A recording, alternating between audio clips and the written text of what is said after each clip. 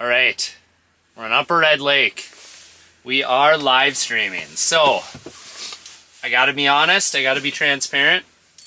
I have not even fished yet. I just dropped my line down. We're fishing in about 10, 11 feet of water, I'd say. And no idea if the fish are gonna be rolling through, but we're just gonna be hanging out. So, if you are here and you're in the chat, let me know if my audio is good. Let me know if everything looks good. I just need confirmation to make sure everything is running smoothly. So if you are here, say hello in the chat. Say what's up. And I just want to make sure everything's rolling good here. I also got to say too, I don't know if it's allergies. I don't know what the deal is. But I got a little bit of a runny nose, so I'm going to try and keep the sniffing to a minimum. I just took some Claritin. So anyway, so we are on Upper Red Lake. I'm gonna try and catch some fish. That's the plan. Looks like we got a bunch of people in the comments already, which is awesome. People are sort of flooding in, so can't beat that. So now we get into it. Like I said before, I have no idea if we're gonna catch any fish today. But I got set up, I don't know, maybe a half hour ago. I said online on social media that I was hoping that we'd be able to start doing a little live stream deal here. Hoping we could do it around 5, but obviously that did not happen. Holy cow, did I underestimate how long it would take to get all set up. But let me get this dead stick down. I just put a minnow on it. I have not dropped it down yet. Yeah, I'm not even kidding when I'm saying I have not fished it all yet. So let's get that set right about there. I don't have a little bit higher.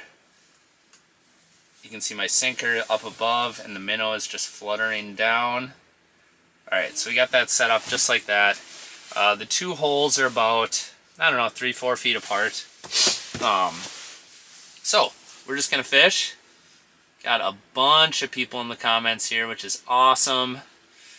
I don't even know if I can say hi to everybody right off the get-go. Obviously, we'll be doing a lot of back and forth chatting the longer we do this here. So, yeah, so we got Andrew saying hello from Ontario. Yes, the sickness is going around. I don't know if I'm sick, but I've just been sneezing like crazy. I feel really good. Someone keep a sniff count. Oh no, don't do that. That's embarrassing. We got Mike down in the chat. Hung out with Mike a little bit at the St. Paul Ice Show. If you are looking specifically for... Why do I have a Sharpie in my pocket? If you're looking specifically for... any kind of like interesting ice camping content or fish house modification, stuff like that, Real Life with Mike, R-E-E-L, definitely worth a look because he does a lot of that stuff. So and chatted a bunch with Mike at the St. Paul show. So we're just gonna go live here for a little bit. We're gonna chat for a little bit, hang out for a little bit. I don't know if we're gonna catch any fish, but we're just out here. I did not get to fish at all today. I should also mention. Holy cow!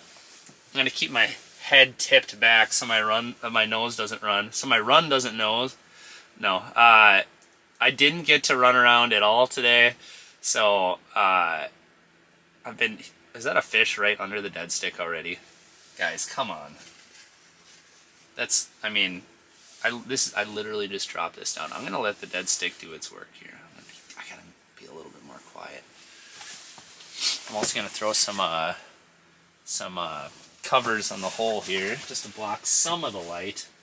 Won't be able to block all of it, but I do got little hole covers.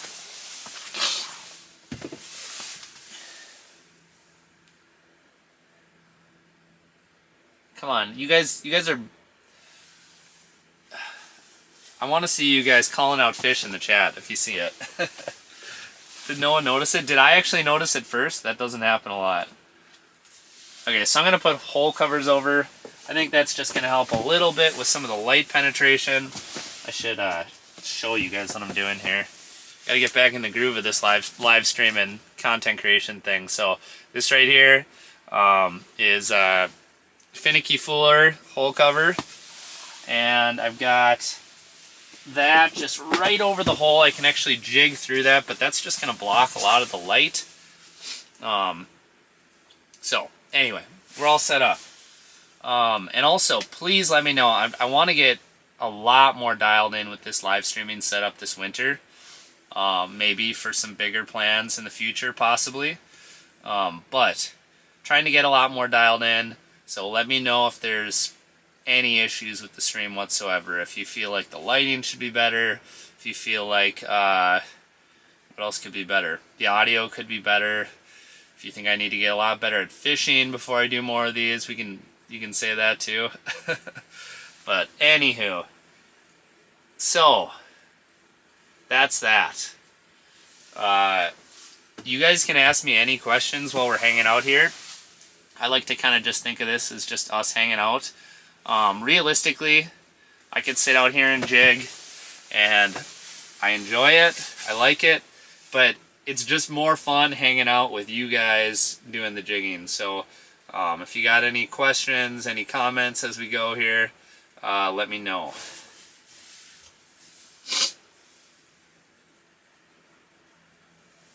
And I took Claritin, so I'm confident that the sniffing's going to go down. I don't feel sick at all. I almost feel like it's like an allergy thing. I don't know what the deal is. But I did just get back from the St. Paul show. So, yeah, no guarantees there. So what do we got here? We got my buddy TJ Erickson in the comment section. Oh, we got Amped Outdoors saying they love the live scope overlay. Yeah, I appreciate that. No, it's I will say too, I try to do as much as I can to make this stuff kind of interesting from a visual standpoint. So if you guys have any additional suggestions on how I can make this better, different views, anything like that, I am all about it. We got Binya Outdoors saying, Nick, I have a weird question. Sorry, the chat's moving a little bit here. Weird question, but I have a small podcast. Would you be willing to come on for an episode sometime? Absolutely. I think I can almost certainly do that.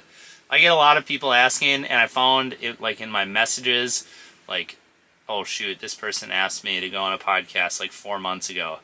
I'll get that a lot because I don't always see all my messages on social media. But send me a message, and yeah, I will definitely do it. I would say almost always, I always say yes to that. So, how far off the bottom is your dead stick? So, I would say it's like roughly 2 feet off the bottom. I wonder if just for the fun of it, if I should stick it real low. It's fun to watch the fish come up to the dead stick. But let's drop it down another 1.5 feet, just for the fun of it. You see that minnow swimming off to the side there?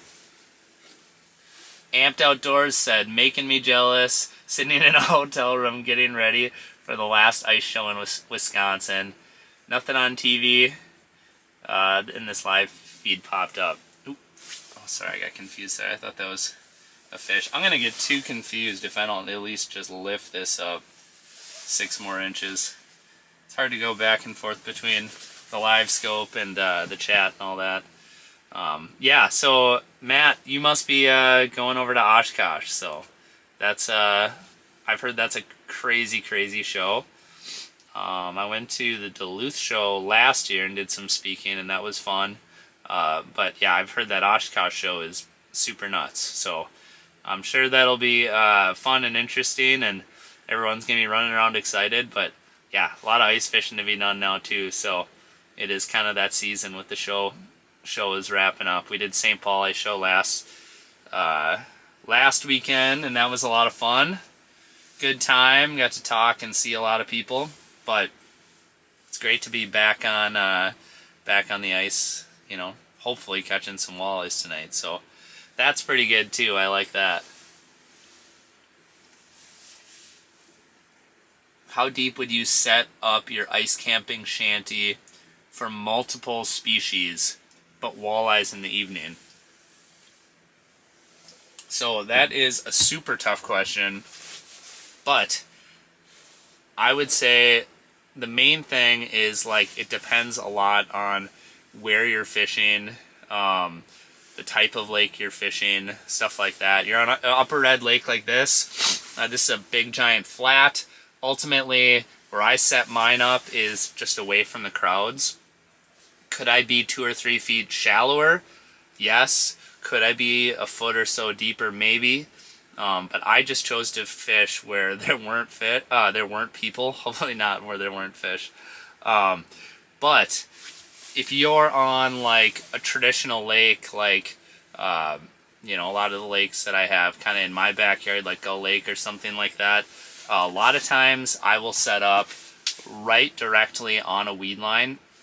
You know, not every lake has a lot of weeds or like a good solid weed line, but anywhere around weeds can be really effective.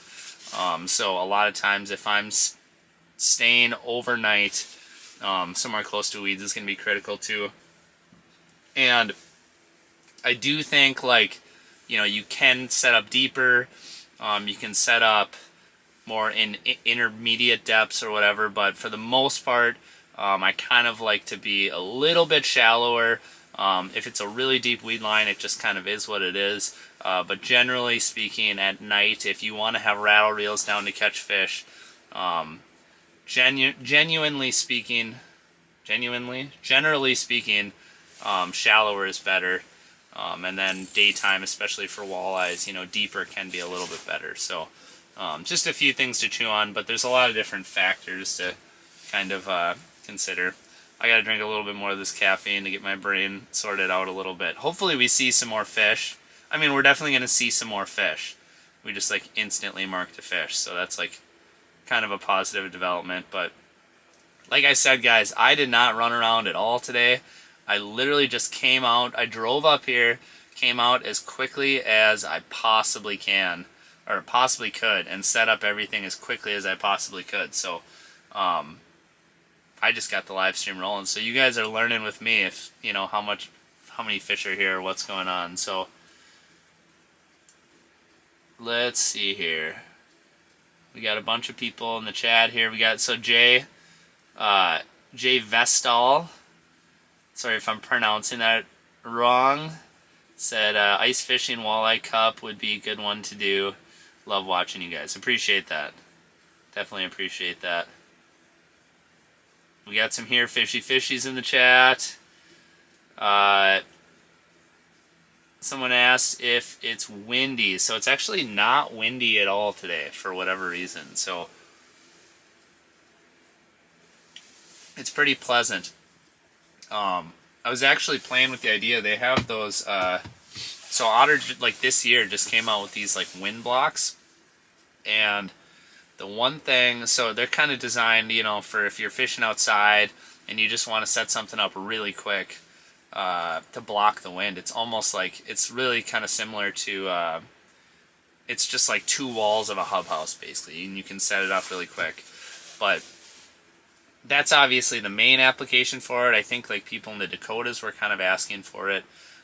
But what I think it would be kind of a cool idea for is to actually set that up on the upwind side of your ice camping setup. So on days when it is really, really windy, block a little bit of that wind.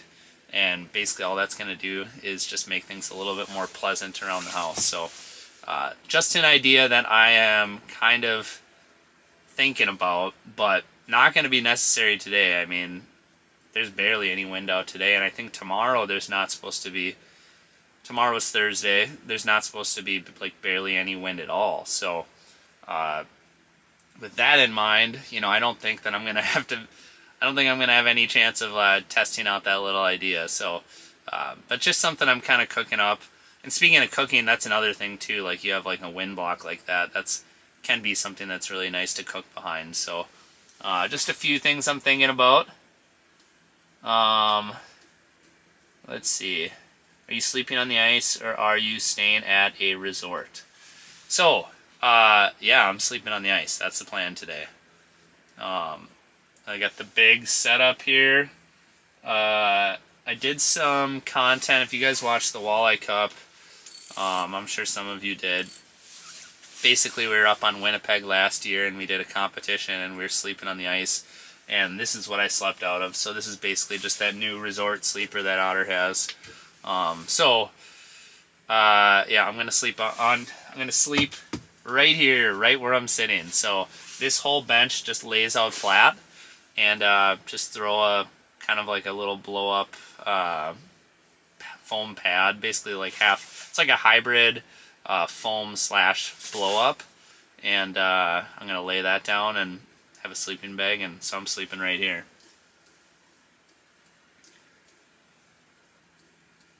All right, let's see.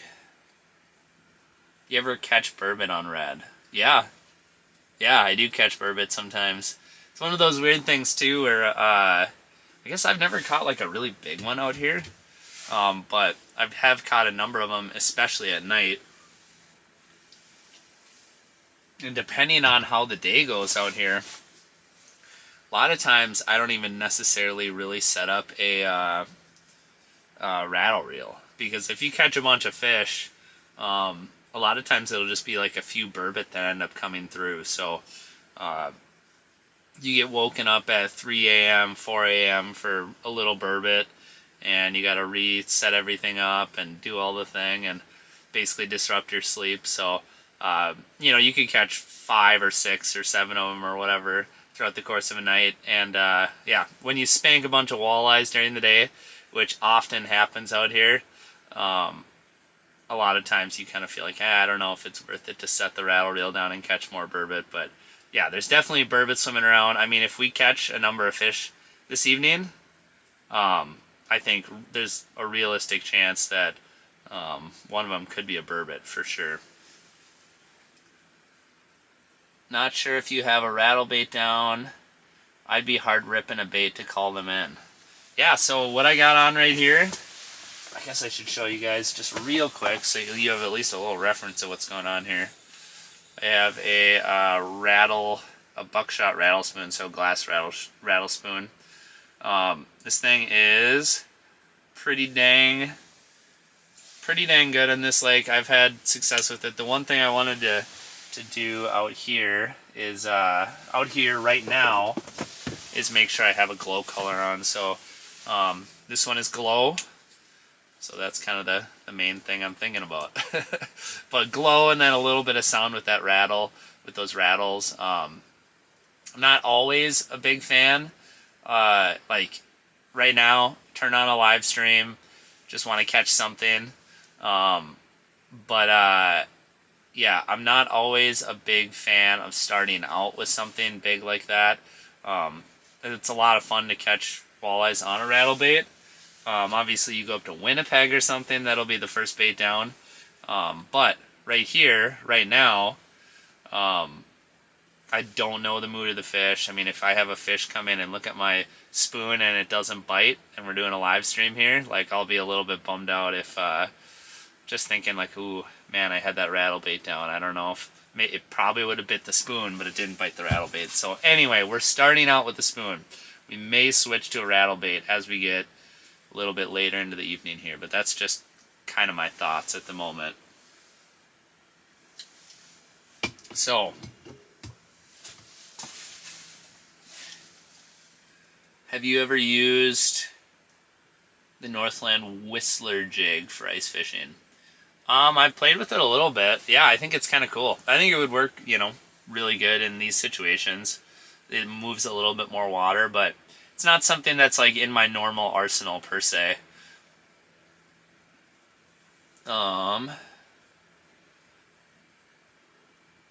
You guys should do a Walleye Cup ice contest, but you can't use the typical modes of transportation.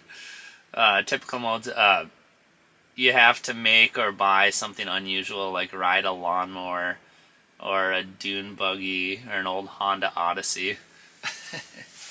I think that's a good idea. What the heck would I do though? What the heck would I ride out on? I like the idea of a lawnmower. And what if you got the lawnmower like super, super rigged up too? Just like I had an auger rack on it and bucket holders and rod mounts and stuff like that. Yeah, that would be pretty good. Unless the conditions weren't ideal. And I don't know how those things start in the winter. Probably not great.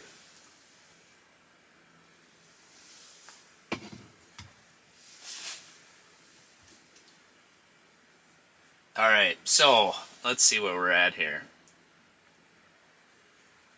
Almost got a couple hundred people on here now.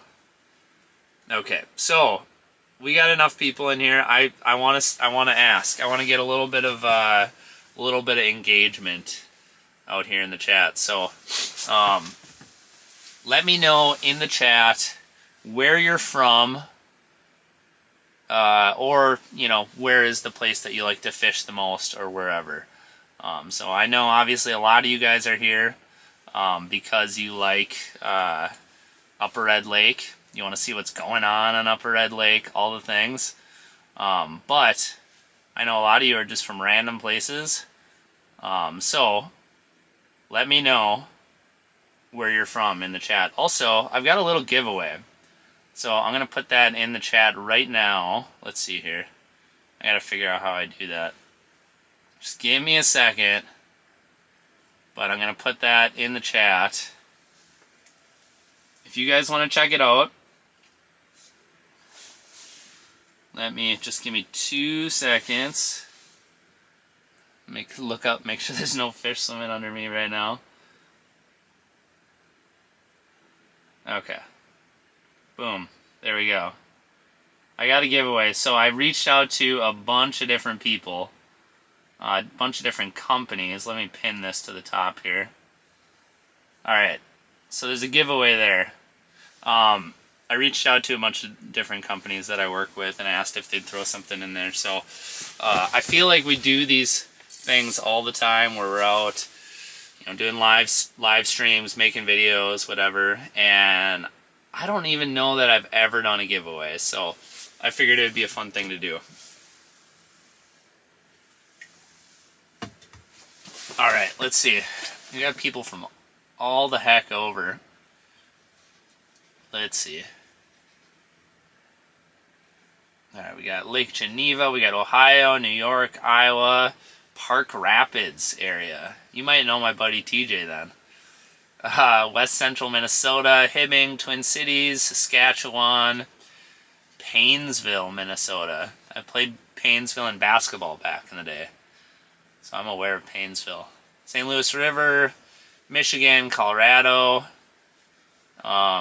Jacob said he's from Colorado and asked what live scope are we using. So I have an LVS 34, and this is a GPS map 8610. That's my setup. Rockford, Minnesota.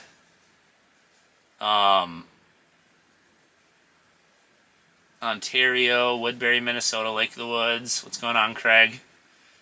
Saskatchewan, Nebraska, Hutchinson, all the heck over. There's a lot of you guys. Oh, there's a Brainerd, Minnesota. I like that. Right in my backyard. Couple Brainards. A few Brainards. Holy cow. Yeah, so you guys are from all over. Well, welcome to Upper Red Lake.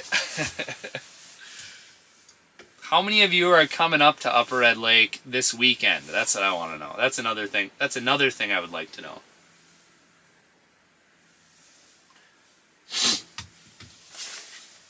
I'm sure some of you guys are coming up, but some of you guys probably just want to hang out.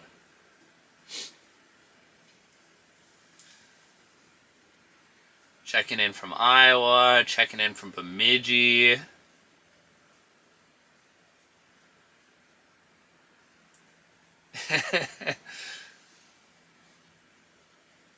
Absolutely not. I hate the crowds. Yeah, I will say there is a crap load of people out here. So, what is today? Today's Wednesday. Absolute dead middle of the week. Got out here at 5 o'clock and just look down, and there's just like houses littering the whole shoreline. Just an insane amount of houses. Yeah, and it's Wednesday. I can't imagine what it's going to look like on Saturday. So, yeah, it is a zoo up on Upper Red Lake. And I don't know, my biggest piece of advice out here is just getting away from the crowds any way you can. I tried to kind of, a lot of times people will congregate in front of the different resorts. I try to go like a little bit in between the resorts because there's a little bit less people, but even then, I mean, there's still houses kind of in every direction from where I'm at right now.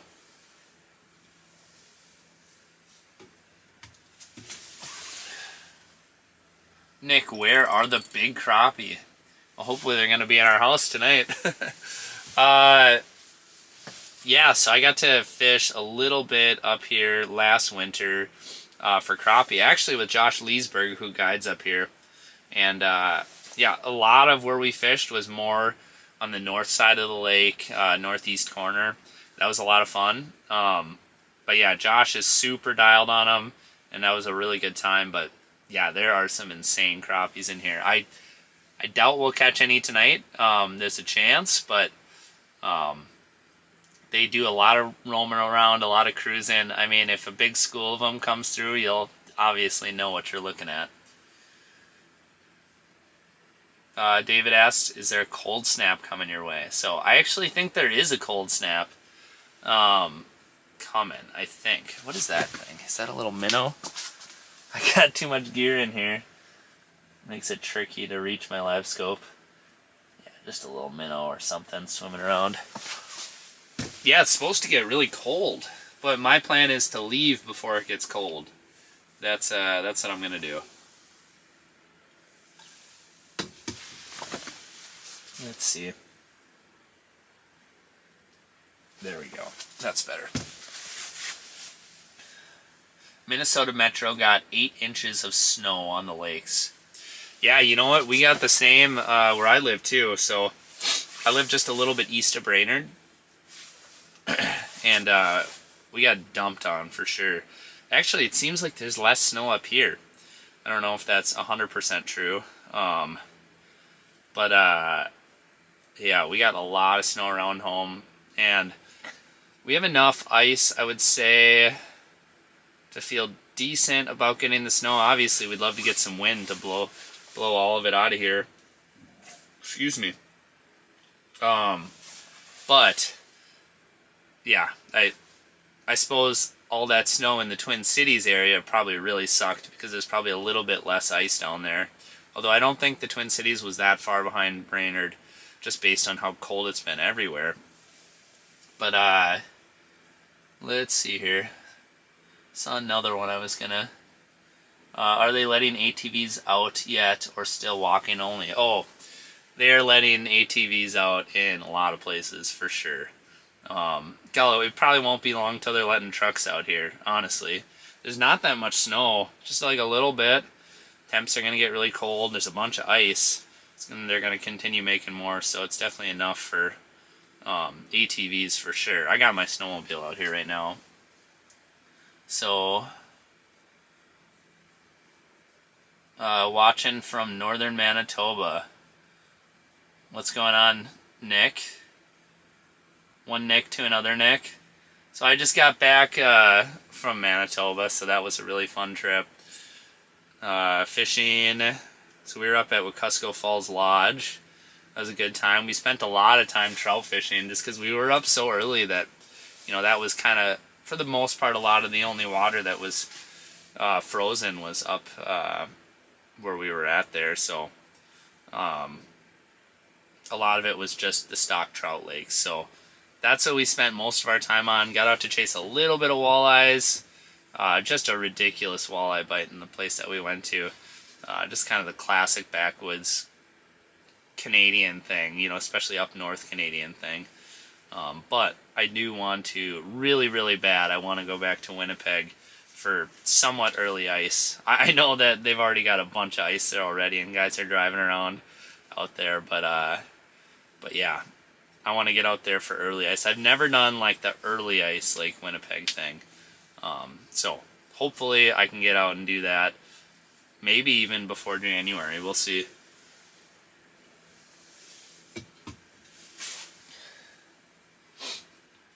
Alright, how much ice? Wayne asks how much ice. So I haven't even measured yet. But maybe this would be a good time to measure. If I can find my measuring device. Uh-oh. Oh, there it is. Alright, we're going to see how much ice there is. I did not check yet, so... but there is a lot.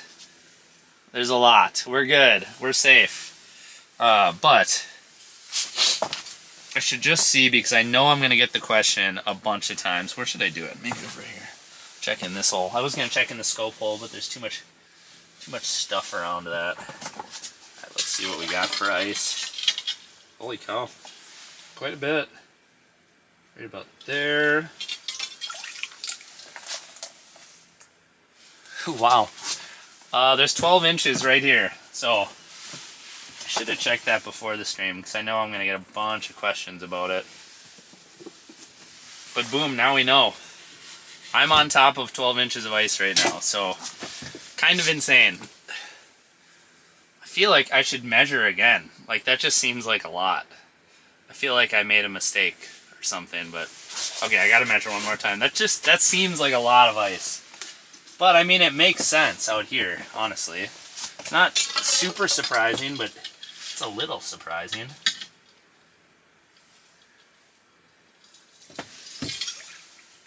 Yeah, it's 11. Or excuse me, it's 12. What is that? Something falling down the hole? Did my minnow head fall off? Nope. I don't know what that is. Was there a fish?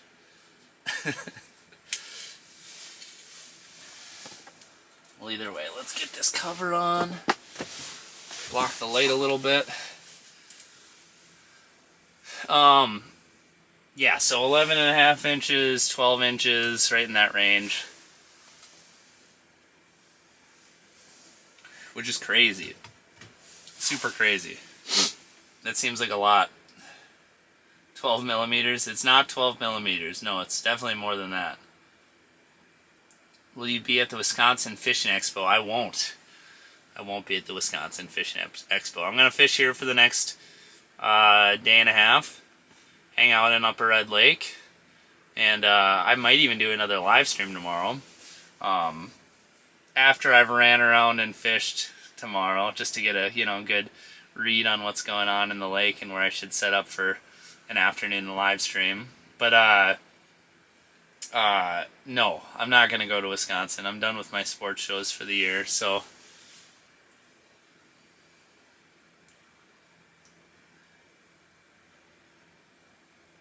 how much ice do you need for an ATV? Just bought one for this winter. That's a good question. I would say, well, you guys down in the comments, you let them know what you think would be a good amount. I mean, for me, I would say like upper single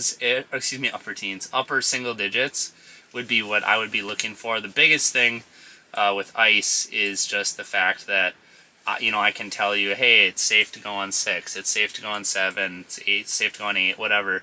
But you can run around and you could go on 8, you can find 8, and then some spots you might drive around and it's like, oh, well, there's 3 right there because there's current or whatever reason. So there is a lot of factors when it comes to safe ice, and when it's cold out, ice can freeze in a hurry. So just always be cautious for sure. And when you check, right out from the access, more often than not, there's going to be way less ice in other places. So you can't just drill at the access and see 8 and call it good. So, yeah, it looks like there's a lot of people saying 5 or 6 or 8 or... yeah, if it's not 6, if there are spots that are 3. Well, yeah, that's the thing. You always have to be really careful about where you're running around this time of year. Tony said, "What's up, Nick? How's it going, Tony?" And Dave said he drives his car on 9 inches. So that's the tricky thing about ice. I mean, ice is super strong, but it is super, super dangerous. So, yeah, 12 is super strong. Like, could these resorts, you know, tell people, "Yeah, you can drive a truck out here"? Well, I mean, you might be able to, but things can go bad in a hurry. So, just something to be careful about, and you just always want to be super, super conservative when it comes to ice safety. Don't be Dave, says Wayne. That's funny. Let's see. Yeah, the Minnow Scoop says the immune system can only handle so many ice shows. Yeah, I think that's a valid point. Anybody who's running around and going to all the different shows, let me know what the probability of getting sick is when you go to three or four sports shows and back to back weekends. It's got to be super high.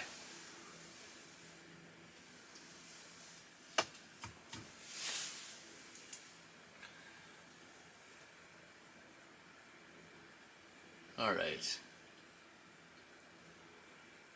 Is that shack too small to take your dog with you? That's a good question, Brian. This shack is definitely not too small to bring the pup with. But our pup just got spayed, so she is having a tough time right now. So she's been wearing the cone of shame, which she's not a fan of. So she'll be sleeping with the cone of shame back home tonight. But yeah, she just had the big surgery, and yeah, she's feeling really rough. And I would say normally she would be out here right now with me for sure. On this trip, it's a nice easy trip. It's 3.5 hours from my house. Drive over here. She can run around and, you know, hang out on the ice, and then she could sit over here and have a little pillow for her or whatever to lay on. But yeah, I'm definitely bummed that she's not out here on the trip. But yeah, she's recovering from a pretty serious surgery, and she needs like strong supervision to make sure she doesn't, you know, mess with her wounds at all. So, how's fishing? John asked, how's fishing? Just checking in, thinking of taking the fam up. Excuse me. So, we haven't caught anything yet on this live stream, but I literally just pulled the shack out here, drilled holes, and set up as fast as I could and fired up a live stream. So, I have no idea, you know, if this is even a good spot or not, per se, you know, if this is a good depth or a good range or whatever, but I have heard that the bite out here has been very good. So, that is the report. The report is that I haven't actually been fishing, but I've heard that the bite is quite good. I think we might be set up a little bit deep for right now, for what we're doing. We're in like 10.5 or something right now. We just have not seen many fish yet. So, like I said earlier in this live stream, like, you guys are just going through it with me here. Like, we're going to find out together if this spot is any good. So, I think a lot of times when people shoot YouTube videos, or if they were to do a live stream like this, they would want to be like, I mean, we're going to find out. I think a lot of people would be like, you know, we're going to figure out something super, super dialed in and then turn on a live stream. But I just wanted to turn the thing on and just get out here, and you guys can come hang out and watch if you want. If not, you know, whatever you want to do. But I just wanted to get it going and get set up as soon as possible. But if we weren't doing a live stream, I probably would consider getting like a couple feet shallower than where we're at right now. But it kind of is what it is. I'm going to fish for, well, let's see, it's almost 7. Probably fish for a couple more hours, and or a few, 2 or 3 more hours, and then go to bed and wake up early so I can run around and fish. So, more than anything, it was about just getting out on the ice and just getting set up. So, anywho, that's a long aside. Can't even remember what I was talking about before I got into that. Yeah, fish and enjoy. Yeah, we're just gonna hang out here and just jig, and we have marked fish already, so kind of is what it is. What shack are you in? So this is the Otter Resort Sleeper, which has those fold down benches, so makes sleeping super easy and convenient. So that's what we're in right now. Very, very big, super big house. You guys see that? There's one on the right there. We're gonna whisper. It's really tight to bottom. It's coming over to the jigging rod.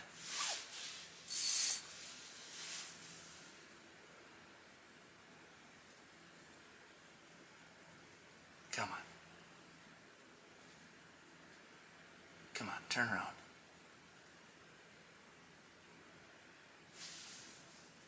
Come on.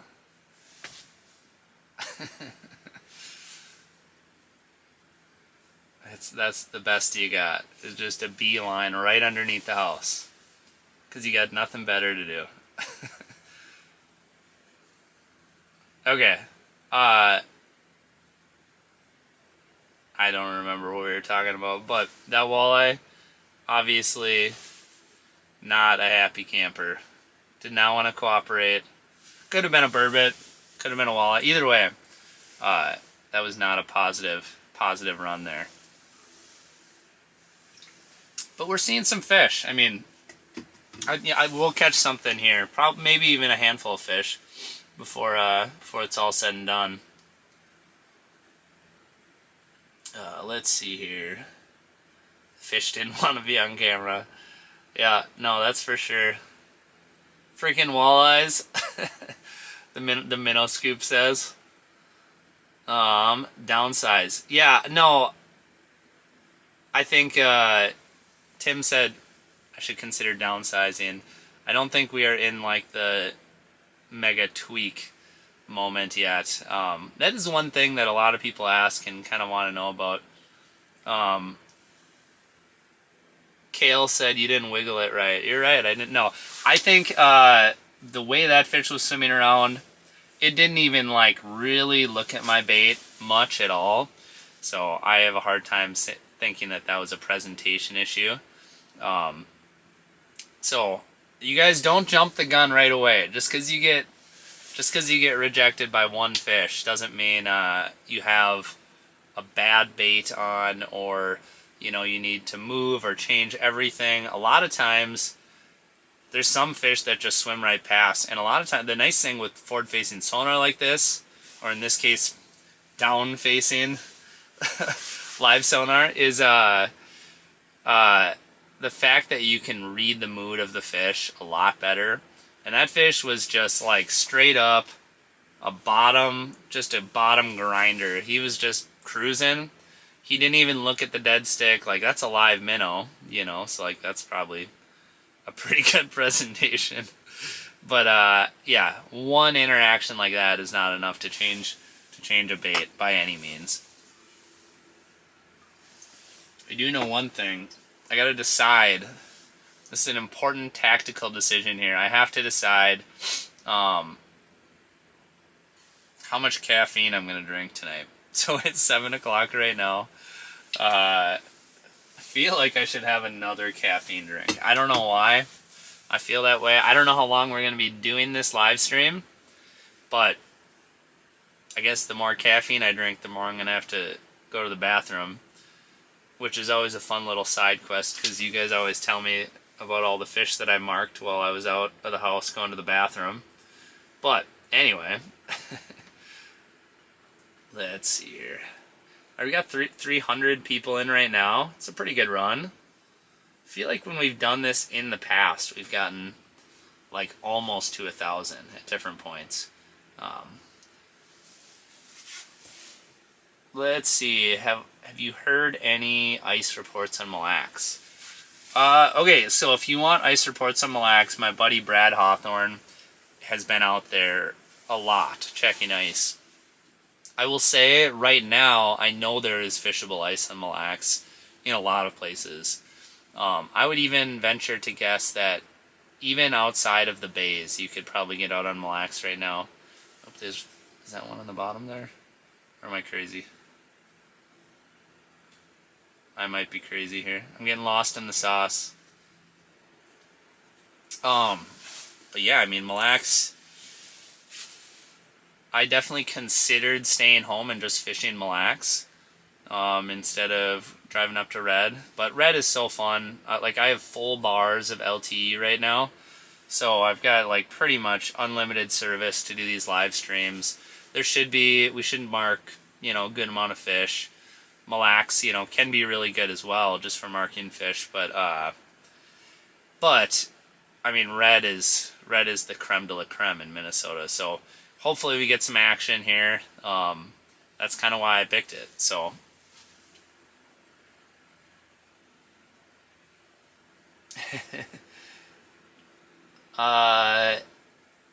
so the Minnow Scoop said Mille Lacs on the south side will probably be doing machines this weekend.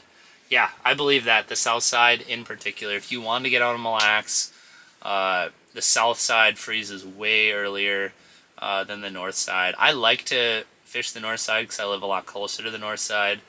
And yeah, I like a lot of the different areas up there. North and east side were great for perch. Speaking of perch, something little was just on the bottom there. But yeah, the north and the east side are a couple of my favorite areas to fish. So I like to wait till it freezes kind of a little farther north before I spend too much time on Mille Lacs. Kirk said, "Good evening from Louisiana, tight lines."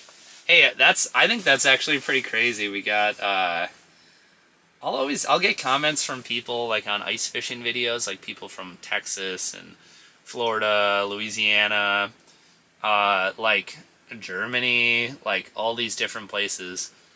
And like Louisiana, obviously it's like there's never gonna be any ice in Louisiana. Like that's not really a thing. So I do find it interesting that folks watch some of this stuff, but I think there's a lot of like interesting content out there on the bass fishing side and some of the other, saltwater fishing and whatever, but there's a lot of interesting stuff happening here in the Midwest from like a content standpoint. So like they just had the finale of The Outpost, which Jay Siemens did, which I thought super good. I mean, Jay does such a good job, man. He's super awesome. His content is super dialed, and yeah, it's like something that's so entertaining that I feel like anybody would be interested in watching that, but 80% of the country doesn't really get much for ice. So I don't know. It's kind of interesting. It makes me wonder, like up here, like everyone knew about that series, right? Oh man, like here comes The Outpost, like another awesome season of an awesome series, and it makes me wonder if like people down south even know that content exists, and it's like some of the best fishing content out there. And there's a bunch of other stuff too, like ice fishing is just such a fun and interesting thing. Ooh, there's one. We're gonna be quiet now. I don't know what to do with my hand. We're gonna be quiet now. It's coming for the dead stick. Swimming past the dead stick. Come on. Here we go. Come on. Turn around. Come on.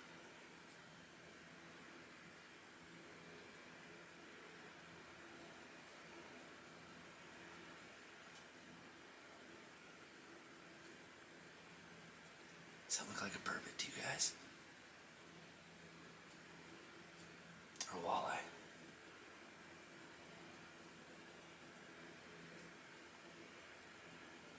Come on.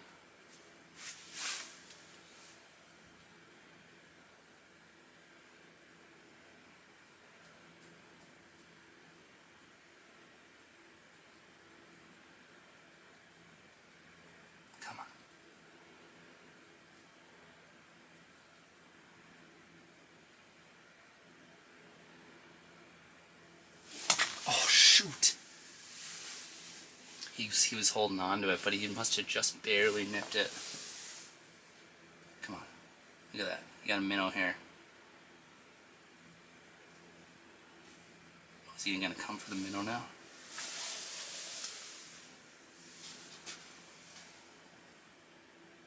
Shoot.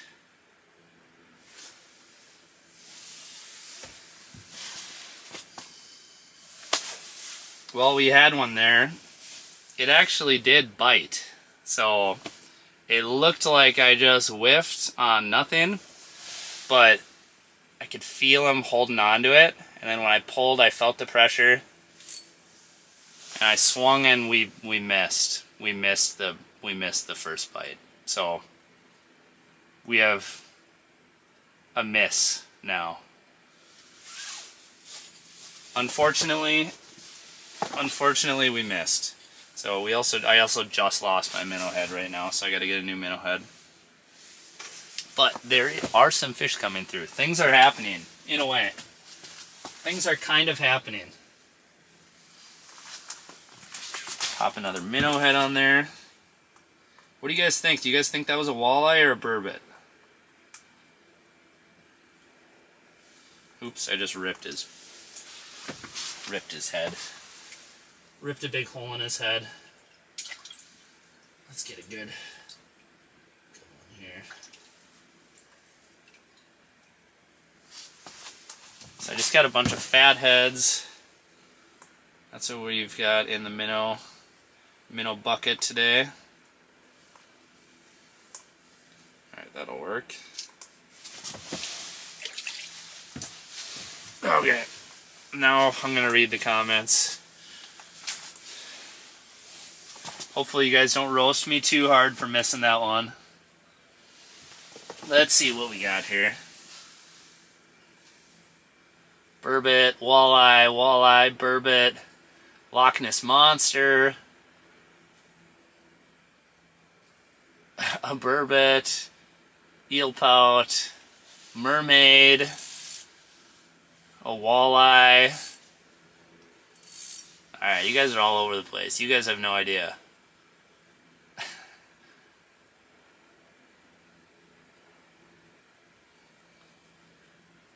Let's see here.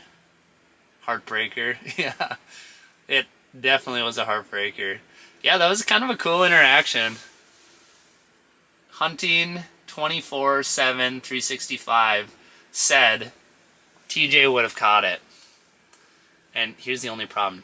I think hunting 24/7 is correct. There's a fish on the corner right now. I gotta be quiet.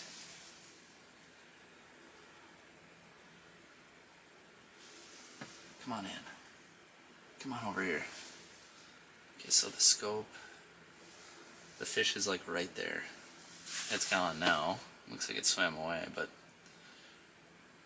there is some activity happening. A warmouth. I don't think it's a warmouth. I'm sorry, Brent.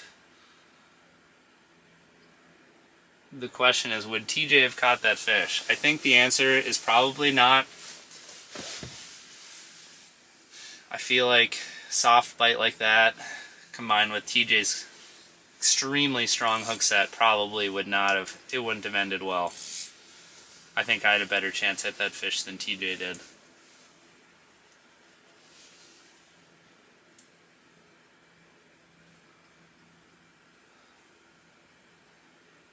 Alright, Benny said I gotta lock in. I think Benny's right, but the hard part is no one wants to watch me just sit here in silence fishing. I mean, maybe you do. Maybe you guys would love it if I shut up. But we're just going to keep on chatting. We have a little bit. So basically the edge of the screen, excuse me, the edge of the screen is about 7 feet away from my, from basically halfway in between. So how do I do this? Right here.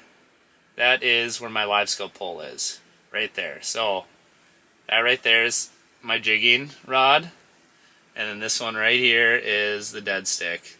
And then the edge of the screen, so basically like this is a 14-foot window from here to here. Ugh. Okay, that was weird. I don't know if that worked, but you guys get the idea.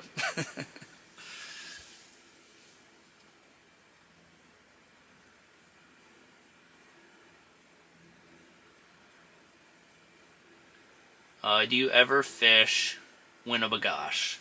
So I have fished Winnie quite not like a ton, but a decent amount. A lot of times, like Brian Brosdahl fishes there a lot, and I film quite a bit with him. So we've gone out there and walleye fished, perch fished, and I've been out there a few other times as well. But yeah, walleyes and perch on Winnie. Winnie is super awesome lake. Here we go. Over here, right by the jig. Come on.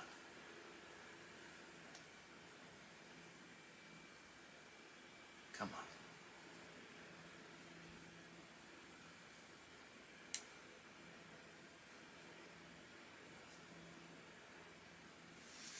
Alright guys, the fish are swimming around. Things are going to happen here.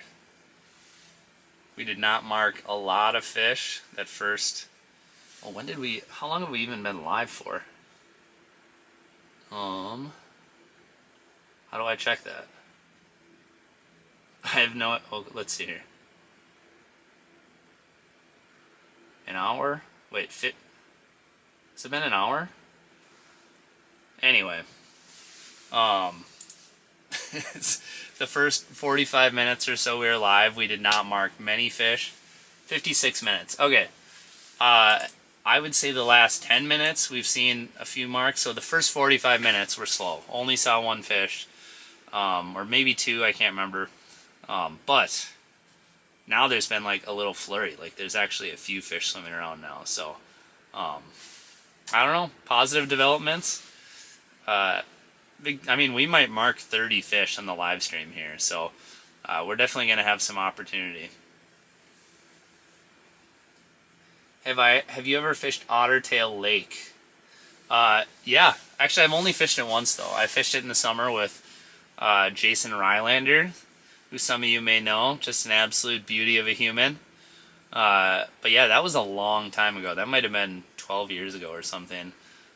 So I don't know a lot about the lake, but I know that it's a pretty cool lake. It's kind of interesting the way it sets up. The Real Canuck is in the chat. And he says that I said 6'7". I don't know when I said that, but we're not talking about that today. That's not a topic of this live stream.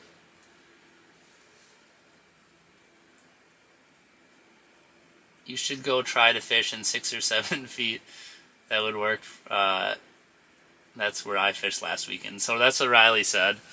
Yeah, I think if we do another live stream tomorrow night, I'm going to definitely set up deeper.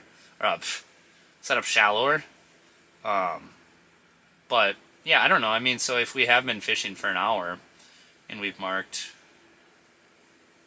maybe a half dozen fish, maybe a little less than a half dozen.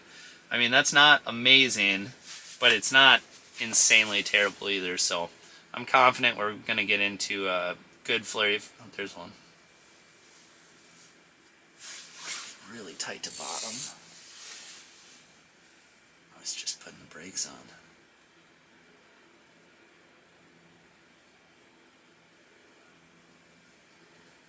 Is he swimming off? Yeah. I don't know. I don't remember what I was going to say. Yeah, fishing for now. Yeah, so we've marked like a half dozen fish, so it's one of those things. I mean, we might get like there might be a big flurry at 8:30. You know, we might catch a dozen fish in a half hour. Nick and Taro stream soon. Oh, I would love to do that. A few years back, I went to the St. Paul Ice Show, and I went over and I was chatting with Taro Murata, and we must have talked for an hour. He is like such a funny dude, such a good dude, and yeah, like we were both like trying to rush because there's a bunch of people all over, and we don't want to sit there and lock in on a conversation for too long at a sports show like that. But I mean, we were like rushing, and we talked for like an hour, if I remember right. So, just a great person. That would be a pretty fun live stream for sure.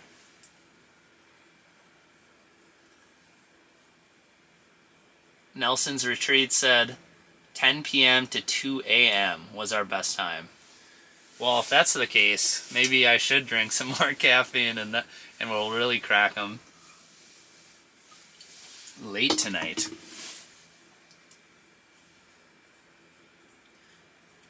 Luke asked, what makes you decide to change your bait/lure?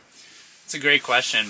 A lot of times it's just going to be getting turned down in really painfully obvious ways. So when I have fish that are out on the outside, unless I'm using like a big rattle bait that's, you know, kind of intimidating, I don't necessarily count those as interactions that tell me I need to change my lure.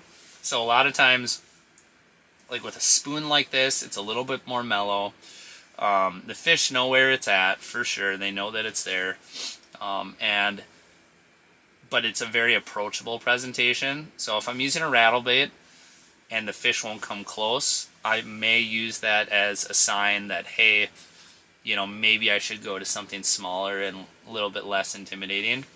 But when I'm using a spoon like this, for me, I want to have a fish come up to it, nose it, and then turn me down. And then I want to have that happen. If I'm on Upper Red Lake, I want to have that happen a couple times. You know, if I'm on Mille Lacs or maybe a smaller lake around home, just basically places where, you know, I know there's going to be less interaction. If I get turned down once, I may switch baits. But here, well, I had one fish bite this spoon already, but for me, I want to have a fish putting its nose up to the bait and not biting it. And then I will consider changing baits. Do you ever charge up your glow spoons? Yeah, sometimes. I do think for the most part, a lot of these glow spoons with like glow paint, I would say for the most part, those spoons are going to have some color just because they get kind of charged up through the day, and they're just generally a little bit charged all the time. Is that a fish on the bottom there? But I don't always feel like you need to charge them up because they are a little bit charged up, and then when you do glow them up, I mean, that can be really good, but also it can just be like really bright down there too. So oh, there's one on the corner of the screen there. We're gonna be quiet again.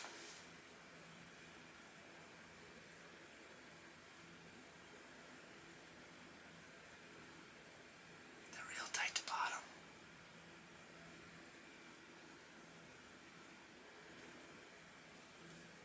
They're not very bitey today. Or tonight.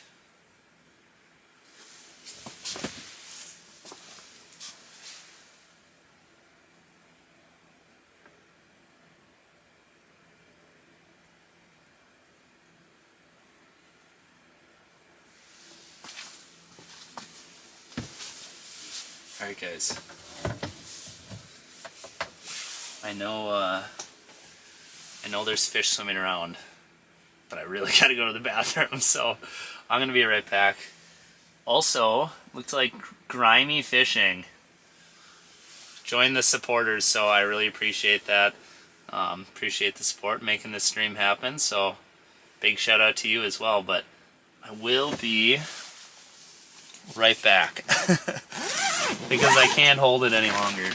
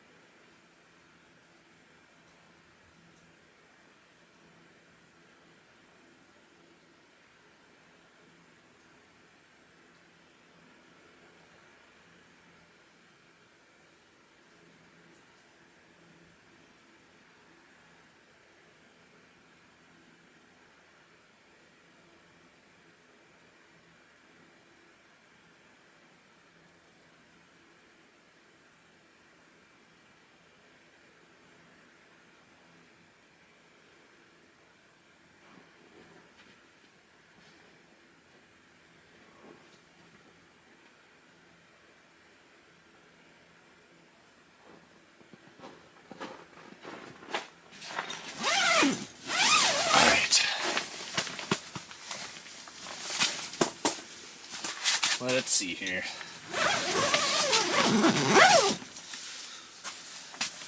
Alright, we're back. Oops, there's a fish on it. Is that real?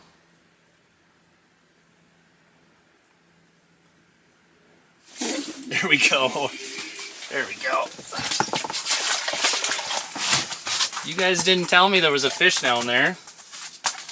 Alright guys, we got him. Super quick, short bite, or a short fight. But here we go. Oh, this one's like green. This one looks like a Winnipeg walleye. Are you guys sure that I'm on Upper Red Lake? Are you sure I'm not pranking you guys? Let's try not to lose control.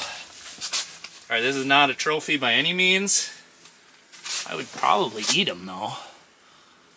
If I was real hungry, I might do a fish fry later this week, but we'll get him back. But boom, we're on the board. The biggest thing that I learned there was that apparently I just need to not be fishing and then we're gonna catch more fish. Or maybe I can do pee breaks every 10 minutes to get another fish in there. What I want to know is, did you guys see that fish swim up to the bait while I was gone? Were you just like losing your mind? Like, what the crap is going on here? Were you guys losing your mind when I was out there, like, oh, there's a fish right on his spoon? Or did it just come up off the bottom? That's what I want to know. Let me know. I need the play-by-play when I was gone, for when I was gone. It wasn't even gone that long. The minnow head on there. My fingers are kind of cold because I was just outside going to the bathroom. My fingers aren't fully, they're not in mid-season form either. Not fully conditioned. Come on, there we go. You guys are saying it was creeping in a little bit. That last fish was creeping in. You can tell it's super close to bottom, that's for sure. So when I poke this out, I like to poke the minnow head. I like to come in through the bottom and poke it out through the top there. And I like to have it come right out through the top of the head, right in the middle of the head. Not through the eyes. Obviously it can still stay on when the hook comes out through the eye, but I just feel like it holds a little bit better coming out through the top of the head, because the top of the head is so hard. Then you have those barbs. So I'll put that cover back on just to block the light. Grimy Fishing said I was busy eating a burrito before I start my next trip on the bus. Right on. You know I'm a big burrito guy. You know I'm a big burrito guy. I didn't bring any burritos though. That might be a tactical mistake. Is there a fish down there, or what even is that? I was not paying attention. I was looking at the chat. Doesn't look like it. Do you think the cold weather will slow down the fishing on red this weekend? Ryan, that's a good question. This is the time of year when the bite, you can probably lose the hood. This is the time of year when the bite can be really, really slow. Can just be really, really good in general. Yes, I am a poutine guy as well. The bite can just be really good in general this time of year. So honestly, yeah, cold front can slow the bite down, but honestly, it's hard to say this weekend because we're really getting into the peak right now, you know? Excuse me. So I would say it's a coin flip on whether or not it'll slow down, but from what I've been hearing, the bite has been really good, so even if it does slow down a little bit, it should still be pretty good. Oh, did I lose the real Canuck is saying in the chat that I might have lost my minnow. Nope, I'm still good. Something was down there though, something small. I don't know what that was.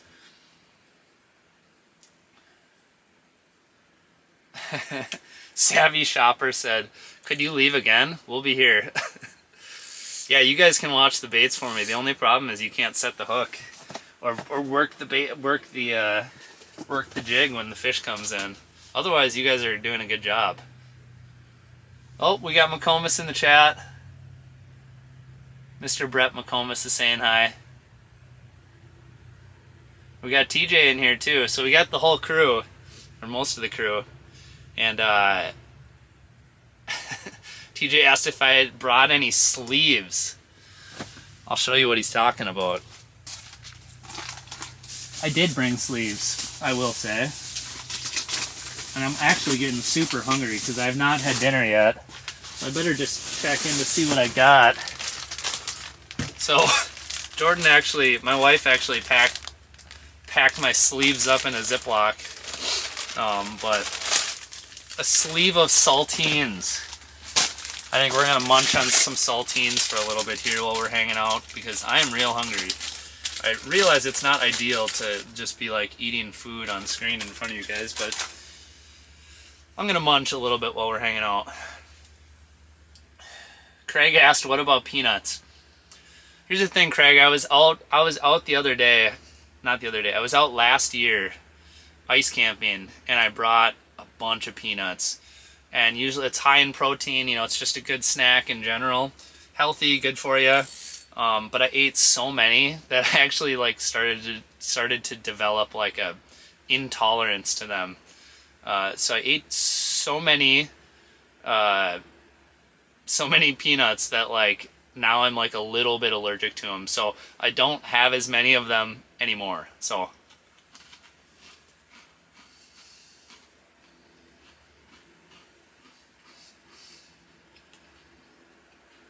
how much snow is out there? So right now there is a little bit of snow. There's like probably like 3 inches or something. So it's probably like, it's like just enough to pretty easily bank up the house and, you know, for a sleeping setup like this. And it's definitely enough for like running around with a snowmobile or something like that. You need some cheese for those crackers. I'm kind of a weirdo. If you guys have followed along with any of my fishing snack shenanigans, you know that I'm a little bit plain Jane with some of my snacks. Salted peanuts, but a lot of unsalted peanuts. Saltines. Oh, salt is kind of becoming a theme here. Another big one that I really like to have is apples. I love to bring apples out. So, just good nutrients, I think. Probably pretty good for you. A lot of sugar, so that keeps me going too, so.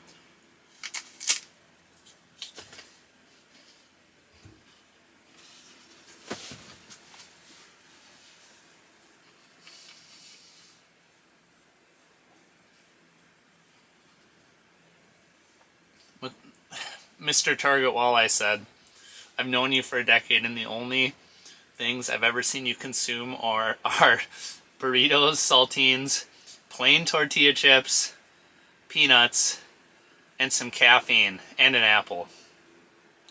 I mean, that's pretty accurate. Here's the thing. I don't know if this is a topic that's appropriate to talk about on a live stream with, let's see how many people are watching. 440 people watching. But the reason why my diet is so mellow when I'm fishing is because I'm trying to minimize bowel movements when I'm out on the ice. So, or fishing in a boat, any of the above. I mostly just try and eat stuff that doesn't make me poop. So, and then anyway, so that's the whole thing. I am prepared if I have to poop. I have all the things. I have garbage bags and buckets and toilet paper and all that. But saltines, that's good for my stomach. You know, I'm not coming out here with a bag of McDonald's, that's for sure. I'll tell you that right now. Looks like my family is in the chat. That's awesome. That's either, they said hi dad, so that's either Carter or Ella, which is awesome. Super fun. I'm guessing it's Carter if I had to guess, but I got a couple kiddos back home that I had to leave to go ice fishing, so And I also had to leave my poor dog that got spayed. She is really going through it. If you guys if you guys saw my Instagram story from last night, she's got the cone. She's got the cone of shame on and everything. It's just she's really going through it. It's kind of a rough deal for her. Ray asked, "What side of the lake are you fishing?" So I am on the east side of the lake, kind of about basically halfway up. So basically, we're out of the Sunny Beach access. Up north, Fish House Rentals. If you put that in Google Maps, that's basically where we're fishing out of right now. But it's about halfway up, roughly. So, yeah, Craig said poor Zelda. Yeah, my dog's name's Zelda, and she is having a tough time. Super tough time. But she'll be recovered in a hurry, and now she can hang out with all the boy dogs whenever she wants. We don't have to keep her. We don't have to keep an eye on her, so she can run with the hounds now. Now that she can't get pregnant, so. I should also mention too right now that there is a giveaway. If you guys check the pinned comment, I pinned the comment up top. So there is a giveaway if you guys want to check that out. Basically, I reached out to like all the different companies that I work with and said, hey, can we like throw something in there? So bunch of products for you guys to potentially win. So anywho, TJ said that giveaway is fire. Yeah, heck yeah. No, yeah, there's some really good stuff in there for sure. So make sure to check that out. There's a fish.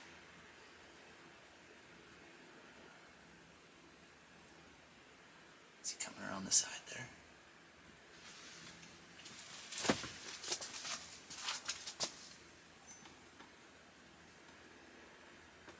Where'd he go? I don't know where he went, but he was there.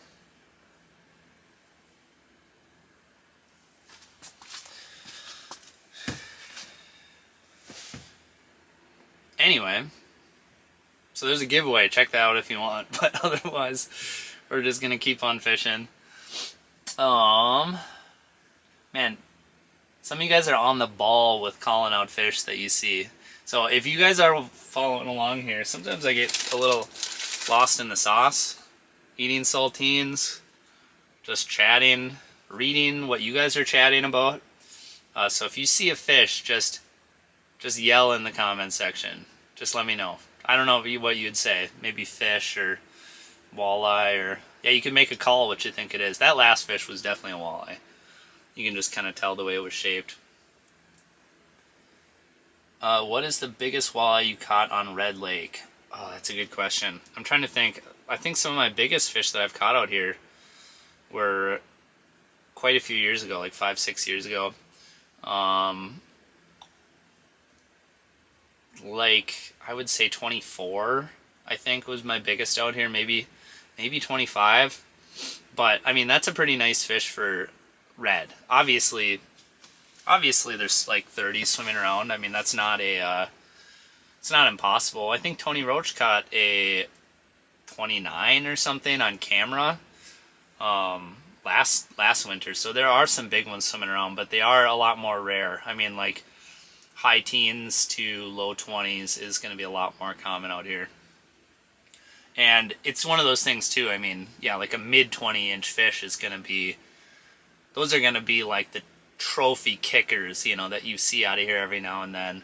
And then every once in a blue moon, you'll hear someone say that they caught, you know, a 29 or something like that. Ryan asks, what's the biggest walleye I've ever caught? The biggest one I ever caught, I would have to say, is 11.5 pounds, and that was out of Lake Winnipeg. That one was 30 inches right on the dot, but so much heavier than the 30 inches we catch around home. I've caught some fish that are slightly longer than that in Minnesota, but that was the biggest walleye I've ever caught.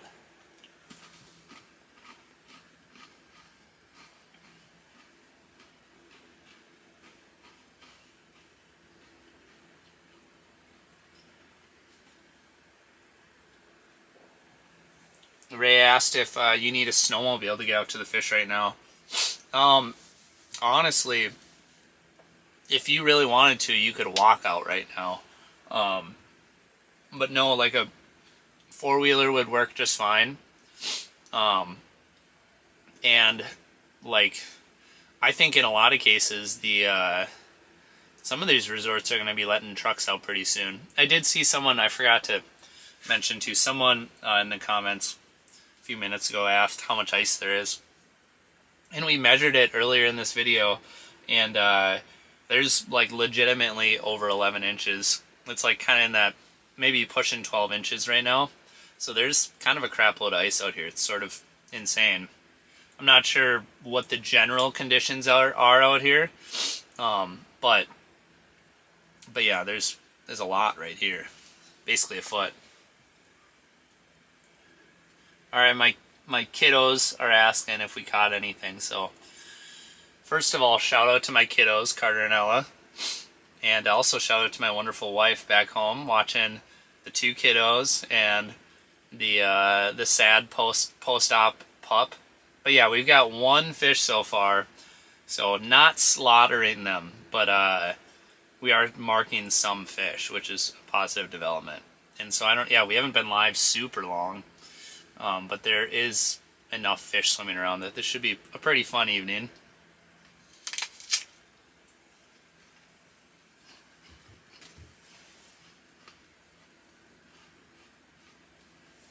There's one on the left. Swimming away.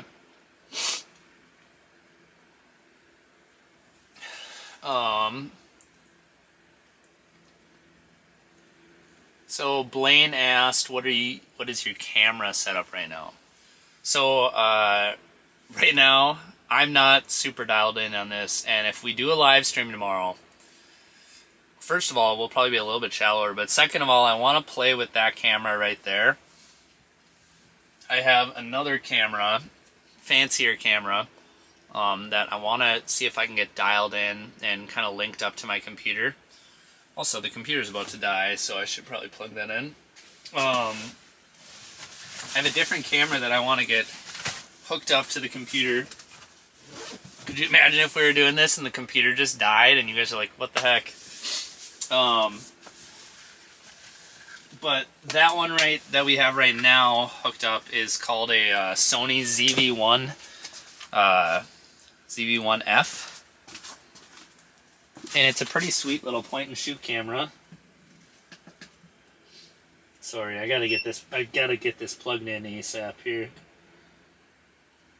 Let's see. Let's see if that does it. Guarantee you I'll have a fish come and look at my bait while I'm trying to do this.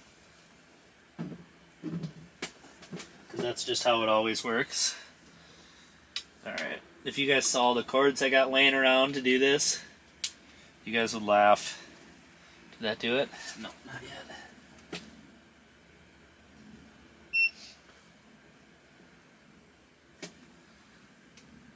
Alright, give me a second here, guys. I gotta do this before we lose everything. Oh. We got power?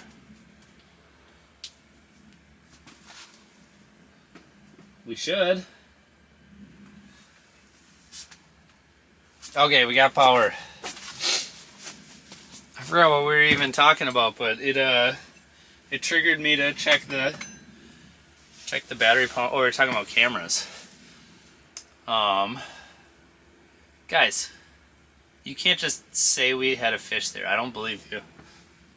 I mean, I guess I gotta believe you, but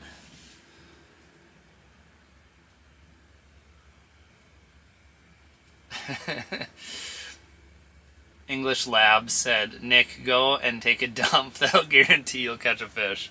Yeah, that's true. I'll probably have two fish hanging on both my rods if I do that. I promise you that's not going to happen. Target Walleye dropped a $5 donation for a cord management fee. There we go. I like that. I appreciate it. I need it too. I got so many cords. Do you ever fish the Missouri River system in South Dakota? And do you like fishing South Dakota? I've never fished the Missouri River. No. It's a place I would like to get to at some point. But no, I have not been to the Missouri River. It sounds absolutely nuts. So we'll get there eventually.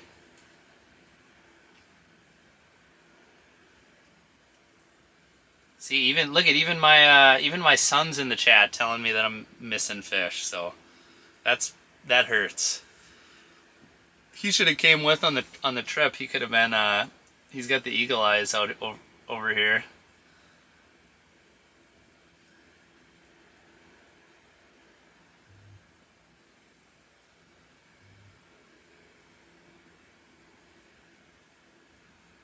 All right, let's see here. What about Devil's Lake? Kremlin 499 asked if I've been to Devil's Lake. Yeah, I have been to Devil's Lake a few times. Devil's is super cool. I'm definitely a fan of Devil's. I think I'm gonna have some more caffeine too. I don't know if you guys want to see me on this much caffeine though. I'm not gonna lie. All right. I got a little spot here that I throw my garbage. I feel like if I just like walk around the house here, just reorganizing stuff and doing all that, there'll probably be some fish rolling around. Anytime I stop looking, a fish comes through. What was I gonna get? No, caffeine. Yeah, it sounds like I really need caffeine, doesn't it? I'm just over here jibber jabbering.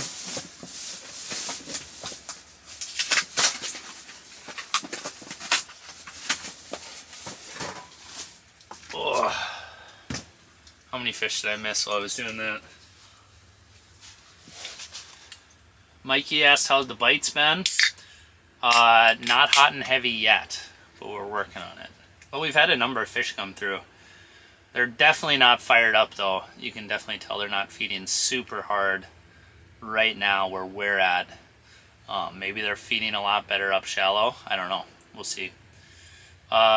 Nick asked, when is the giveaway? So my plan is we're going to do some live streams like this. I'll share it in some more videos and stuff as well. And I want to draw the winner sometime in January. So if you do sign up for the giveaway, which I have pinned up in the comment section there, look out January for the drawing. Sorry. Someone driving a wheeler. Little bit close. I'm not upset that I'm just saying like they were close enough that I'm like, oh, I wonder if they're stopping over at the house. Also, if you guys are out here, don't come and crash the live stream. Don't do it. I'll share information. I'll let you know where we're fishing, how deep. But don't crash the live stream. That'll happen one day. It hasn't happened yet, but I'm sure it will.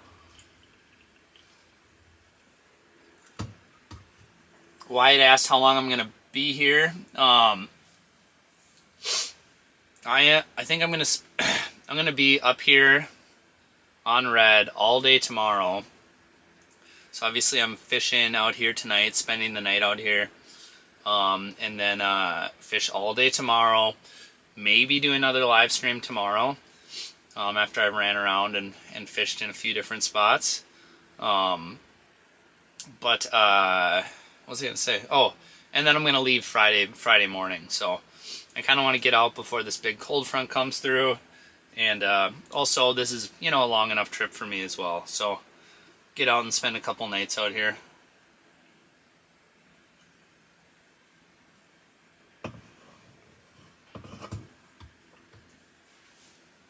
How many feet of water are you in? Right now we're in probably 10-ish, I would say right now.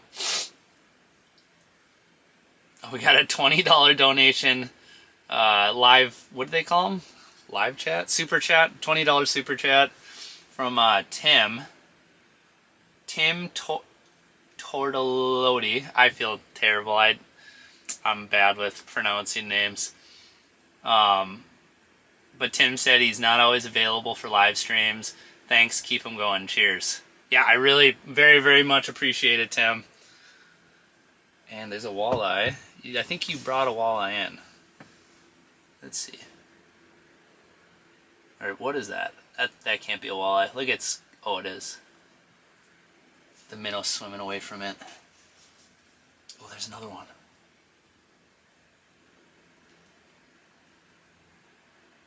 Should we drop it down into the bottom?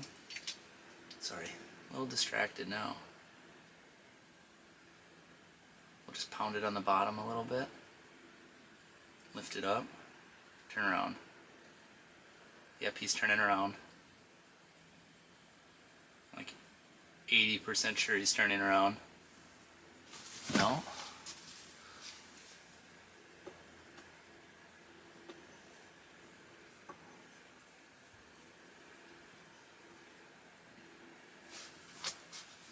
Alright, well, there's fish rolling around.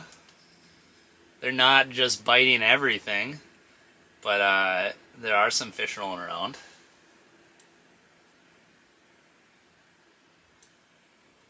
But anyway, thank you, Tim, for the donation. I appreciate it.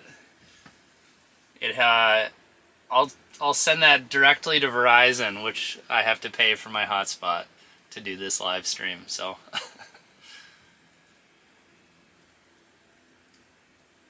We got one looking at the dead stick. Oop, he just grabbed the dead stick. Oh no. Pulled it out of his mouth. Shoot. Alright guys, we just missed the dead stick bite. We'll get that right back down. Super quick. I could have gave it to him for another second, but he really thumped it. He like jacked that that bait super hard. So I figured he woofed it. A lot of times it's better to just hit him right away. But I guess we could have let him have it a little bit longer. Drop that thing back down. That wheeler's driving by again. Okay, we'll set that thing right around there. Someone asked if I have a bait feeder on. I do not have a bait feeder. Bait feeders can be nice. Can for sure be nice. Set that right about there. But super unnecessary right now. So I just have like just a normal reel on there.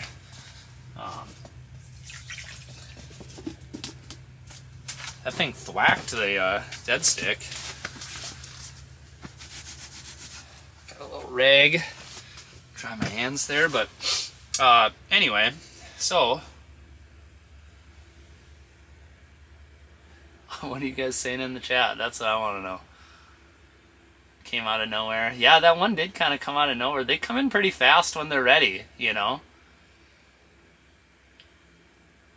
Why did you dump the spoon in the mud when the fish was nosing it? That's what Matt asked. Well, you guys can check the replay. I don't know that it was really nosing it super hard. I did raise it up, and the fact that it wasn't coming up to the bait, it was kind of just sitting there, told me that let's try it down kind of in the mud. So that can be my go-to a lot of times. Like, I want to get them to eat it coming up, but if they don't come up somewhat quickly, I like to put it down in the mud because it seems like a lot of fish are either going to be more active coming up or going down. So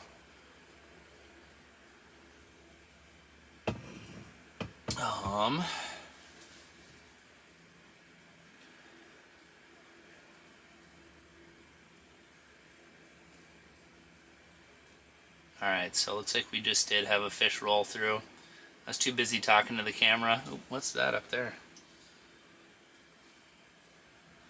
It looks like something that fell down the hole, but it can't be. There's hole covers on. Whatever it is, it's slowly falling. It might be like the back half of a minnow that I pinched off earlier, possibly. Oh, here we go. See, this one is coming up fast. I don't need to pound it in the mud. Come on.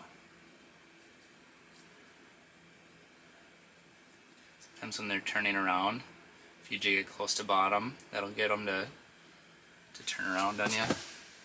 Dang.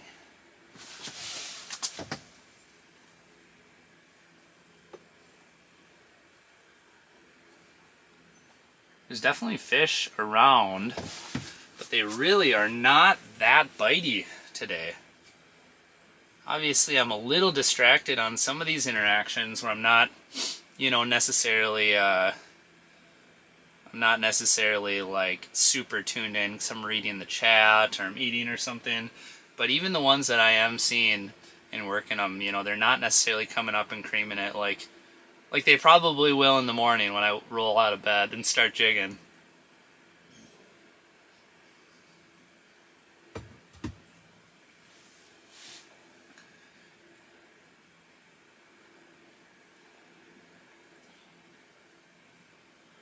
Sorry, I'm just checking in on the chat here, making sure I'm not missing anything.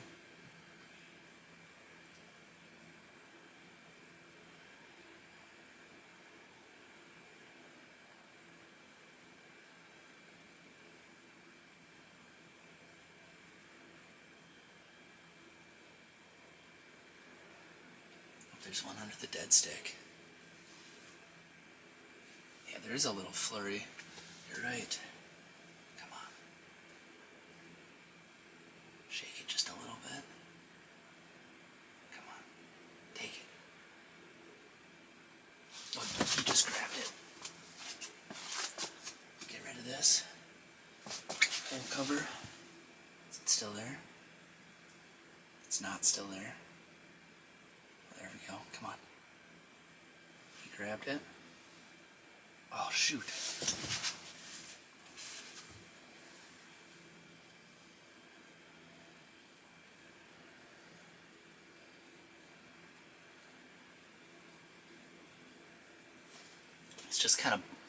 He just kind of bumped it, thumped it really quick, and then spit it right away. The minnow's still on there. It's tough when they just spit it right away like that. Oh, come on. Our conversion rate is low. It's low tonight. Get that a little closer to the bottom. I want that dead stick to be really just pretty close to the bottom like that.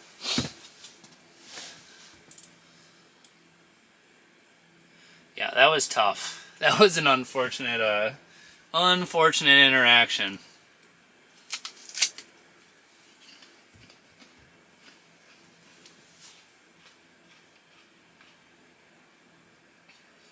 Pretend you're eating. It works every time. Yep, that's a good idea.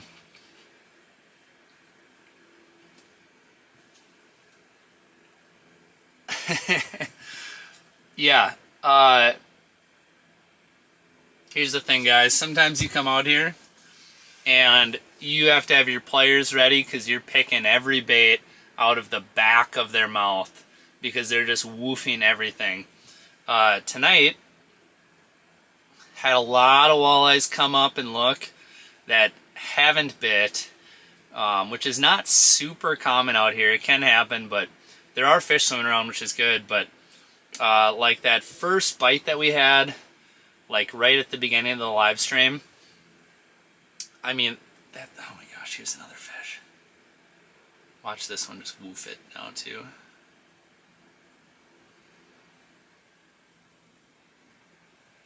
Oh, come on. It's coming back. No? Is he coming? Alright, we're going to change baits because you guys are going to get mad at me if I don't change baits. The problem is the time that it's going to take me to change baits, there's probably going to be another fish swimming down under there that I'm going to miss. Anyway, what was I talking about? Oh yeah, it seems like that first bite, the fish just kind of barely nipped it. And then I tore it out of its mouth and obviously caught that other fish, but a lot of the fish have just been nosing it. And then even on these dead sticks, these fish are like,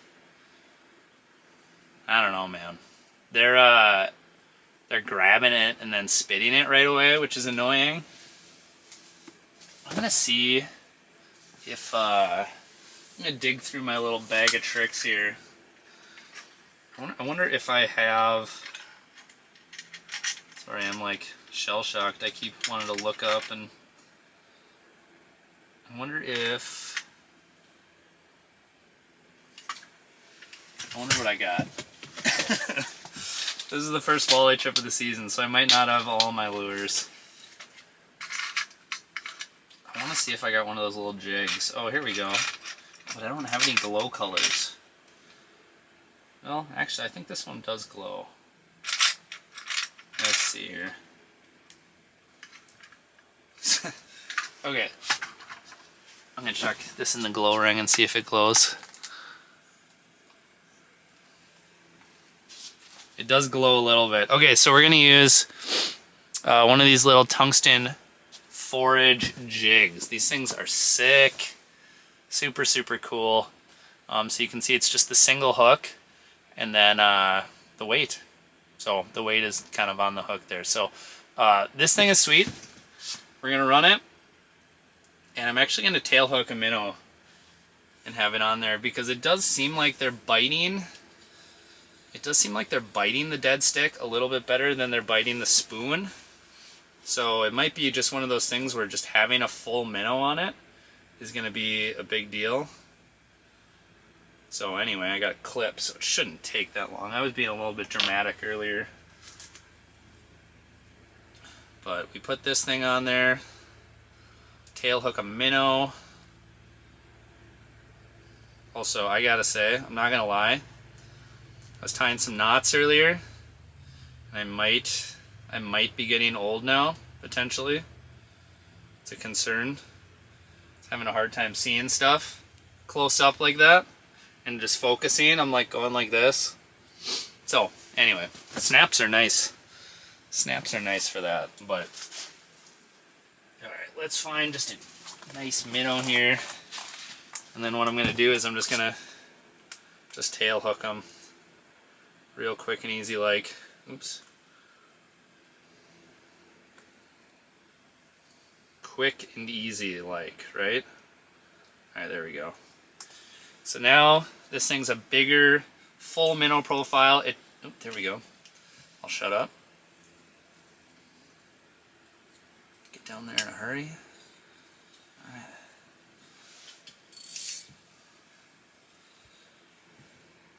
I think he's still down there.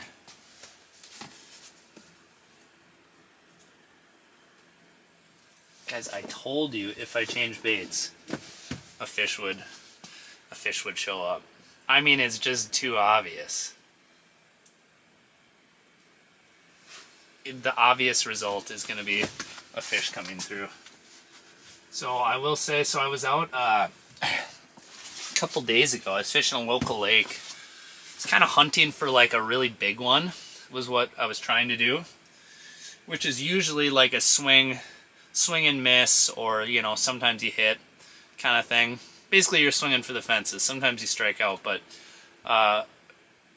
we did get one fish, and surprisingly, you know, where it's a big fish lake, you don't see a lot of small ones in that lake, and we actually caught a smaller fish sort of randomly, but it was looking at my spoon, and I was working my spoon, and it came over and bit my buddy's bait. And he just had like basically like a big panfish jig with a full minnow on there. So it does seem like sometimes they want that full minnow profile. We got something coming over here.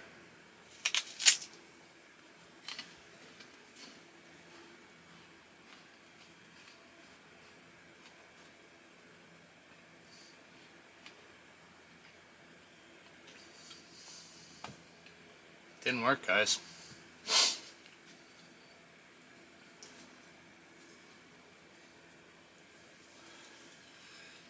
Everybody's in the comments telling me I gotta switch baits. Didn't even matter. I'm just over here talking about how the full minnow profile, sometimes they just want that minnow swimming down there, and then I tail hook that minnow, put it down there, instantly get rejected by the first fish that comes in. It takes all of 45 seconds to get rejected on the full minnow.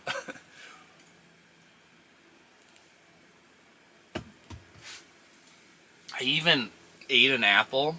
I took a bite of the apple while I was marking that fish. I just thought it was going to be right. I don't know why.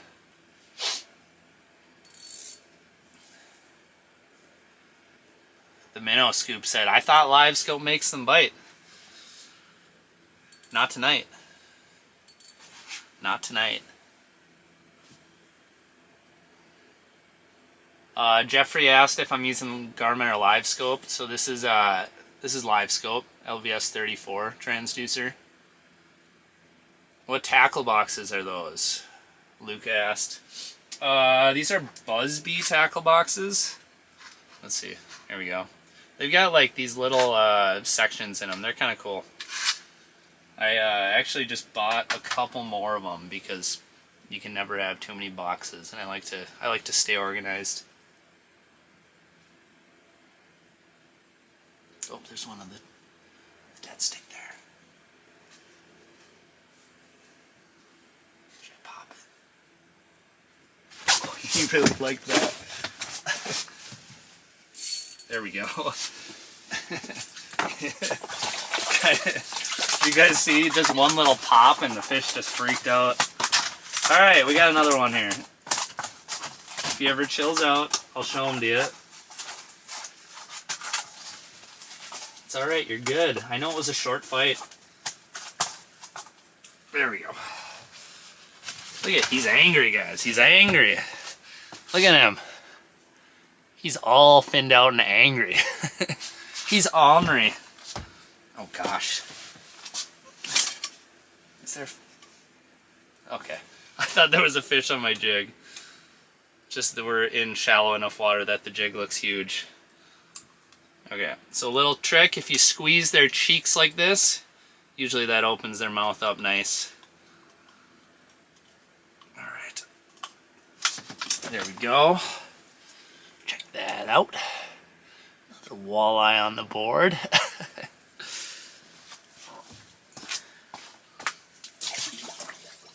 You guys saw though, it was looking at that dead stick and I just popped the dead stick and it just whoosh, woofed it. Alright, let's get that thing cooking again. Alright. Is that my first dead stick fish of the season? I think it is. Feels good.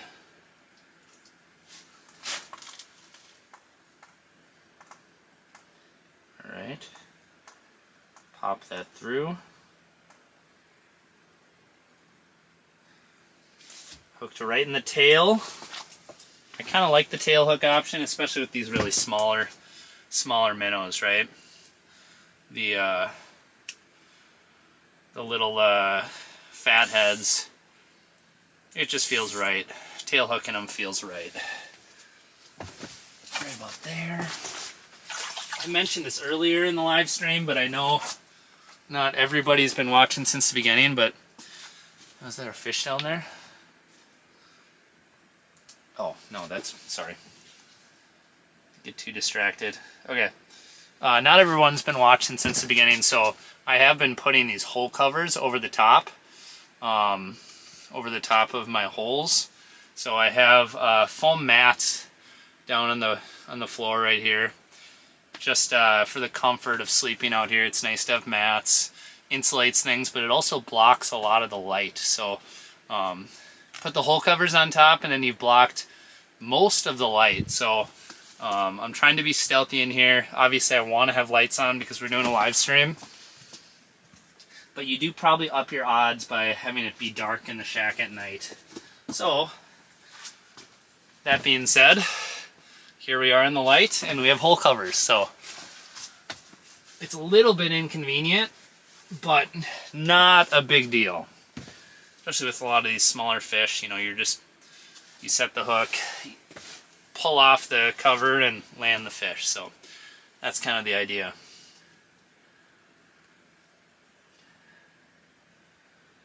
Tartar's Walleye 007 said, tartar sauce and Frank's fry that baby up.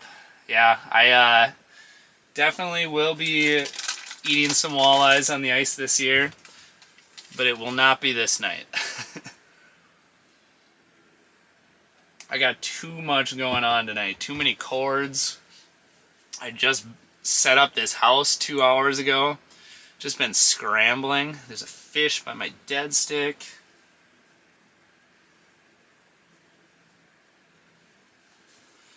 There's too much going on.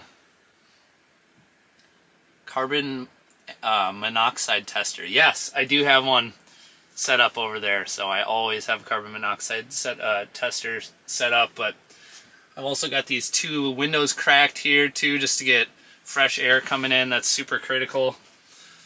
But yeah, we are set up. We are all set up. We got all the items for sleeping out on the ice tonight. Tate asked if I'm keeping any of these walleyes. Not tonight.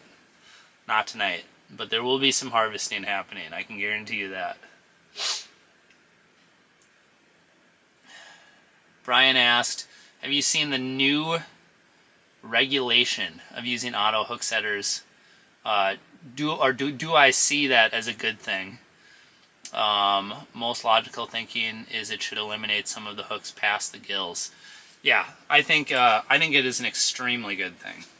I think it's definitely a positive. I am all for that new rule. I wish it would happen sooner, but I'm happy that it happened now. So basically what he was getting at is there's this new rule in Minnesota where we can now use like automatic hook setting devices, so jaw jackers and yeah, there's like 10 different companies that have them, but the only one that I've used so far is jaw jackers, but those are legal now, so you can now use them, and I think that's a good thing. I think you know, the people that do use them are for sure gonna have a lot less deep hooked fish, and yeah, it's not like something that's gonna significantly increase the amount of fish you're gonna catch. In some cases, you might catch less. I mean, maybe some people will get it really dialed in for walleyes, and maybe it could help. But I think for the most part, where it's really going to be good is going to be places like trout and stuff like that. The different species of fish that like grab baits and then spit them right away.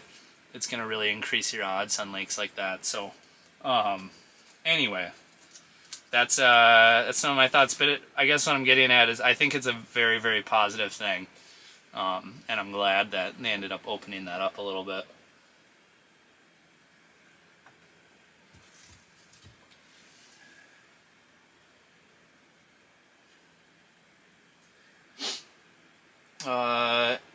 Mikey asked, will jaw jackers be any good for walleyes that are typically light biters? So with a lot of those devices, the jaw jackers included, I think they can be set as light as you want to set them. So if a fish bites really softly and pulls, you know, a 1/4 of an inch of line, you can get that thing wired so that it'll set the hook when that happens. But you know, that being said, I do feel like walleyes are the type of fish that sometimes they'll woof the whole bait, but other times they'll just kind of grab it, and then they'll swim a little bit, and then they'll double clutch and grab it again. A lot of times it pays to give the walleye the bait for a couple seconds usually. So that being said, I don't know that I'm going to use them a ton for walleye. I'll definitely play with it. I mean, I'm definitely going to play with it. But anyway, that's I can't remember what your question was. Oh yeah, well, for walleyes. I mean, yeah, for me, I really like the idea of them for trout. I think perch and crappies are going to be no-brainers for them as well. So that's kind of my thought.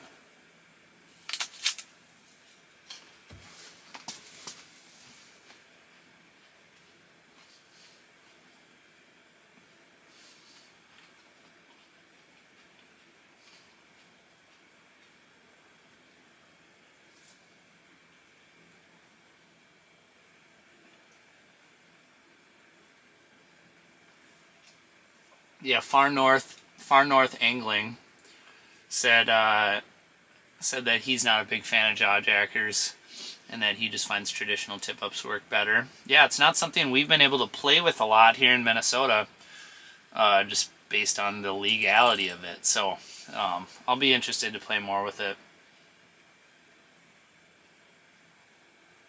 Yeah, I've got a few people in the comments here saying that they're using it too. So if you guys are interested in trying it for walleyes, definitely read in the comments here. I'll also say if any of you have used automatic hook setting devices for walleyes, please go down in the comments and let us all know your experience, if it's worked for you, if you're a fan of it. I think if you guys can help out anyone else in the chat, I think that would be helpful. So check the chat, guys, if you want more information from people who have actually used them. Nick, are you planning to go to Devils this year? I think I probably will. I don't have any dates set up yet, but I've pretty much been getting to Devils almost every year the last few years, so I think it's a great spot to go. It's super fun. The walleye fishing is super, super good, and the perch fishing can be great too, so I'm definitely a big fan of Devil's Lake, but I don't have any plans at the moment. There's one going over to the dead stick right now.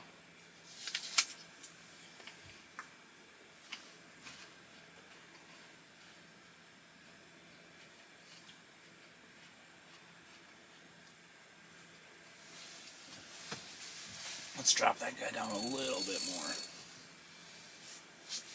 Get it a little closer to bottom. Yeah, Luke said the finicky fooler works better. Yeah, so more of like a traditional tip up or dead stick setup. Yeah, I think can be good. Oh, the Minnow Scoop said jaw jackers would probably be good for whitefish. Yeah, that's actually a really good idea. Obviously, it's fun to work the whitefish because they can, they yo-yo up and down so much. But as far as just a fish that comes in and hits a bait fast and then maybe spits it right away, I feel like a whitefish definitely falls into that category. I feel like a little, maybe like a small treble, maybe like a number 10 treble or something with like a little crappie minnow or like a smaller fathead. I feel like that with a jaw jacker would be super sick for whitefish or Cisco or whatever.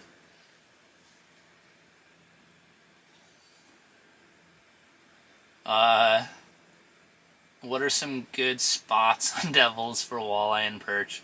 It'll be my first time going, and I have no idea what I'm doing.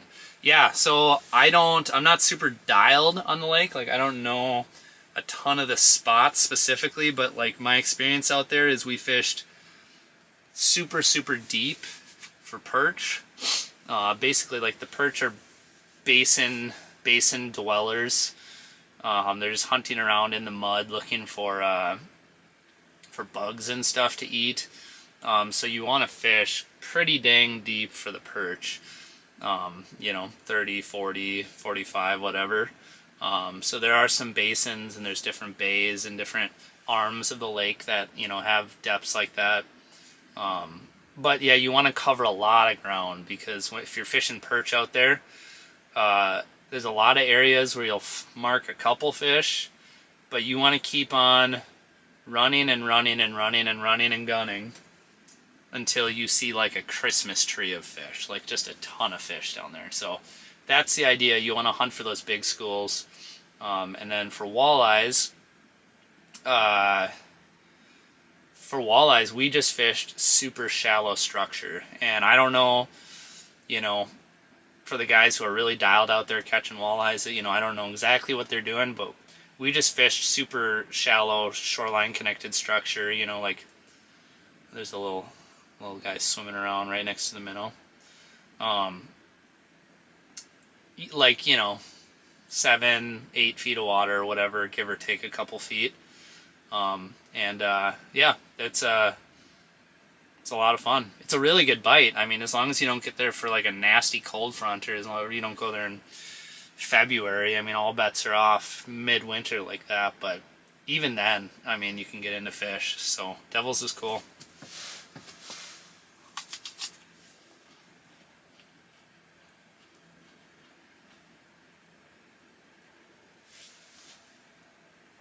I feel like I'm just missing a ton of comments tonight, so I apologize if I've missed any from you guys, but Montana Walleye Angler asked if, or said we need to go over to Fort Peck. I definitely would like to get to Fort Peck again. I've only been there one time, and it was a tougher bite when we were there chasing lake trout, but it was midwinter. It was definitely a grinder, but we did catch some, but it was not good for us. But I know how good Fort Peck can be for walleyes and lake trout, and probably pike and a lot of different stuff. So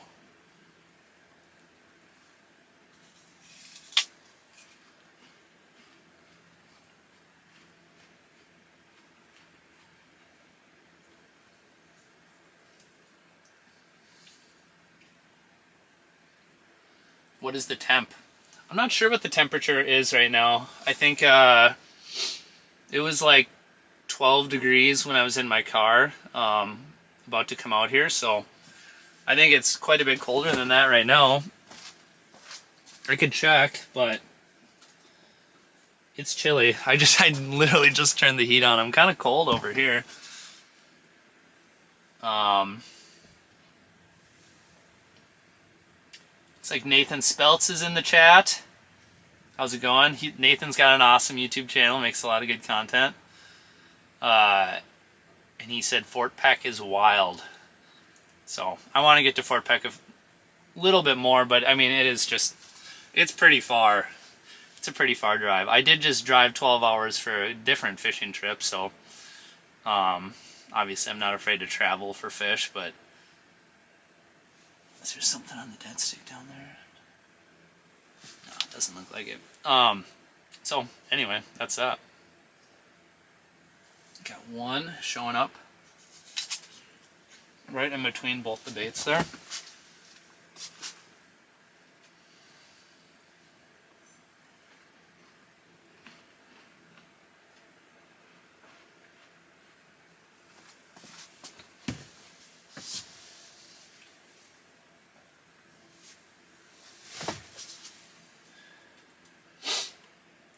What am I using for a heater?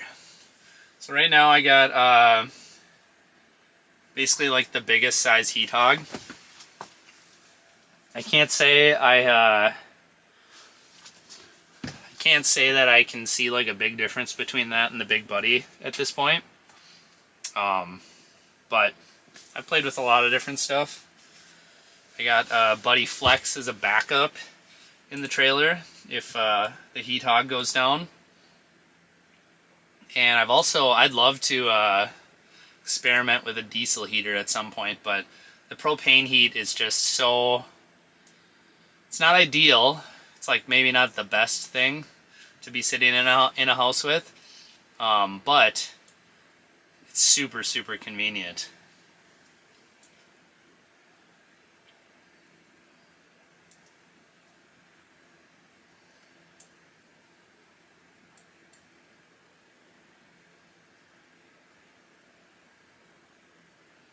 Brian said he bought a heat hog last year and had a little bit of trouble with it not staying lit. They sent him a new one and it seemed to work alright. Yeah, the jury's still out. It worked. The one I have worked good for me all winter. It has taken me longer to get them started. Mine at least, it takes a while to start for some reason, but once it is going, it just, it usually stays on for me. But I've noticed, like, with the Mr. Heaters, I have noticed those have kicked off a little bit more for me, at least just the ones I've had. It's not like I've had, like, 20 of each, I don't have, like, a super big sample size, so.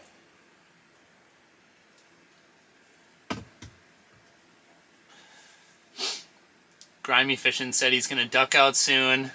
Happy to see the return of the live from the ice. Yeah, heck yeah, man. Thanks for popping in. I appreciate it. And, oh, there we go. Got one coming towards the dead stick.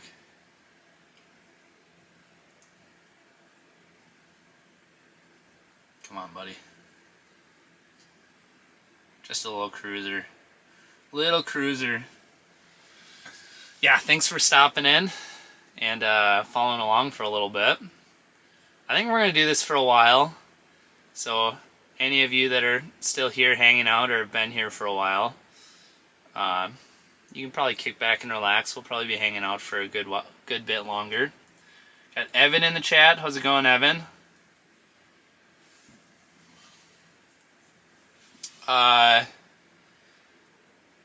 Do I ever use a green light underwater? So no, that is something that's not legal here in Minnesota.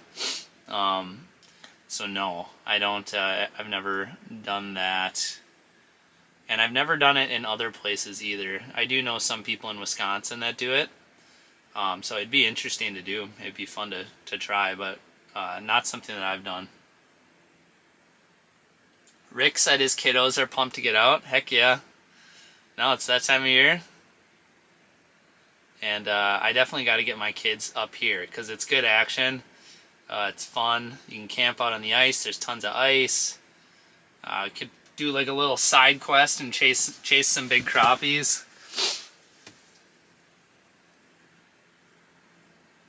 There we go.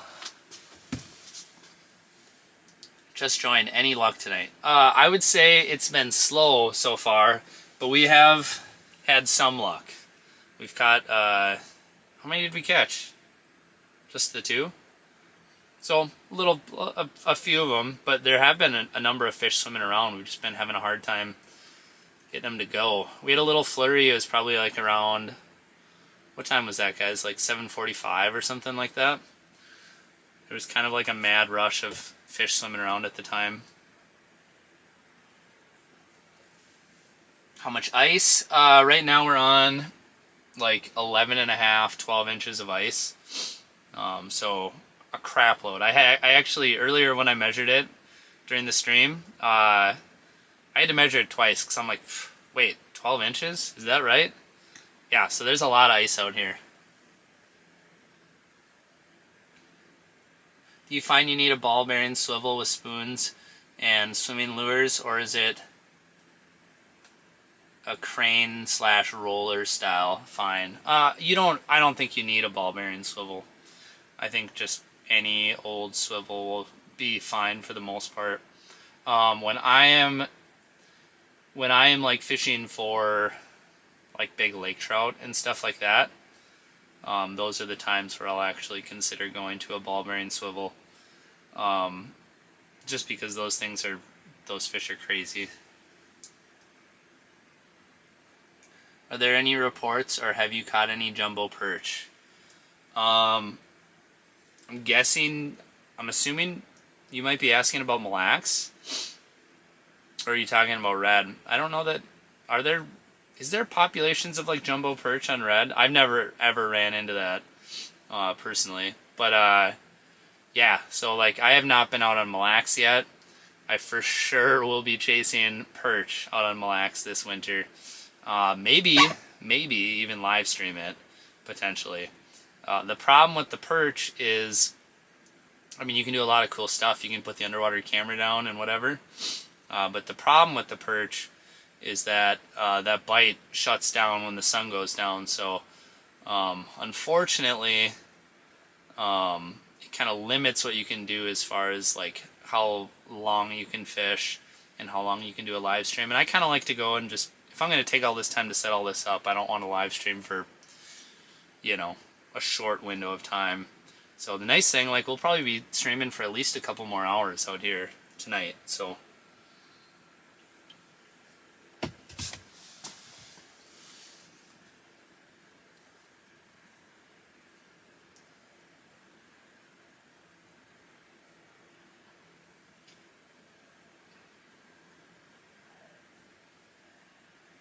yeah, Wildman said, I have an underwater camera and it's so much fun. Yeah, it is so much fun, especially for everything. I mean, there's so many really, really fun bites with the underwater camera. But I feel especially like perch are so much fun to catch on the underwater camera. I want to do some walleye fishing with it. in the future, like probably up in Canada, there's a couple spots around home where I think I can get some underwater eats, but like these fish around home are super skittish and finicky, especially on these clear bodies of water where an underwater camera would be good. And yeah, they are real cautious. They're not fans of underwater cameras. Like if you're going out walleye fishing and you want to catch, excuse me, and you want to catch as many fish as possible, an underwater camera is probably going to lower the amount of fish that actually come into your radius by a lot. But I want to do more of it. There's places in Canada that I know of that I'd love to go to, where you can catch them on underwater cameras. There's some local stuff. So walleyes with underwater cameras is extremely fun, but not like super optimal in a lot of cases, depending on where you live. Another place we got them was on Devil's Lake, actually. We were talking about devils earlier. There's a little suspended fish up there. And like Devil's Lake is actually a decent option for catching walleyes with an underwater camera. But perch is so much fun. I just love watching the way those fish react and move, and they're just cruising around down there. They're like super fun to catch on the camera. Russell asked how deep. We're in like 10 feet of water right now, so it's it's a little deep, but that's just where we set up. That's where we're ripping for now.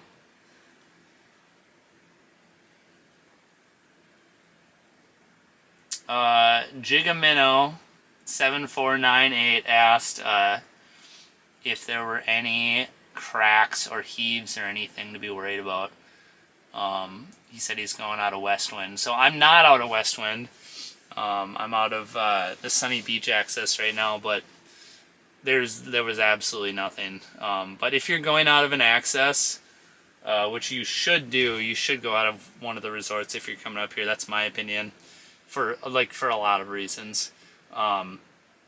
They will like stake trails, and like when you go there and you get the pass to go out on the lake, you pay a little bit of money to do that. They'll give you all the information about cracks and trails and stuff that you need to know, and like they'll stake out a ways as well, just so you kind of can follow the stakes and kind of go from there. So that's my recommendation.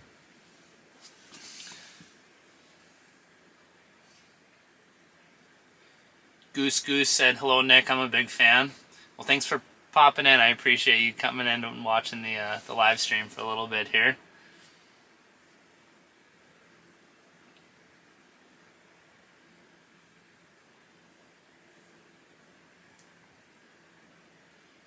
What type of heater are you using? I talked about this a little bit earlier, but using a heat hog, the biggest size.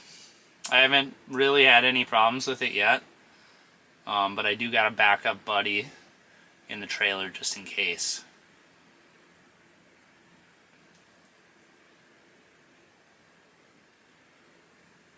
Alright, so let's see here. We almost got 600 people in here watching, which is really cool. This might be a fun random time. We did this earlier, but a little bit of a roll call of where are you guys watching from right now? Where do you guys live? Where, maybe where is like your favorite place to fish? Anything like that. A little bit of roll call, because I like to just kind of see the variety of where you guys are at, where you're from. The other thing I'm curious too, are you going to be coming up to Red anytime soon? Because obviously some of you are watching this because you're coming to Red. So anyway, just a random aside there. So let me know in the comments. What's your Far North Anglers asked, what's your favorite live bait bucket? I've had everything from the Frabill to the HT to the Angle and haven't found one I like very much. I kind of feel the same way you do. So I don't have a super great answer for you at the moment. I I have still ran with the angles to this point. So, and I'm not saying I love them. Does the top freeze, close sometimes? Yes, but you know, I can pry it open.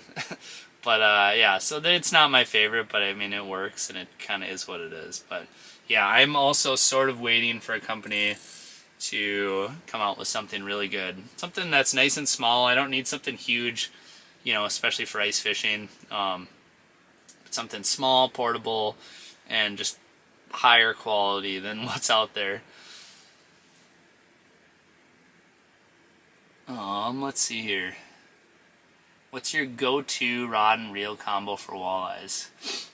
So what I got right now actually is this thing is, this is too much, but it's just what I grabbed. This is a tuned up Commander, 38 inch. If we catch a pike, we've got enough power to handle it.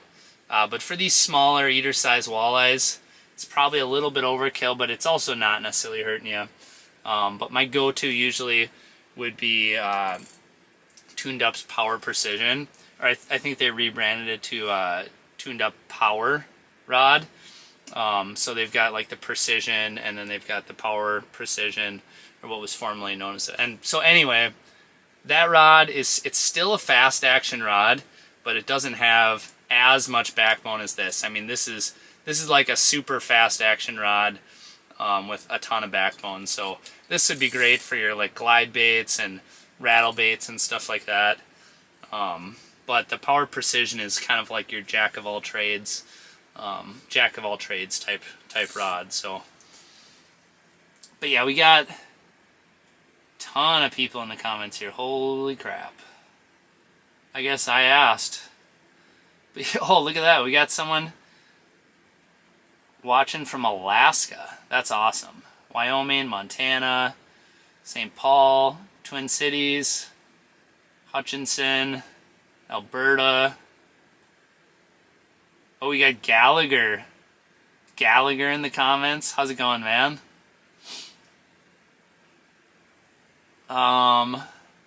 Michigan, Big Lake, Minnesota. There's a lot of people from Michigan watching. That's pretty cool.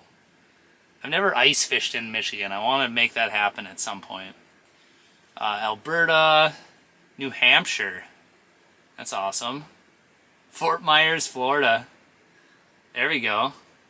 Yeah, not a lot of ice fishing happening in Florida at the moment, I'm sure. The Real Canuck is from Lake Winnipeg. Heck yeah. For fish is Lake Winnipeg. Wisconsin. Breezy Point, Minnesota. I know where that is. That's close to where I grew up. Super close. Japan. We got someone watching from Japan. That's awesome. Saskatchewan. Awesome. Illinois, Nebraska. Cool. I think I asked this too already, but like, how many of you guys are planning on coming up to Upper Red here in the next week or two? I'm also curious about that. Most of you probably aren't, but I'm sure some of you are peeking in just to see what's going on before a trip.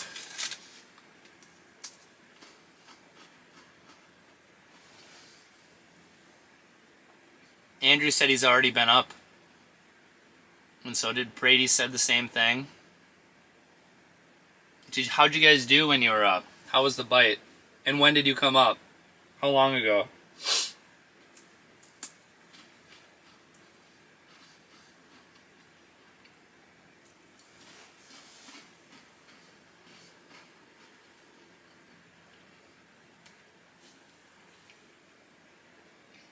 I gotta say too,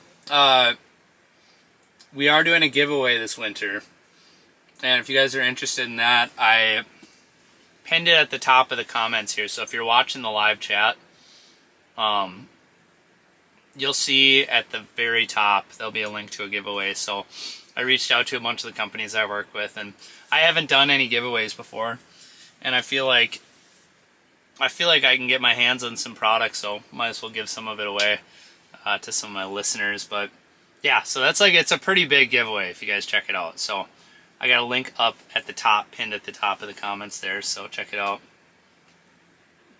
Chad said, how about them Packers? Sheesh, man, that's a sore subject. Yeah, actually, the NFC North, for all the people who... Well, there's a lot of Michigan people in the comments, as I saw earlier, too. The NFC North is ridiculous. Chicago's doing good. Detroit's great, obviously. The Packers have been super good. The Vikings have sucked real bad. I was kind of a believer in JJ McCarthy, and I'm not giving up hope. You guys can rip on me all you want, but I'm not giving up hope on JJ yet. He's showing sparks. There's some things that I like about him, but man, he was a dumpster fire there for a few weeks, for sure.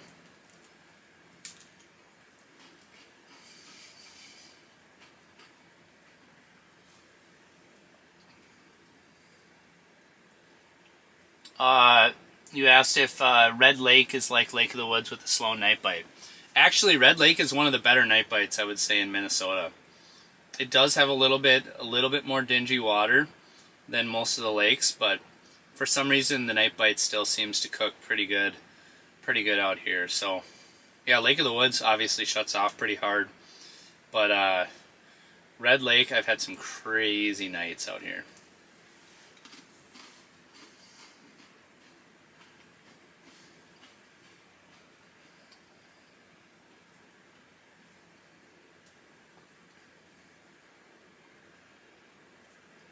It's like a good sized fish.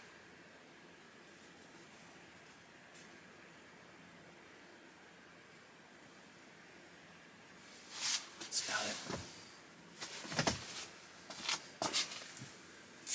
There we go. There we go.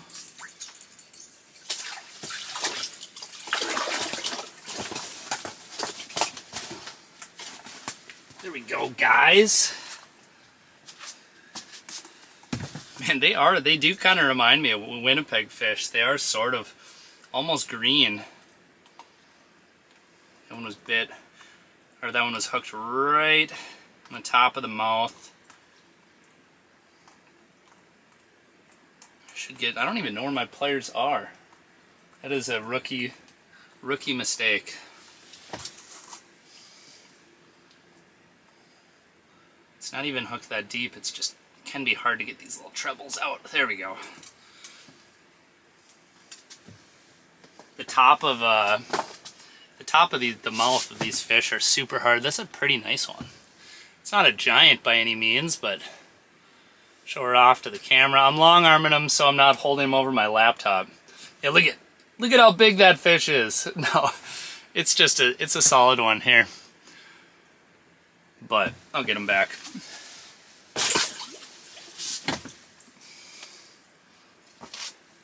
That dead stick is really paying off today, guys. So I just put the minnow right back down. How's he look? Yeah, he's got some energy still. Look at that. See if we can get 2 fish on 1 minnow. Got a little tangled up. I should have a better POV camera so you guys can see everything in here. Right now, trying to untangle the tip of this rod. Here we go. Back down. Put the whole cover back on. Let's drop this thing back down.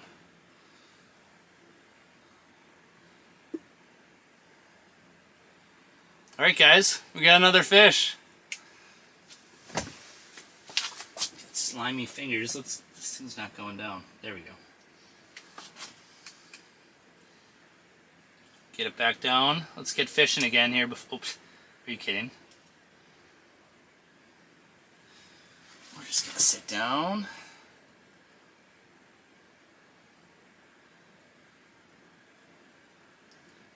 It's gonna go. Hope he grabbed it. There we go. Could probably tighten that drag a couple clicks. Oh no, he popped off. He popped off. Probably because my drag wasn't tight enough, right? Get her back down. Oh, he's up there. How do you guys like how the live scope screen cuts off a little bit? Is he going to bite it above the...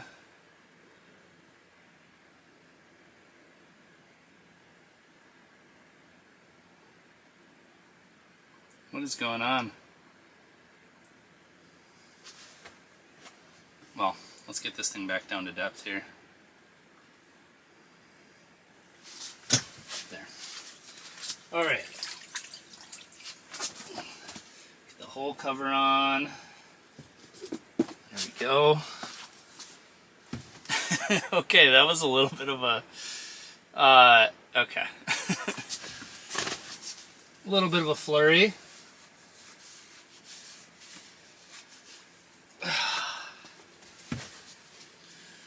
Alright, finally sitting back down again. That was a little bit of a sequence. I'm a little bummed I missed that one. Is there a fish right next to it now again? There's something swimming down there.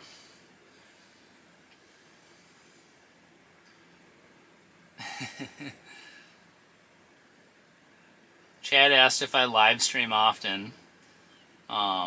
New to this page and loving it. So Chad, here's the skinny on the live streaming.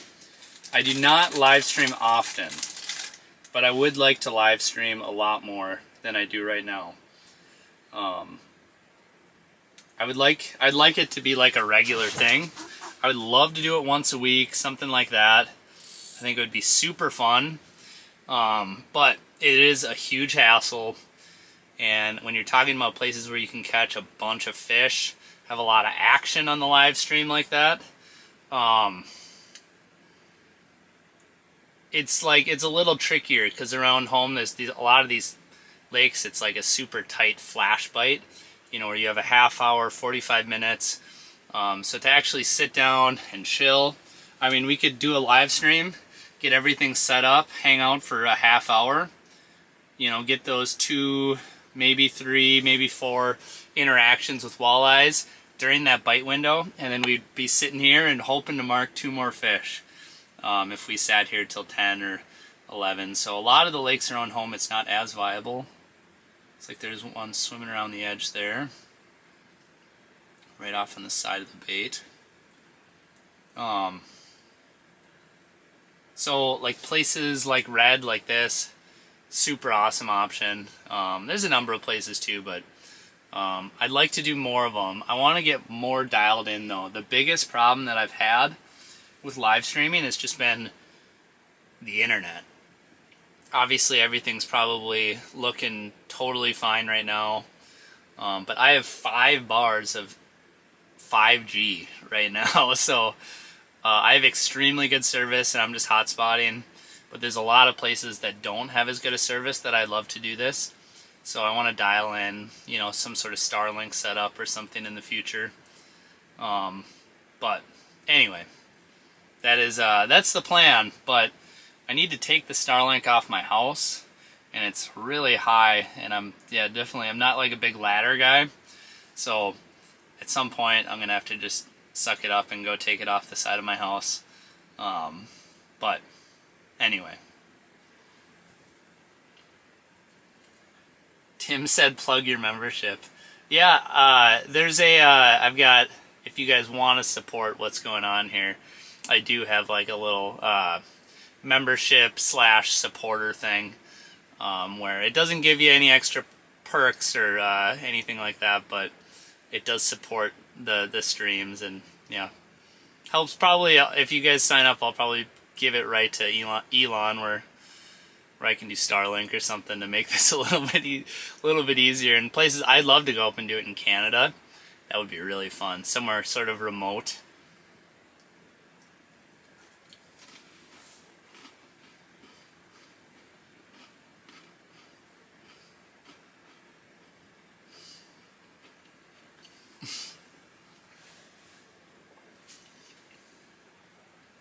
Yes, Jordan, I'm not a big ladder guy. That's not really my thing.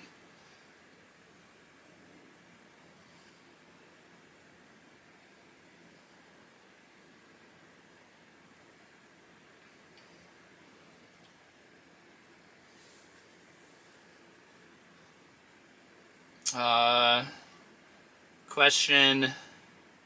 This is the third time I've watched. I saw both you did last year. Were you camping both times? Yeah, when I do these, I would say for the most part, I do them camping for the most part. Almost every time, just because there's so much gear. And it's nice to do these into the night. A lot of people are getting off work.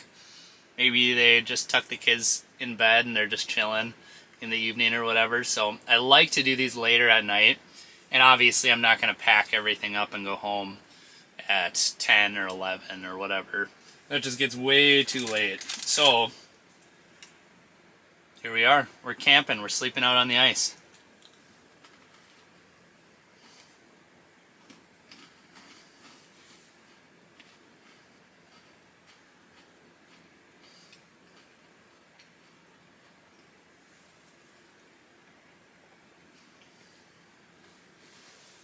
What is the bait of choice? Alright, I'll show you what I got down there right now. So if I reel up, I was using a spoon earlier, but right now I have, is that going to work if I just hold it right there? This is a tungsten, or not tungsten, it's lead. This is a forage minnow jig, which is kind of a cool option. I might as well glow it up while I'm here. It's got some red glow paint, which is kind of, it's a little bit more mellow than some of the white or green or chartreuse spoons. But I've got a full minnow on it. It seems like tonight they've shown a little bit of a preference for the full minnow. So I just put it on my main jigging rod as well. So it's almost like we're fishing 2 dead sticks right now. And as you've seen so far, the dead stick has been getting most of the action, at least recently. So I've got something that resembles a dead stick, but it's kind of a little bit of a jigging option as well. But then yeah, on the other side I've got a dead stick, which right now I just have a treble hook on there. I like using drop shots as well, but that's just what I had tied on because I went trout fishing recently and had that on a jaw jacker. So that was up in Canada, trout fishing, and I just replaced the treble with something that actually had barbs on it because we're back home where you can use barbs, and that's all I changed. So I like to run drop shots, but right now I don't have a drop shot on there.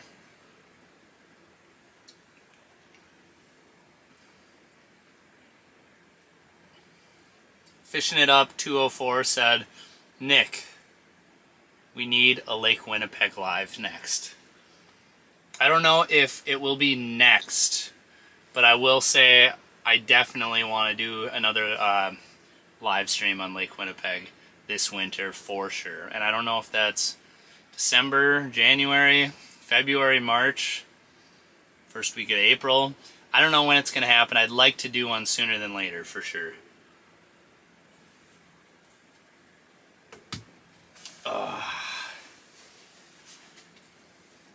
I keep wanting to kick back, but then I keep on wanting to go check the comments as well. Head or tail? Yeah, so I tail hook. I like to, more often than not, I like to tail hook minnows. And with these fatheads, you know, you could hook them in the middle of the body, but I find it easier to tail hook them, and you know, just smaller minnows. A big shiner or a sucker, that's a whole different story, but tail hooking is kind of, it just works.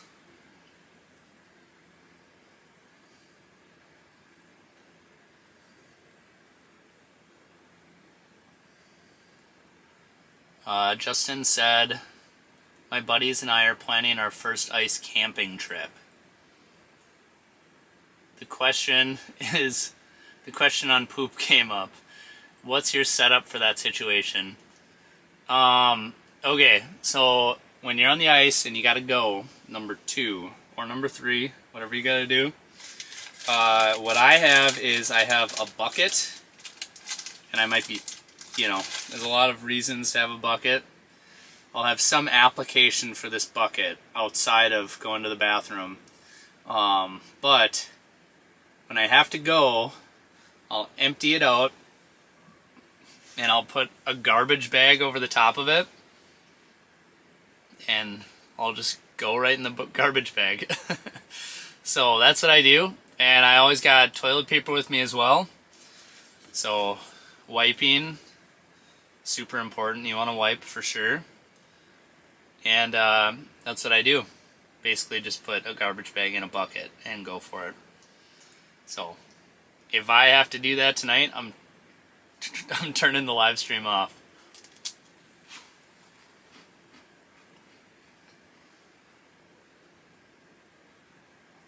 What's better, a snowmobile or ATV, or ATV with tracks? Okay. An ATV with tracks is really awesome, but I do feel like tracks are a little bit less reliable. I feel like they can break. I feel like if you get stuck with an ATV with tracks, you're in trouble. And four-wheelers are not always the best for all conditions. If there's no snow, four-wheelers are awesome.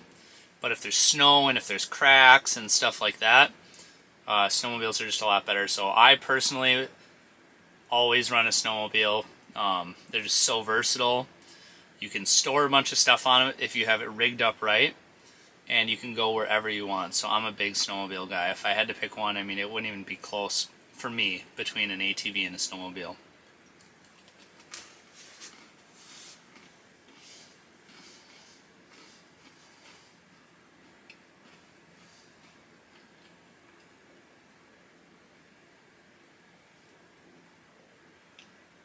What happens if the garbage bag breaks? Well, if that happens, you're gonna be in for a real crappy time figuring out what to do. But I've never had the garbage bag break.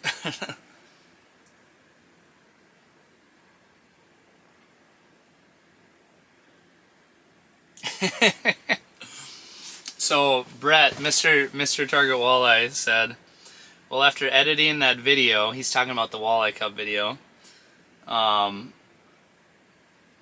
You now know that I do the same thing with the bucket and the poop.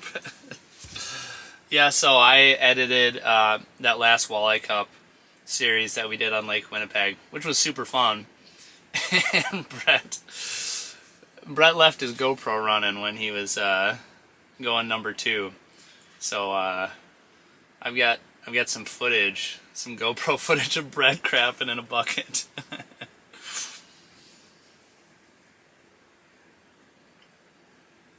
Yeah, Philip said don't leave your number 2 on the ice. Yeah, definitely always clean up after yourself. Yeah, always never leave crap on the ice, even if it's a bag of crap, ever.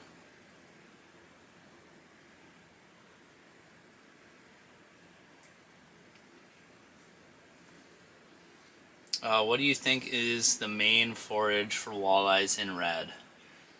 I'm not a biologist, but I would assume they're eating a lot of minnows. I haven't, cleaned a bunch of red lake fish and checked their belly or anything like that, but there is a crap load of shiners in Upper Red Lake. So I would assume they eat a ton of those. That would be my guess, but I'm not sure.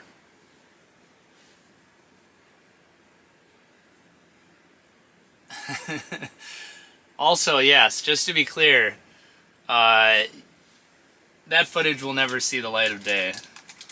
But I got some good, I don't even know what you call it.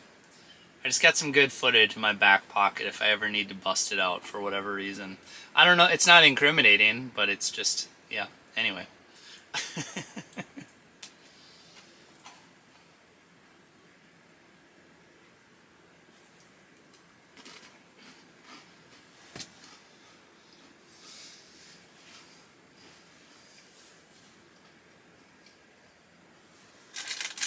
Also,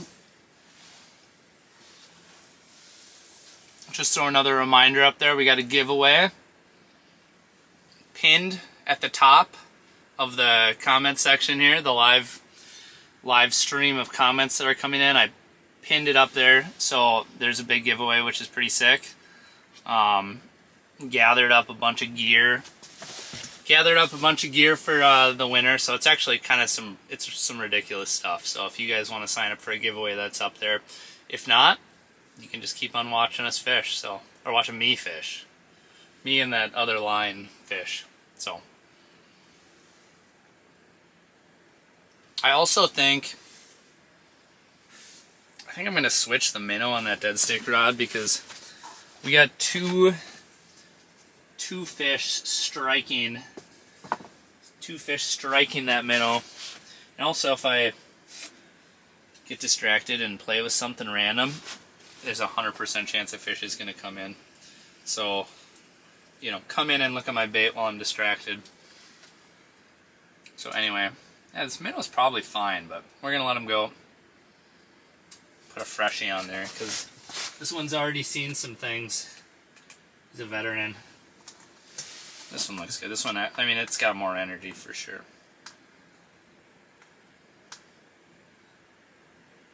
Come on.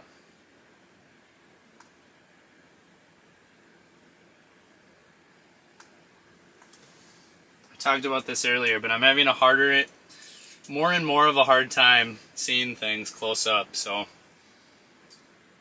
if you see me in glasses anytime here in the winter here, in the coming months, you know what happened. You know, I finally folded and got something to help me see. It's really only hard when, where'd the minnow go? There it is. It's really only hard when, it's like darker conditions like this. Did that get tangled? Oh no, now we're good. Reel up a little bit, get it up off the bottom. There we go.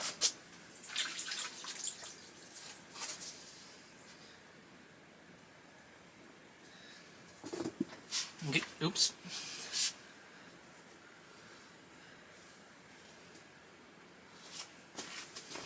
Alright, so we got a good group of people in here. Here's a random question. Something I've thought about a little bit. The question is, do you guys think we should have background music in these live streams? Like, would that be annoying? Or do you think just like some mellow background music? Like, do you think that would be a positive? Most people that like do live streams and whatever on, you know, gaming live streams or whatever it is, like, a lot of them have some sort of music in the background. I'm kind of leaning no. Like, it would be bad if it was annoying music, right? But, like, is me just sitting here talking, like, would it be better if there was some mellow, non-annoying music in the background? I don't know. I mean, I'll let you guys know. Or you guys will let me know in the comments. But it's looking like everyone's saying no music. Elevator music, elevator jazz. No, nope, no music, no music, just keep talking. Negative.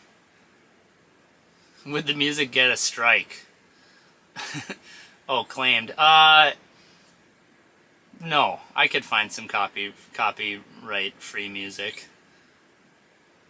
Okay, no one wants music. Okay, but there's one person who thinks it would be nice to have some background music. Okay.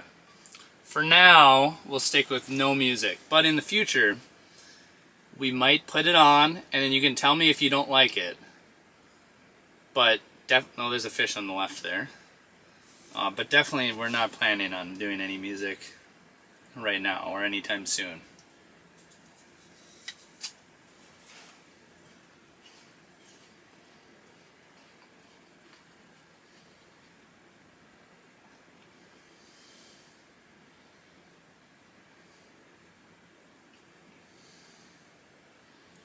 It's like my kid Carter wants to have some music. So I'll keep that that vote in mind as well.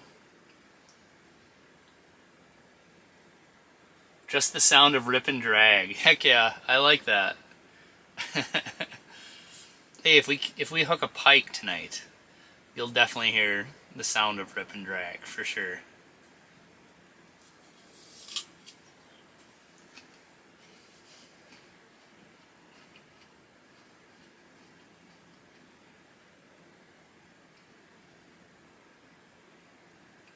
The sound of an FL8. Yeah.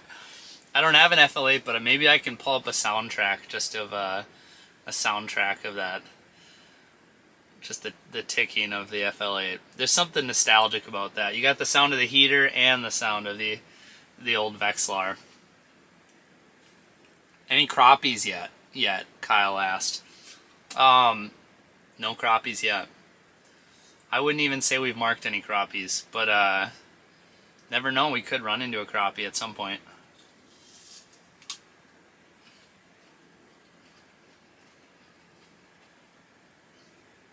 The Minnow Scoop said, the worst ice fishing sound, the stock angle aerator. Yeah, those, the non-lithium ones, the older ones, like the new ones are a lot more quiet, but the old ones were just obnoxiously loud. I couldn't even like film videos with them on because they're so loud.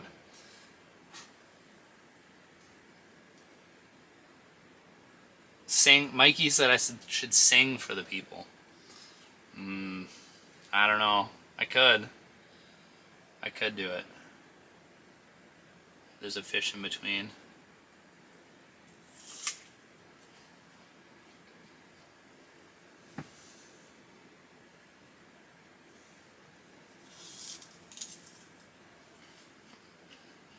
Is it still down there? Is that just a little flickering? We've definitely got some fish roaming around still. That is for certain. How thick is the ice? Can you hear it cracking? Yeah. Right now we're on, like, believe it or not, we're on like almost 12 inches of ice right here underneath the house. So there's a crazy amount of ice. No cracking tonight though, so far.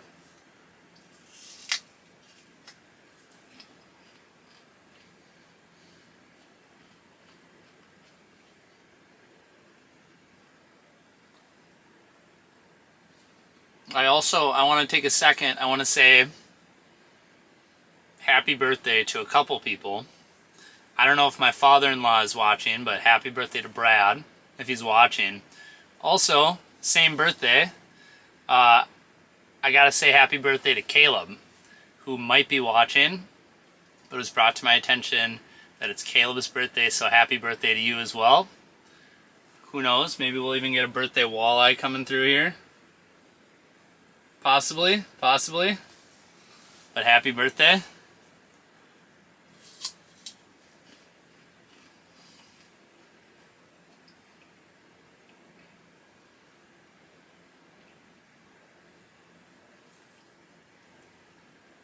Try bouncing the weight on the bottom to stir up the bottom, causing the fish to be curious. Yeah, we could bounce it on the bottom a little bit. Can't hurt. Just stir up a little bit of mud. Obviously it's dark, you know, there's not as much of a visual benefit to it. But yeah, let's pound that sand. Heck yeah. Which lake? So Wyatt, right now we're on Upper Red Lake, the most popular lake in Minnesota right now.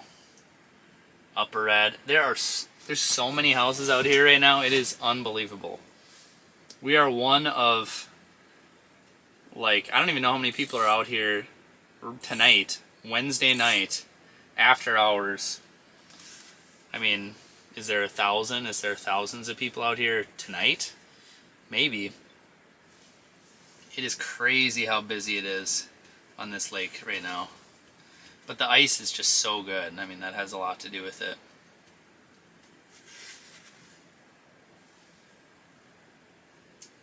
It's a real low rider coming through.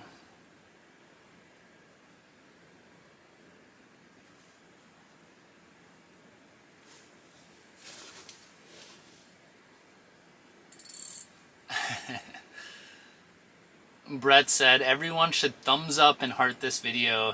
Easy and free way to help support and grow the live stream. I appreciate that, dude. I don't know if the thumbs up thing helps, if the subscribe thing helps. But if you want to, you can click the buttons. It probably, I mean, it definitely doesn't hurt. So, but it probably helps.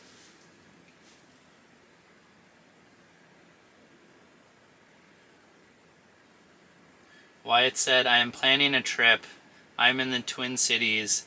Is it worth going to Red or should I just go to Mille Lacs? You know what, Wyatt? I think either option is awesome. Mille Lacs is really close to home for me. And they're starting to get some good ice out there. And the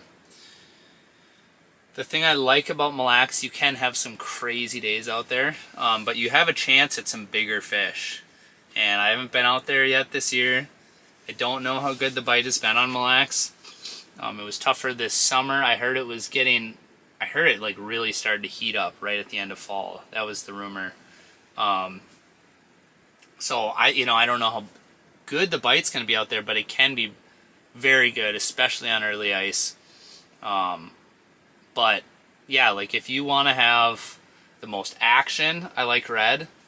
But if you want to have a chance at like a giant, I would say Mille Lacs for sure, because you're not going to catch a giant on Red Lake by any means.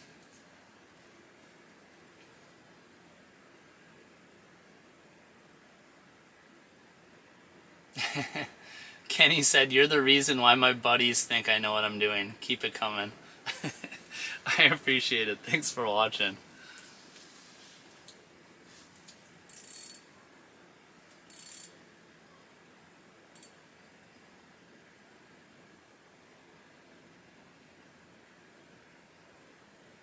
Barry said he's going to be there next week, Tuesday through Friday, hoping the bite continues.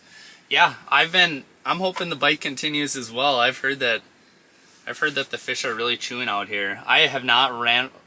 For those of you who have just kind of recently popped in, the update is I have not ran around out here very much, or at all, I should say. Today, I just showed up, got out on the ice at like 6 or 5. By the time I was fishing, it was probably 6. And I just set up the house and just hoped they would come through. And speaking of that, come on.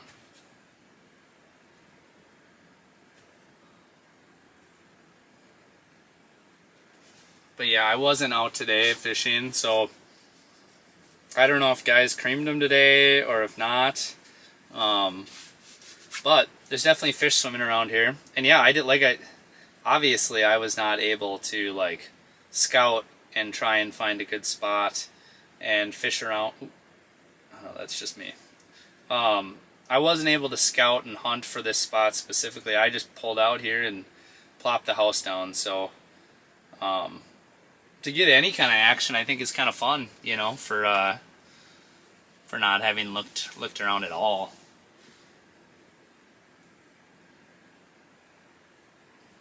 What thickness do you consider safe ice to fish on? I'm down in East Texas at Lake Sam Rayburn. Okay, hold on here. I just lost it. Sam Rayburn.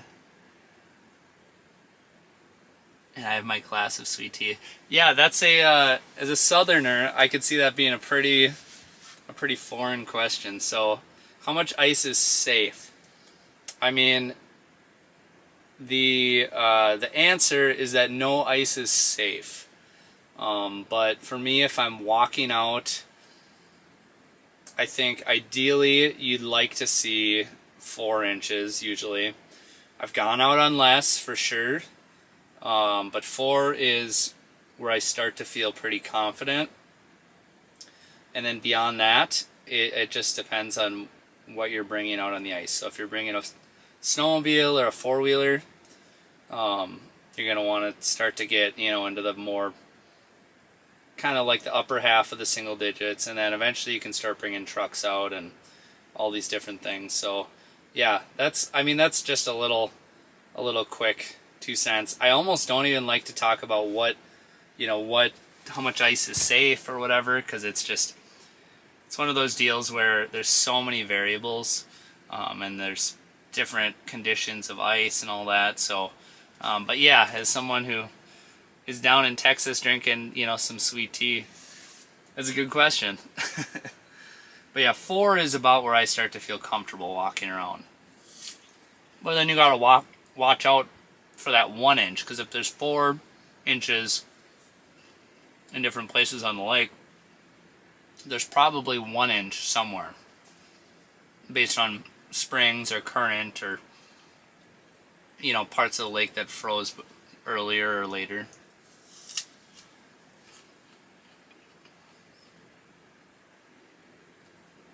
How much was on those stock trout lakes in Manitoba you and TJ went for early ice? There was I would say about 4 inches of ice when we first got there. And by the time we left, it was like 6 or 7. It was like 6 inches, I would say, by the time we left.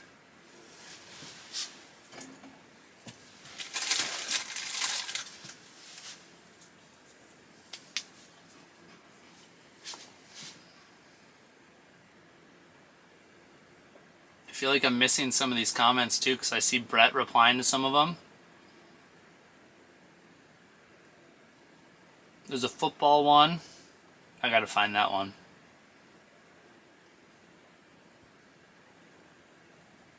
Oh no, I can't find it. Anyway, Brett said it was a sensitive subject. Let's see. If you post it again, I'll reply. Oh no, there it is. How's your fantasy football team doing this year? Oh, dude. It's a sore subject. I'm gonna have to ignore your comment. I am doing incredibly bad. I always make money every year in fantasy. I would consider myself to be good at fantasy football. But yeah, I've been terrible.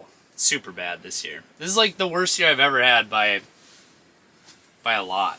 So anyway, I guess I've just been spending too much time fishing. Just distracted, I guess, Gotta have my excuses.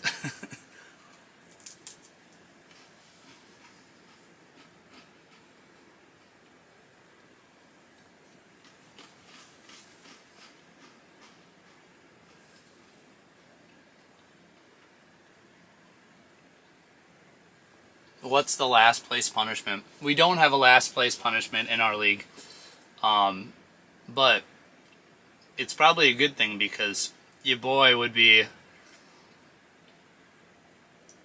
I think I'm in last place. So I was going to say in danger of getting the last place punishment.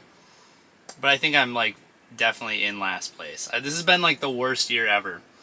All my good players get hurt. No, I don't know. I don't have any excuses. It's been a bad luck year, though, this year, for sure.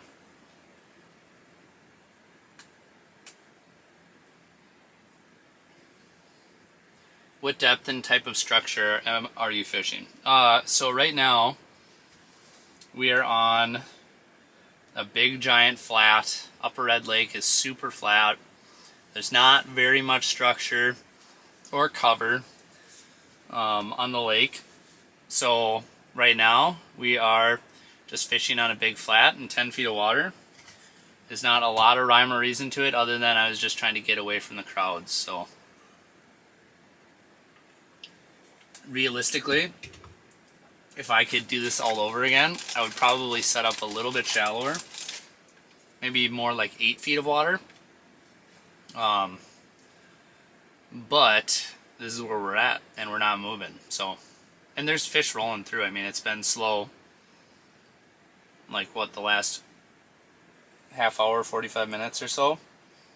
But we've caught a few fish, so it's not too bad.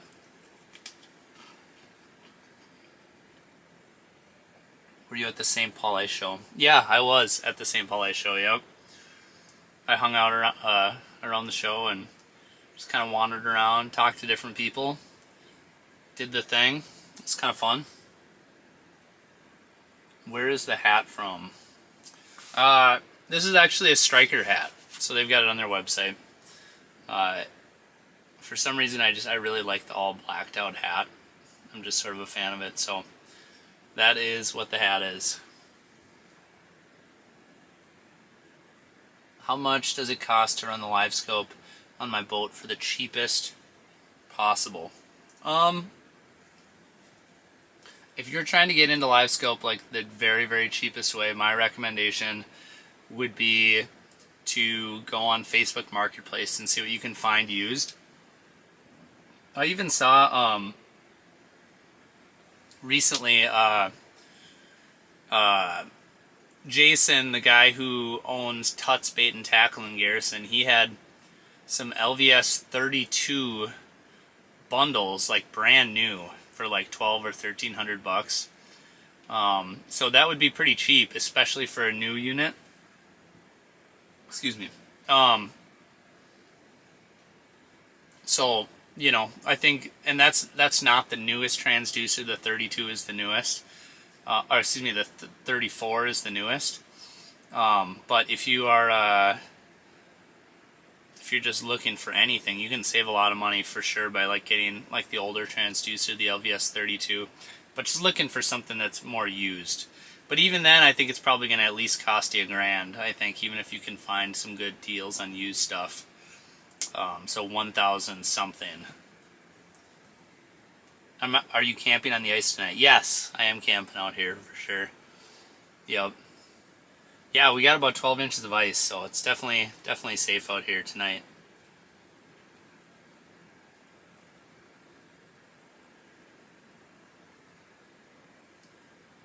What are your thoughts on the diesel heater for ice camping versus propane?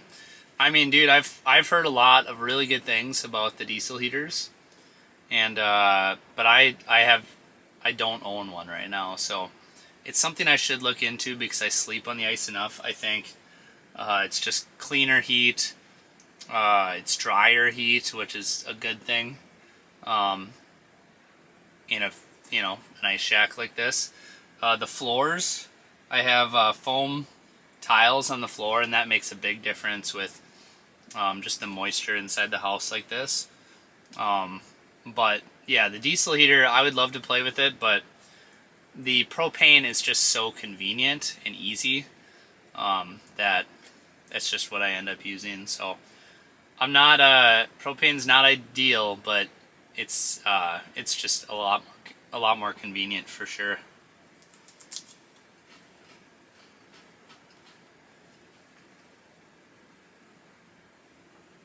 What pound test for walleye? Usually 6 pound or 8 pound is usually going to be my go-to. For the most part in the winter, I'm going to be using 6 pound.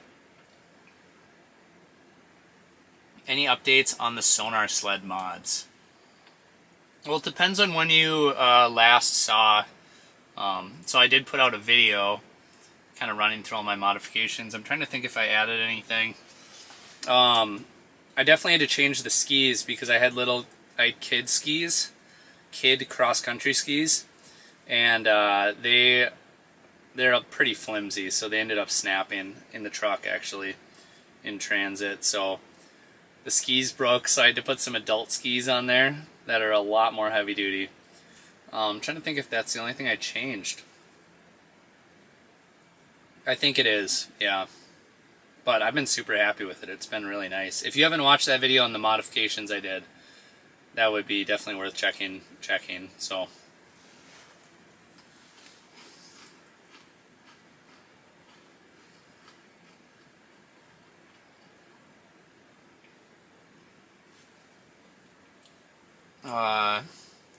Mr. T asked, what are your thoughts on the new Vexilar shuttle? Do you think that the price point at $130 could drive the price of the competitors down?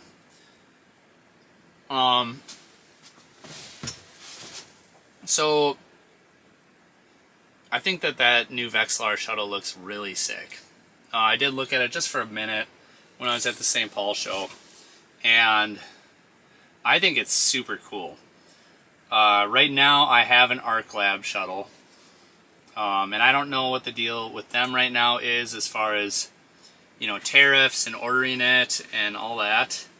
But the one thing I do like about it is I got a bunch of those quick dock shuttle systems or quick dock systems, so I can take it and clamp it down on my snowmobile.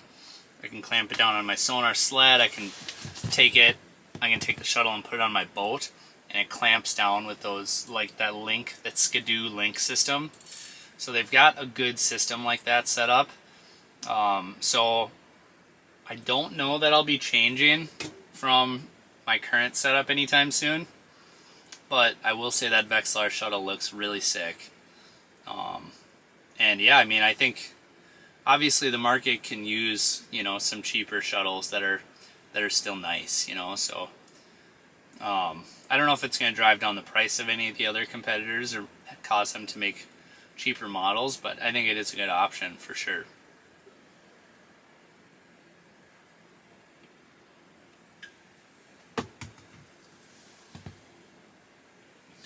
Big walleye alert in 8 minutes. All right, I'll count down. I believe we got a big one coming through in 8.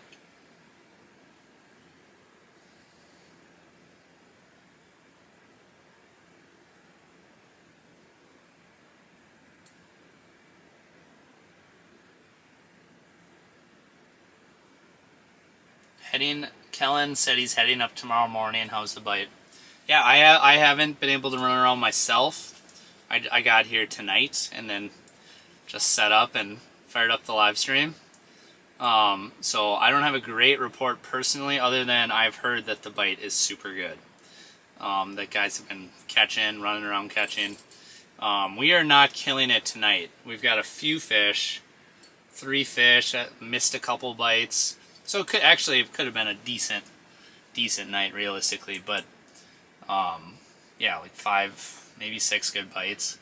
But yeah, so we're not killing it, but I do think that we are set up a little bit deep at the moment. But there are still fish rolling through. We're in a bit of a lull at the moment, but when the next, you know, window comes, we're definitely going to see some more fish tonight. What bait are you using currently? Right now I have the forage minnow jig that Northland makes, so it's basically like a piece of metal with the single hook coming off the bottom there, and I've actually got a full minnow on there, so a little bit more of a kind of a fuller minnow profile, which a lot of the fish have actually been going over to the dead stick.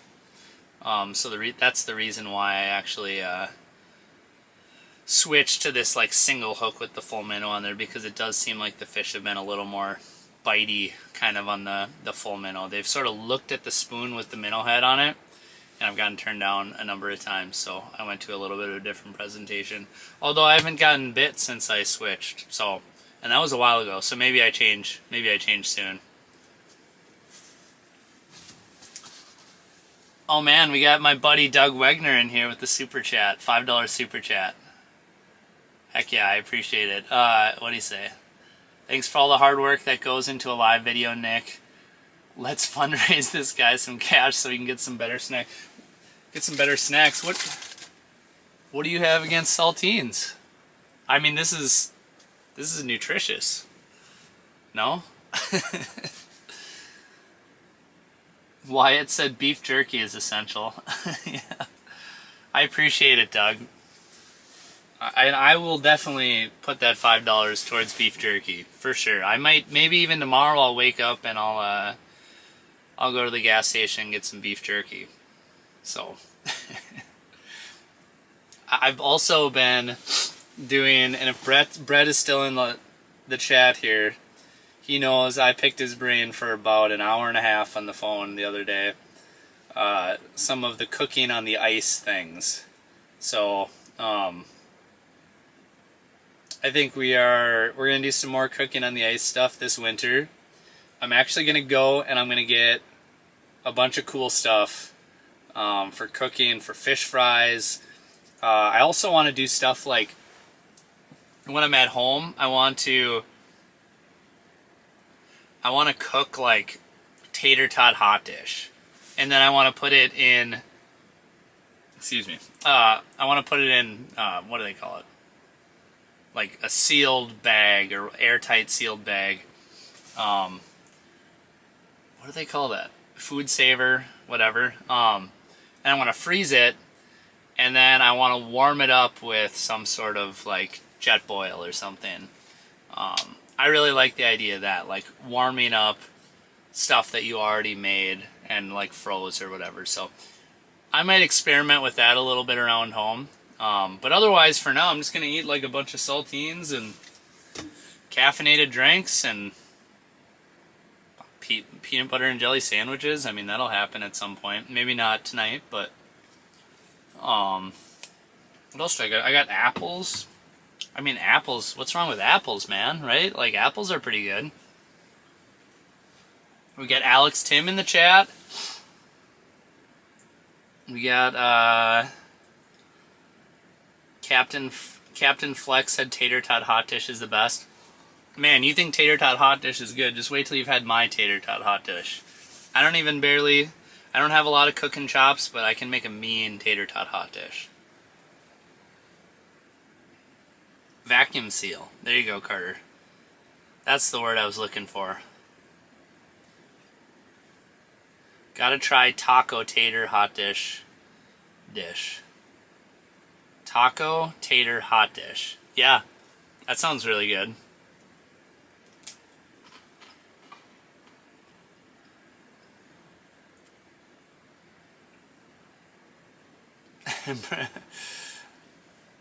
Brett said, we'll have to pull the Chris Gahn trick and have vacuum sealed beef brisket that we can heat up just by throwing the bag in boiling water. Gosh, that sounds good right about now. Yeah, that is a dirty trick for sure.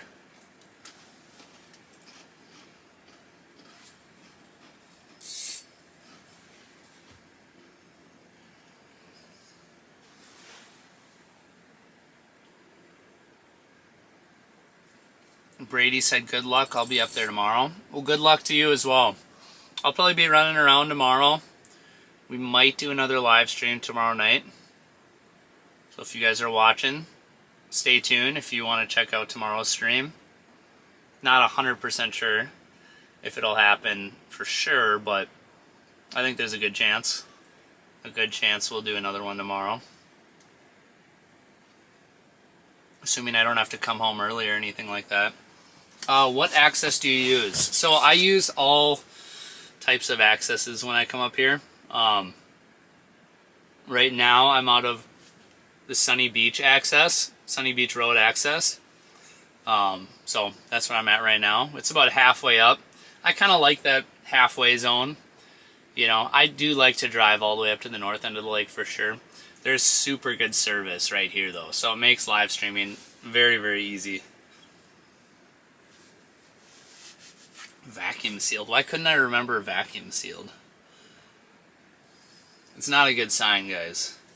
It's a sign that my brain is starting to go. But I'm also drinking caffeine, so I'm probably not going to go to bed anytime soon.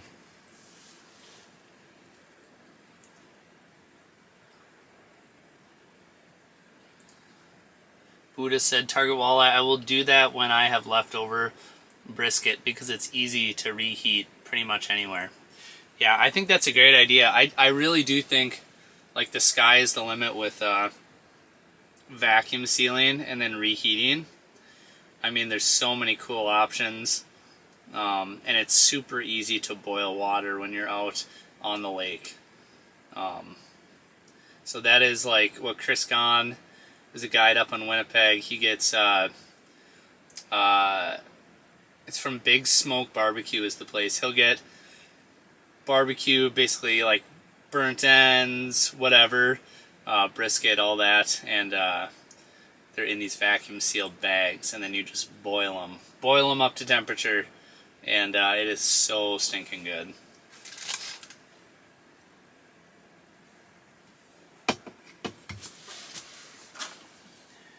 What rod are you using? Okay, so this is tuned up Commander I will say this is definitely overkill for Red Lake walleyes, but it's just what I had a spoon tied on at the moment. I don't think you're getting hurt by having something like this, but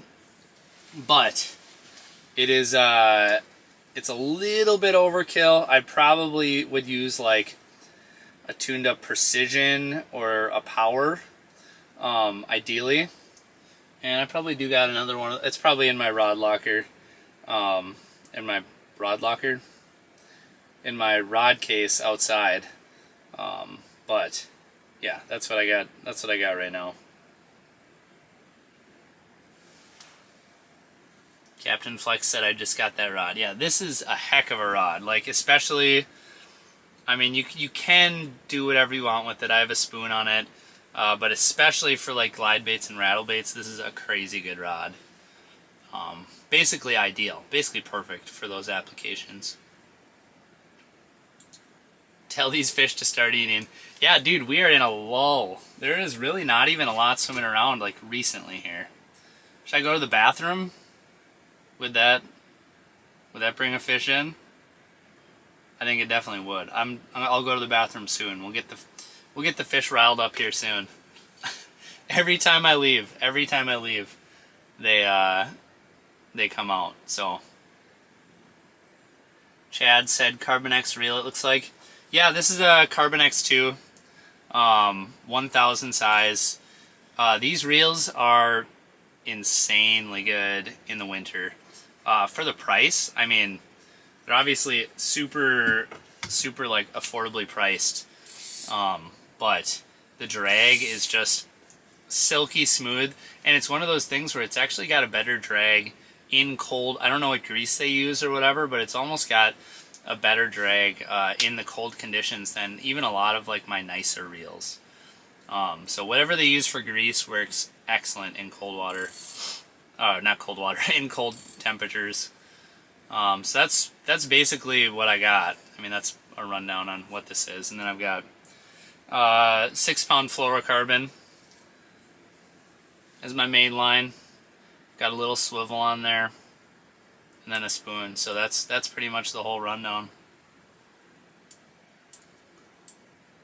Switch one bait to a noisy or bright glow bait. You know what I should do? I should see if I got any of these rattle baits. Oh, I do. I've got some rattle baits. Let's put a rattle bait down. Maybe a little one. A little rattle bait. I think it's time. You guys have waited long enough, patiently enough. Ooh, but which one do you put on? There's a couple moderate sizes here, but this one is a little bit smaller. God, that looks really good. Should we do one of the bigger ones? This is kind of like the tweener size right here. Actually, a little conflicted here. This one's all tangled up. Maybe you guys can vote. Let me know what you guys think. I would use either of these, realistically, but one's a little bit bigger than the other. Brett would say Helsinki shad. Yes, he would. Alright, here's the two sizes I've got. This one, it's a little bit bigger. This one is a little bit smaller. I don't know. And they almost look like bigger than they are in the video here. But not sure what the sizes are, but like this is it compared to my hand here. I don't know if that's going to help. I don't have a banana for scale. Oh gosh. I don't know. This doesn't work. But which one do you guys want? The smaller one or the bigger one? The pink one or the yellow one?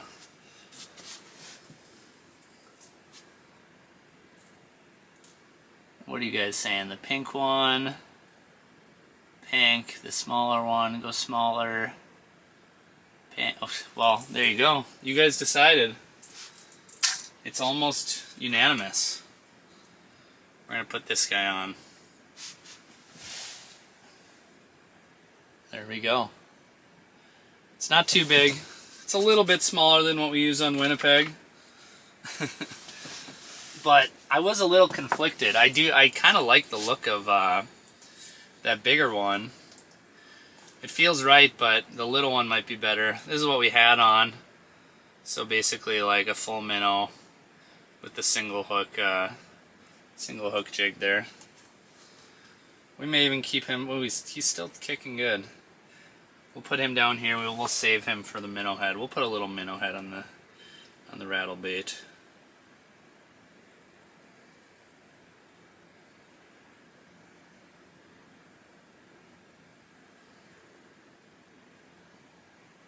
Let's see. Oh, there we go. Got that off. Put that right there.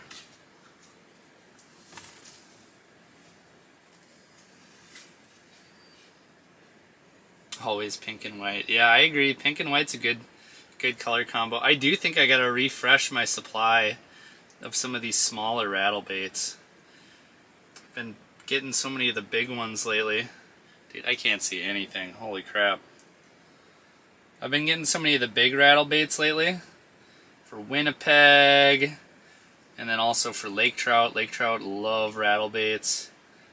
So I've been doing a lot of different stuff with the big ones. And I'm kind of, my supply of the smaller ones is dwindling a little bit. Because believe it or not, pike also like rattle baits. So we'll put a little minnow head on here, a little scent. Because that helps. There we go. Alright guys, per popular demand, that's what we got.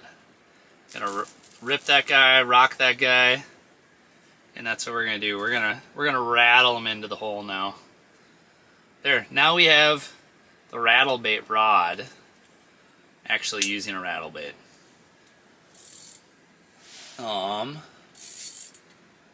The Psalm asked, what rod is this? I did just talk about that, but this is a tuned up Commander 38 inch.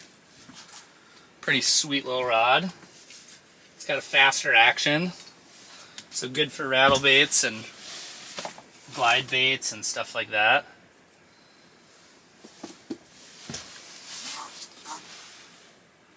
So we'll do a little bit of ripping with this. I still, even with the rattle bait, I don't like to get too wild. But ripping it a little bit, just getting a little bit of sound and vibration down there.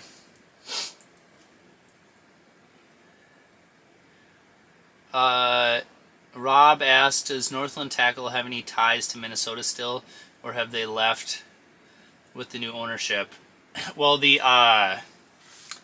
building up in Bemidji, they no longer have that in the warehouse up there. But basically all the people that, you know, work on the brand are still from Minnesota. They actually ended up hiring, you know, on like a lot of the people who worked in the office, like the warehouse obviously is down in Texas now, which is definitely a bummer for the folks working at the warehouse, but a lot of people that worked in the office are actually still work for Northland, which is pretty cool. So I've got a few buddies, you know, who work there, so it's cool that they kept on, that they were able to stay on after the acquisition. How much ice? So right now, believe it or not, we're on like 12 inches of ice right now. So kind of insane, not gonna lie. But my wife would be glad to hear that because she was concerned about safety out on the ice. But yeah, there's a ton of ice.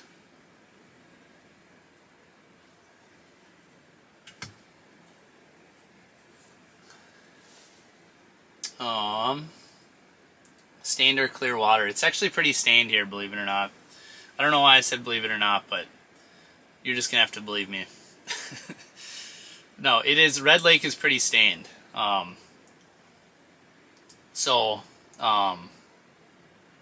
But the weird part about Red Lake is it has a pretty good night bite, despite the fact that it's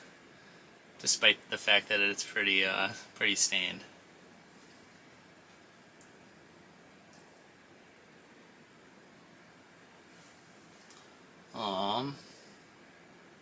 Top Cards said he's in Michigan and he's still waiting for ice. Yeah, that sucks. Less than ideal. You might have to take a trip up north to get onto some ice.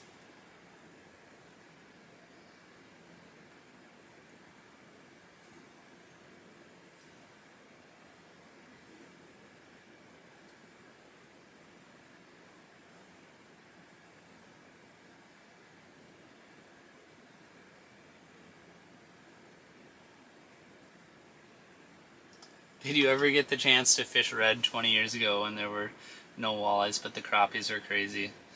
No, I never did. So I'm a little over 30 years old. So I would have been pretty young at the time, but that's not a trip that we ever did or whatever growing up. But I heard it was absolutely insane.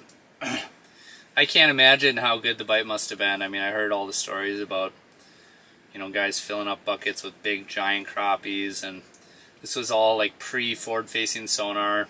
Nowadays, like, the forward facing is super useful for like tracking down those schools of crappies and actually being able to target them. But back then, guys were fishing without any electronics, or they were just using flashers and creaming them. So I can't imagine how many there must have been swimming around, especially if there weren't many walleyes. I mean, you know, if it's one of those things where there's so many crappies that it hurts the walleye population, or so few walleyes that it lets the crappie population boom. I don't know. Anyway, yeah, I mean, it must have just been insane back then.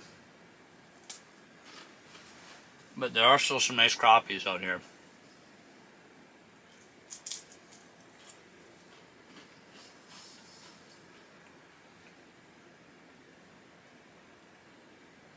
Have you ever fished Lake Minnetonka? Yes, only once though.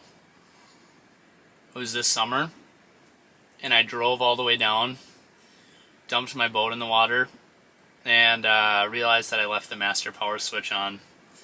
And so I didn't have a big engine or anything, so I just fished around in the bay. And yeah, just caught some random bass and stuff, but didn't end up getting any walleyes. But I didn't really have a functioning boat, so that made things a little bit harder. Do you think Mille Lacs will be drivable by January 12th? I mean, I would have to imagine for sure, yeah. That would be pretty normal, but no guarantees. I can't make any promises.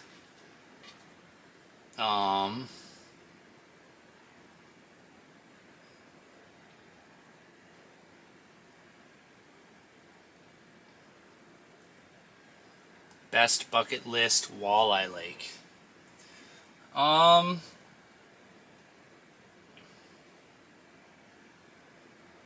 I would say in the winter, I really would love to go to either Green Bay or Lake Erie. So that's probably my winter bucket list. And I would really like to get up to Last Mountain Lake in the summer. I mean, winter would be cool too, but specifically in the summer, I think it would be really awesome to get up there. So that's probably my best answer for that.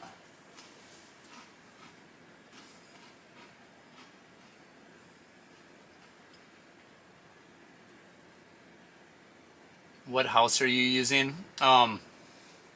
This is the Otter Resort Sleeper. So these benches actually fold down, and I'll just be sleeping right on the benches tonight. So pretty slick setup. Tim said today on the south bays of Mille Lacs there was 7 to 9 plus inches. Yeah, so south end of Mille Lacs has definitely got a ton of ice now too, which is cool.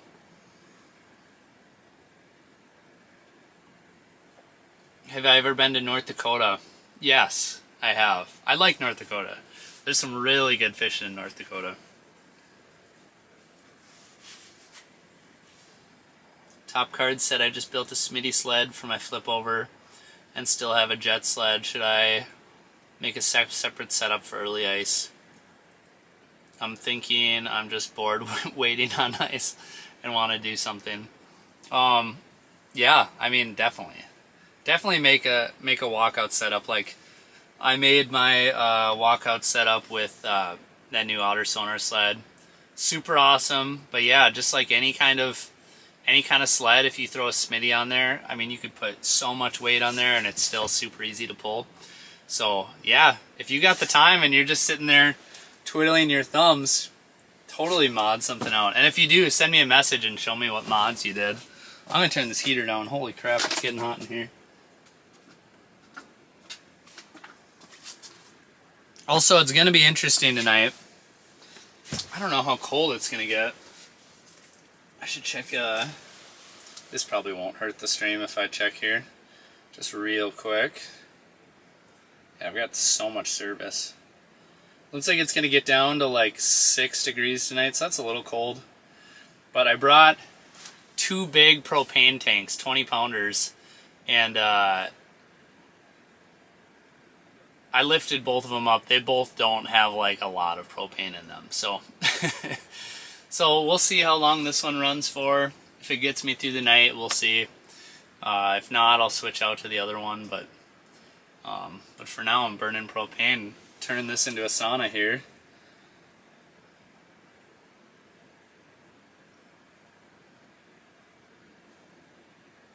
Alright, just making sure I'm not missing anything.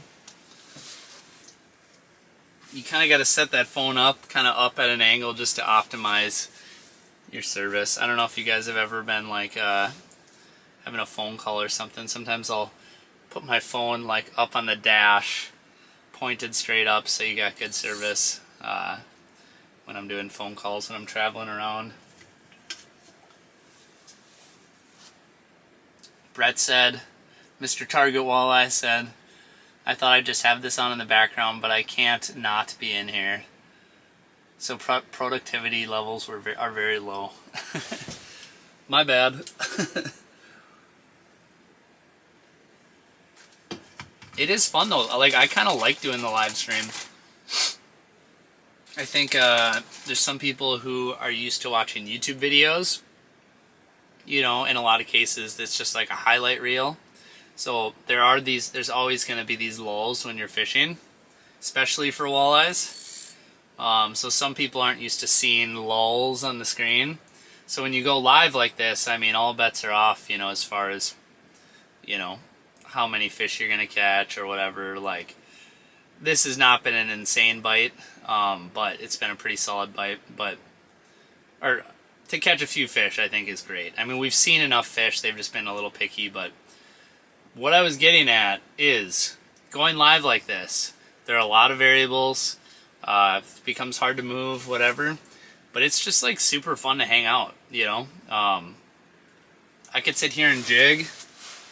Maybe I'd have a little video going, might be watching a little YouTube video or whatever, just kick back jigging and just hanging out, and I could do that, and it wouldn't be a big deal. It'd be fun, it'd be alright, but it's so much so much more fun to go live and just see what everyone else is doing. So just having a little bit of conversation while we're on the lake here is fun, I think. Sorry, I'm looking at the comments here. Brett's calling for people to get banned.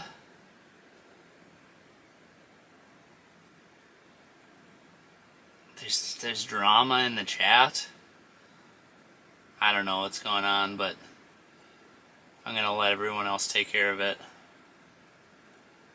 The live stream is kind of like a podcast. Yeah, it is kind of a little bit like a podcast, just one big monologue.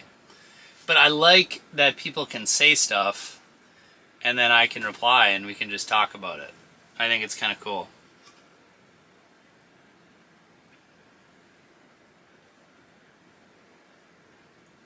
If you were going to target those perch on Mille Lacs, what part of the lake would you target?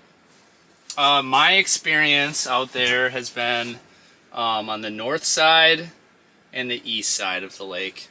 That's where I've fished. I think for the most part, you could fish in a lot of different parts of the lake as long as you just get off that break into the mud. you're going to start seeing perch. So some areas will have more, but a lot of times I'll go out of the north or the east side. And I've had some days that are just crazy. You set up the house and they just swim under you. Other days where you kind of got to track them down a little bit. So it can be really good, it can be slow. But early, I had a lot more success early with just setting up a house and having them come to me. So over the course of the winter, they're going to get beat up for sure. So keep that in mind. Mikey Zaps popped in with a subscription, a basically supporter thing, so I appreciate that, man. That'll go towards paying the wireless bill to keep these things going. So thanks for doing that. Very much appreciated, man. Okay. How deep am I fishing? So yeah, about 10 feet of water. That's what I'm in right now. I will also say, I've said this a couple times, I just came out here and set up the house as fast as I could, so I could start this live stream. And I have not looked around, I've not done any of that, but if I could go back in time, I would have set the house up maybe in like 8 feet, maybe just a little bit shallower. I don't know if, we've seen a lot of fish, but they haven't been as bitey. Haven't been able to get them to go. A lot of fish super low to bottom, that don't seem super interested in baits. So I do think being a little shallower would have been better, but also we are seeing some fish. So is there a decent night bite on red? Yeah, there's a pretty good night bite on red for sure. Some nights it can be insane. Rob asked, has anyone asked how Zelda's doing? We did talk about that a little bit earlier in the live stream. Yeah, poor Zelda got spayed yesterday, and she is having a tough time. That poor pup. I think she's getting better and better. Maybe Jordan can give us the update on Zelda, but yeah, that poor dog. It's pretty rough when that happens, but now that it's done, she'll be able to hang out with all the other all the boy dogs that come and visit. Oh, we got a couple donations here. That's awesome. A couple super chats. The first one, I feel bad because these are just usernames. I can't see them or whatever. I'll butcher this a little bit. But the first one is from N. Le Capitaine. I appreciate the $5 donation. Very, very much appreciated. And then another one from Walleye Guy 15. This is how pretty much all my red trips have gone, LOL. It's fun for sure, but I've never smoked them up there. Keep the live stream going. This is fun. Yeah, man, I appreciate it. I'm hoping tomorrow morning I'm going to wake up. We'll see if I'm hoping I'm going to wake up. Yeah, I'm definitely going to wake up. But I'm hoping after I've woken up that I'll be able to run around and get into a big pile of walleyes. I've heard the bite's been pretty good out here just in general. So, we didn't get to fish at all during the day. And obviously the daytime bite on red can be super, super good. So, hopefully I get to go and cream them tomorrow, and well, hopefully the bite is hopefully the bite is pretty good during the day. So then hopefully I can film like a normal YouTube video, like a non-live stream video. So anyway, that's gonna be the plan. But yeah, you definitely can come to the red sometimes and have it be really slow.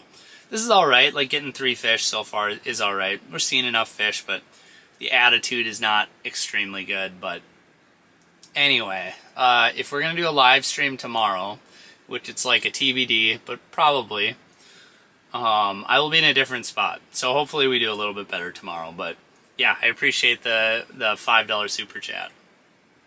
How late are you planning on fishing? God, it's already 10, isn't it? I should check the analytics and see if people have dropped off. The viewership really hasn't dropped off much, so Usually when I do these, like, either one, I'm super tired, so I might just be like, you know what, guys, I'm ready to call it.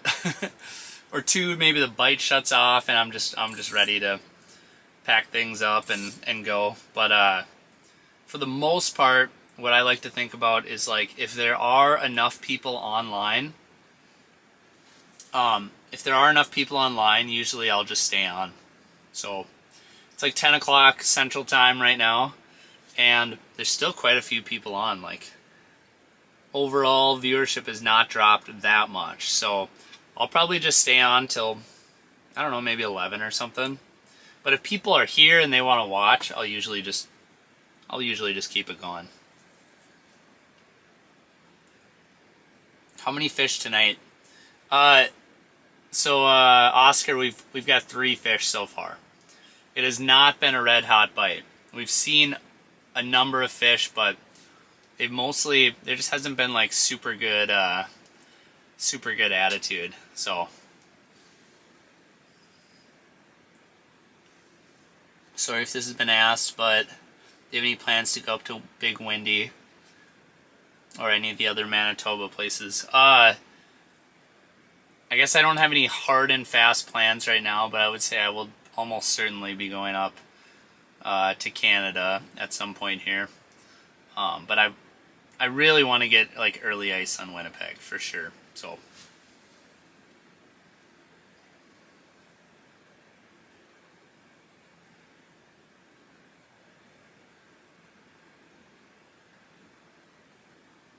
what cameras are you using to do the overlay? So actually I've just got my live scope just connected with an HDMI cord to my computer, and then I just magically removed the background. So that's how we're doing the overlay right now.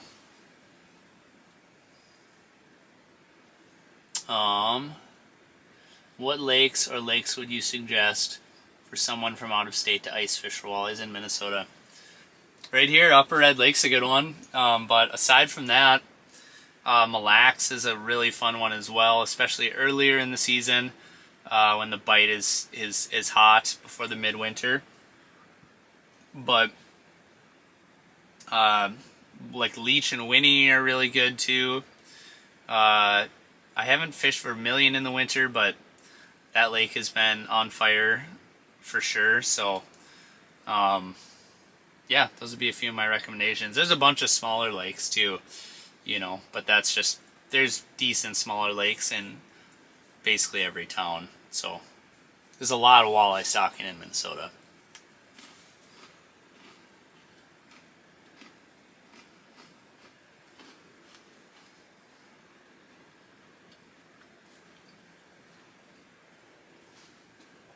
Are there any burbot in Red Lake?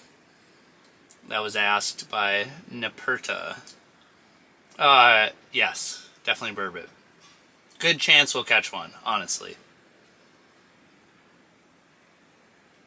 I feel like every night I get one, or 2 or 3, but like usually at least one. Brandon Ferris said Skoll. I like that.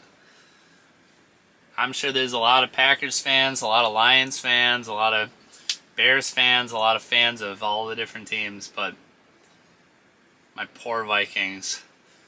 I'm a fan of the Vikings through thick and thin for sure. I almost I was gonna bring a jersey and I was gonna hang it up behind me just like a little prop in the background.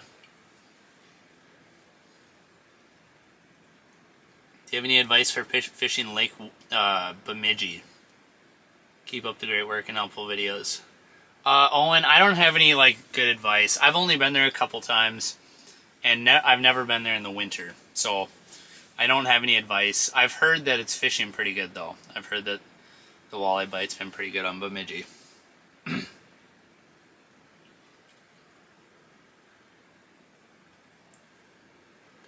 Remember when Top Cards 99 said, remember when everyone said to kids, why would you watch someone play video games on YouTube? And now we're watching other people fish live like it's normal. Yeah, man. That's how it goes. So all the people that give kids a hard time, why would you watch someone play video games? I mean, you're watching someone fish now, so that's pretty funny. Pretty funny. Carter said, "Don't let your phone fall in the hole." I definitely won't. Don't worry. We're keeping that phone dry. Walleye Guy 15 said, with the $5 super chat, I appreciate that, man. Really do. Sorry to super chat this, but go Pack Go. Say it, Nick. It feels good. Well, I just did. I read the comments. So that counts, right? I can't say it. I can't just say it like in isolation. Like it hurts my soul to say it. But yeah, I mean, shout out to the Packers, you know. They're good again. They're doing well again. I don't know if they'll ever get to a Super Bowl with Jordan Love, but I mean, they got some good stuff going on for sure. I don't know if we'll ever go to a Super Bowl with JJ McCarthy, so I can't give you too hard of a time, I guess.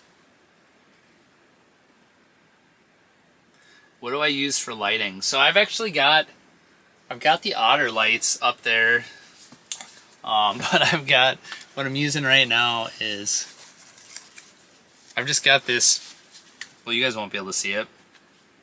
It's just like a camera light that I use for filming a lot of times. So I'll just put that up there. It works easy. But anyway, well, I got 15. Thanks for the $5 donation. I appreciate it. Even if you are a Packer fan.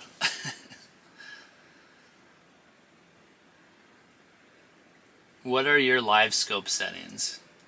So I've got a video. You're gonna have to scroll back. I don't know if it's 20 videos ago, but was it this summer or last summer I shot it? I can't remember, but I do have a video on that topic. So if you actually specifically want to know all the settings, yeah, just scroll back in the history a little bit and you can go from there.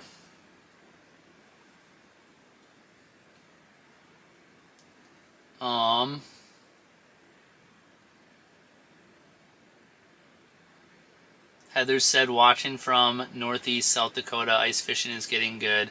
Can't wait for the weekend. Enjoying your show. Thanks. Thank you for watching. I appreciate it. Oscar said, my Broncos are beating the Packers this weekend. Oh, we got a little bit of beef. We got a little bit of beef in the comment sections now. Man, I don't know how they do it. The Broncos just keep on winning. I feel like I don't know what they're doing exactly. They've got Bo Nix. Got a great defense. I feel like they shouldn't have as many wins as they have, but they're obviously a pretty good team.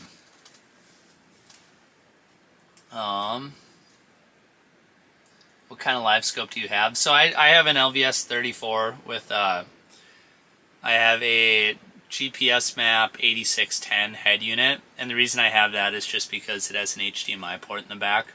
It's expensive, but it's what allows me to plug it into the computer to do live streams like this. Is it crowded up there? Yeah, it's really crowded. There are a lot of houses. So today is Wednesday.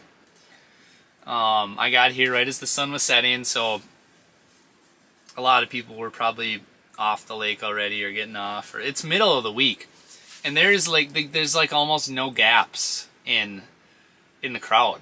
Like a lot of times, like people will go out from the landing, you know, wherever they're accessing the lake from, and they'll set up kind of in that general area. But it's like I like to set up in between. There's like almost no, there's almost like no in between. Like there's so many houses. It is crazy out here right now. We got another Broncos fan in the comment section. Saltines for dinner. Yep, saltines for dinner. I'm a very nutritious guy. It's just a convenience thing. Coming up to Bay of Quinte. One day I definitely want to do that for sure. It's that place looks just stupid for walleyes. That's super high on the bucket list for sure. Did you, Brett, and TJ know each other prior to YouTube?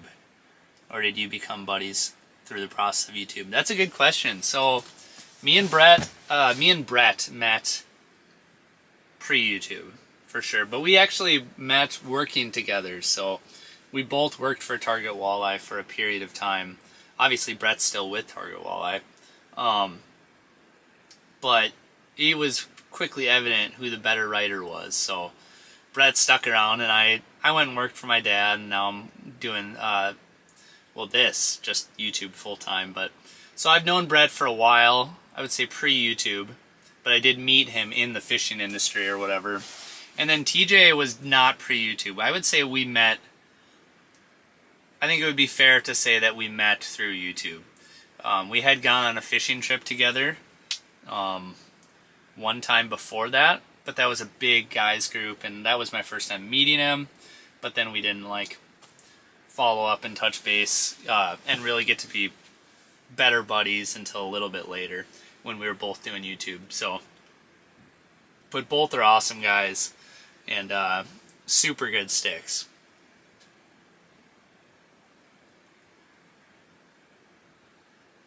Why don't you ever... Walleye 007 said, why don't you ever call me to sit in the ice and be bored with you? Come on, man. I am. That's why we got the live stream. You're here. This is what I got. Are there any other YouTubers you're hoping to film with this winter or next summer? I'd love to fish with any guys for sure. I mean, the list is long. A lot of people I haven't fished with, you know. The thing about YouTube is we're all running around and we're trying to get content and catch fish and, you know, do the videos we want to do. And a lot of times, I mean, it's just easier to be by yourself and doing stuff by yourself. We've been trying to do more collaboration stuff this last year or so, which has been really fun.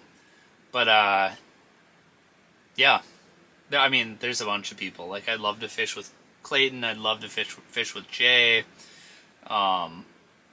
I don't even want to start naming off guys because I'm going to forget some people, you know.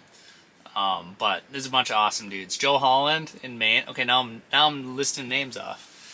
But Joe Holland is a super nice guy. That's another guy I'd love to get out. I'd love to go to Maine and fish with him at some point. Do you watch the Timberwolves? Heck yeah, I definitely watch the Timberwolves. I don't watch a lot of regular season basketball or hockey, but once the playoffs come around, it's just, I mean, it's such a long season. There's so many games, right? And obviously the regular season games are not super high stakes. So once the playoffs come around, I watch a ton. But my whole Instagram feed is just filled with Jaden McDaniels highlights and stuff like that. So I do have a Jaden McDaniels jersey. So when I'm watching a game, sometimes I'll throw that jersey on over my hoodie.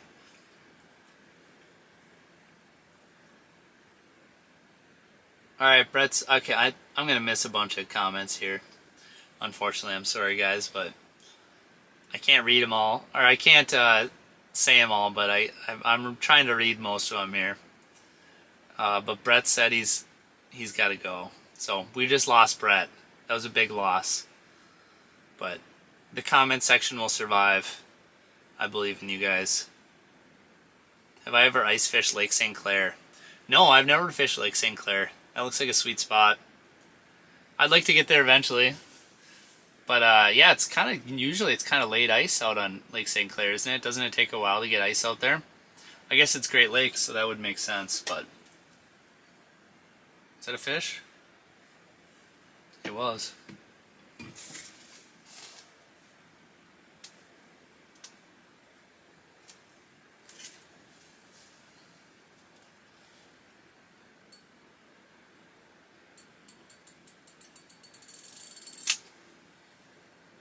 What am I doing here? Mikey said this past Sunday must have hurt as a Jaden McDaniels fan. Oh, yeah. Not Jaden McDaniels. Jaden McDaniels. Jaden Daniels. The Timberwolves player, Jaden McDaniels.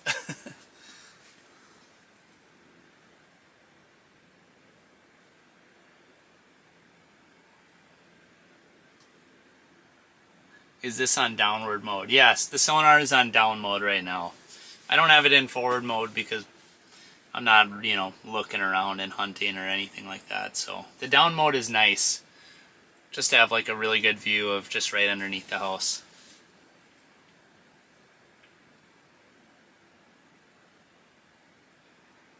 Jackie said going to Red Lake this Friday. Well, good luck. I think you'll get into a good pile of walleyes, I think for sure. Nick, are you going to Mille Lacs this ice season? Yes, for sure. In fact, I'm going to go next week. I've already got plans to go next week, so I'm going to get out with Brad Hawthorne, if you guys know Brad, and a few other buddies, and we're going to go out and see if we can spank some early ice walleyes. We'll see.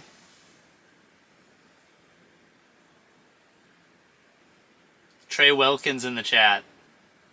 Have yet to fish with me still.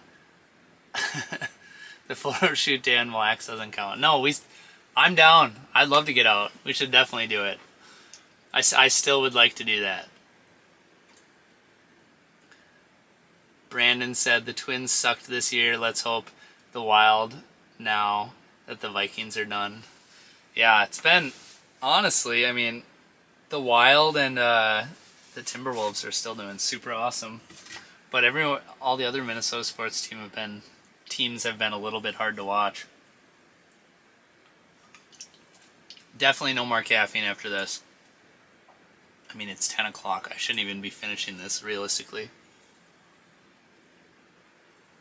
How many did we catch? We've only got 3 this evening, so we started pretty late. But we've got 3 basically since the sun went down. So not crazy by any means, but there are a lot of fish swimming around. Tony said Nick's still wearing that same outfit I saw when I saw you at the SpongeBob ride in MOA. I remember that. Yeah, I was taking the kids to Mall of America. Got one of those passes where you can ride as many rides as you want. And the kids were, I mean, they hit that SpongeBob ride hard, for sure. But yeah, got the same camo sweatshirt on.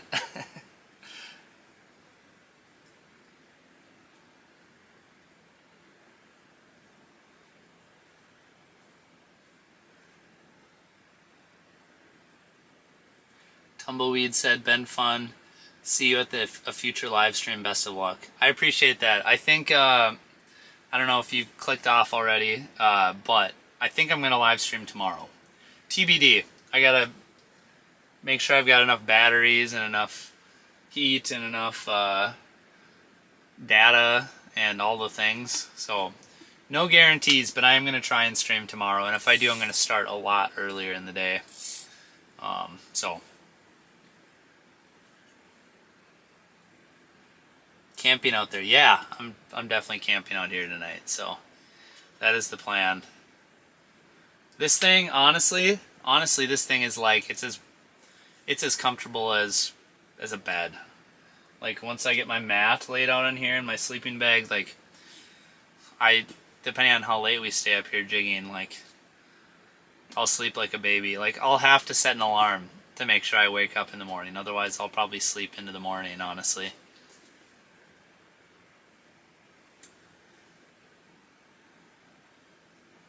Are you cold? No, I'm not cold. It's comfortable in here. We're good. I got a heater in here.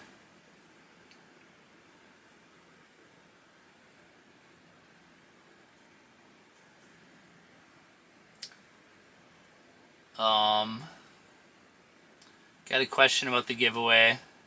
It says entered when you click the button. Seems like it almost freezes. Don't know if it actually entered. Nothing really happens after you like submit your email in there. So like I would say you're for sure signed up if you put it in there and then clicked it. So you should be good. But I should also mention to the people that just popped in recently that I do have a giveaway up there. It's a pinned comment. So you should be able to see it up on the top of the comment section that we got a giveaway going. So check that out if you guys want to potentially... Oop, there's a fish. I got the rattle bait on. We'll see if it creams the rattle bait. or if I need to downsize to a spoon again. Oh, it wouldn't come up.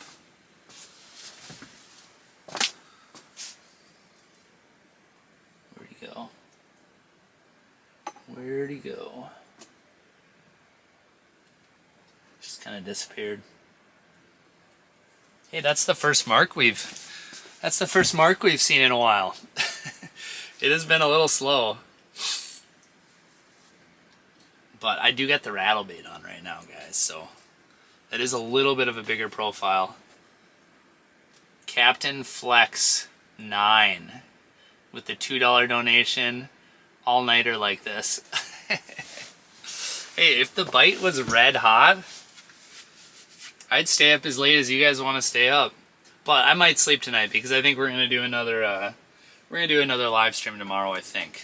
So, but I appreciate the $2 donation. Very much appreciate it. Yeah, Dave said thank you for the simple giveaway, just an email and no survey or anything like that, or any other BS. Yeah, no, just super simple. Oh, there's a fish right there again. I should just talk about giveaways. Every time I do that, a fish comes through. Not that they're biting or anything, but...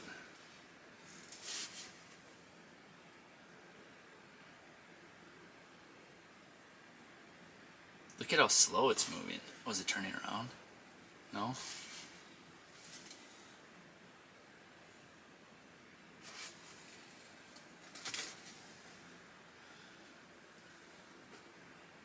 Anyway, they're just slowly crawling around down there.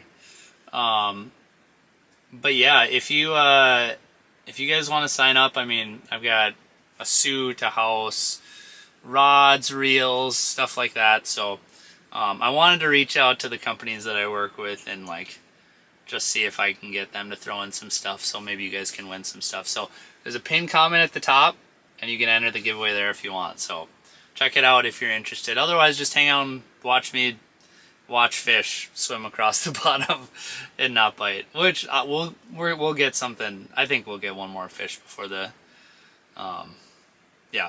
before the stream ends. We'll see. Maybe not, but at least to see a couple fish roll through, I think is a positive development. So, but I do got this rattle bait on. It's aggressive. Maybe not ideal, but it is a bigger profile when it's dark like this.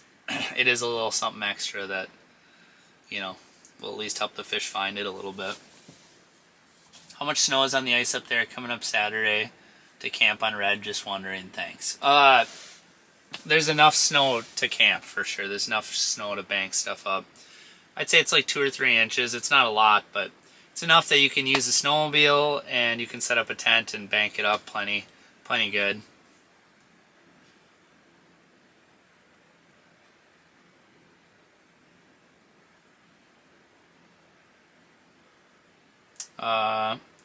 Headed down to Westwind Saturday to fish the Derby. I didn't know there was a Derby.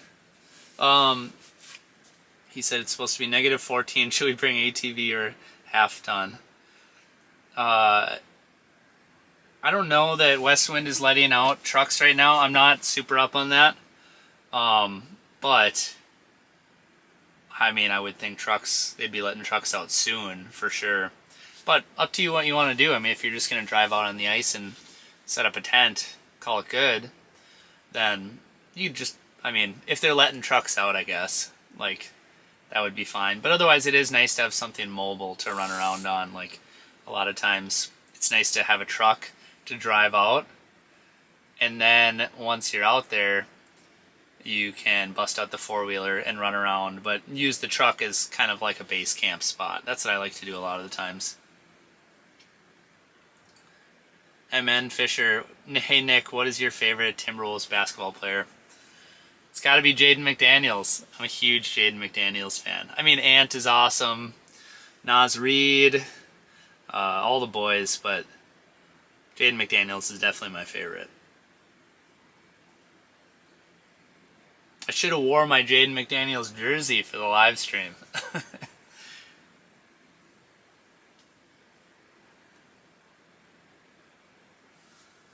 Let's see here.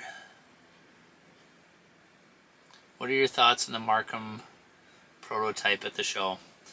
Oh, there's a fish over there. Okay, so there's some action now. There's some fish moving around. I might go back to the spoon, guys. I'm not going to lie to you. The rattle bait can definitely work, but the fish are they're moving so slow. I'm just not confident that like they're going to woof a rattle bait. So I think I might switch back to that spoon wherever the heck it is. I like to just leave spoons with treble hooks on them laying around. Oh, there it is. We're gonna put the spoon back on. What do I think? But what do I think about that Markham? I didn't really get to look at it at the show. I'm not confident. I'm not super confident that it's gonna be awesome. Just because companies like Garmin and Johnson Outdoors and even Lowrance and stuff, like they're just a lot bigger companies with more money to spend on R&D. And so I just have a hard time seeing a company like Markham, or maybe even Vexilar for that matter, like getting a better forward-facing product than those companies. So I'm definitely suspect for sure. Is that minnow head still good? It's not ideal, but it's all right. So I'm definitely not like burying them. Like, it might be awesome. There might be some applications that it's nice for, but I don't know. I like my Garmin. It works good.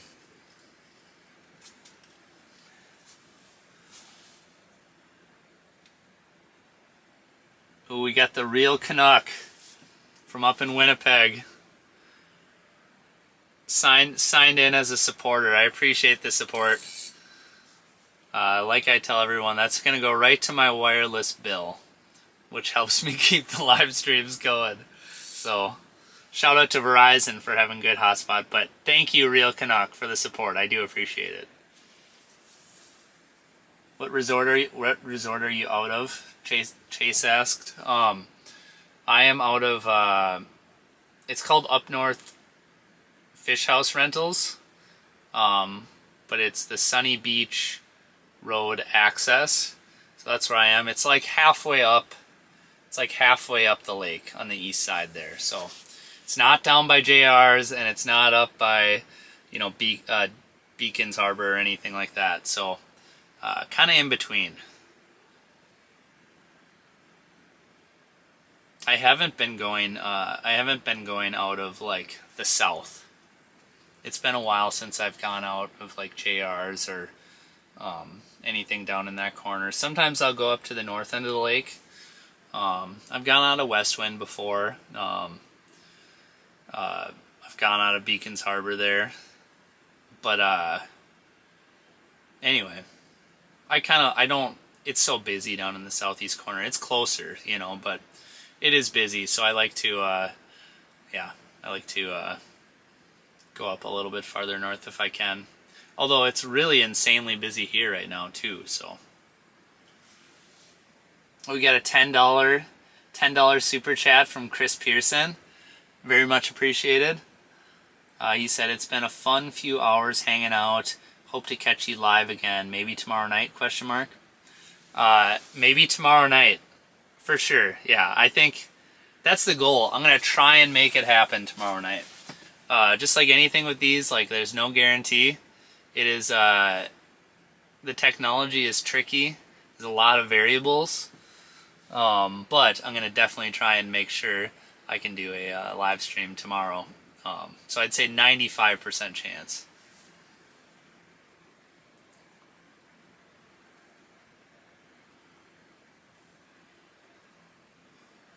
Got Andy Moingen with the $5 super chat. How's it going, man? Keep it going. Always fun to watch your live streams. I appreciate that, dude. Very, very much appreciate it. How many fish have you caught since the live stream started? Just 3. It's been, I mean, that's all right, you know, but that's not red hot. Like I've said earlier, I do think if I got out a little bit shallower, because I just ran out on the lake and dropped the house down. And literally didn't even check. I just drilled holes and said, alright, we're going to fish here. So I was kind of in a big hurry to get out here. So didn't even get started till after 6. So not red hot, but seeing some fish. They're moving kind of slow, so it is what it is. Show me candy and I'll give you $10. I don't got any candy. Unless you consider, some would consider, what's the Honey Crisp. Some would consider Honey Crisp apples to be candy, but that's the closest thing I got. Carter and Ellis said good night. Good night to my kiddos. Get to bed. Be good kids. Tell Mom I said hi. I'll probably call Mom after I get done here. But yeah, see you guys soon. Some fish is better than no fish. Yeah, no, honestly, if I was fishing around home on just like one of the average stocked walleye lakes around home, I mean, this would be a home run night. So it's all about perspective, right? Someone who lives up in Canada would be like, you go fishing for 3 walleyes? Like that's terrible. But someone on like a tough stocked walleye lake, like in Minnesota or Wisconsin, like, or Iowa, they might say, oh yeah, 3 fish, like that's a pretty good night. So it's all relative, right? I'm just happy to be out. I've got the same mindset as you. It's just good to be out catching anything. So I'm all about it. Let's see here.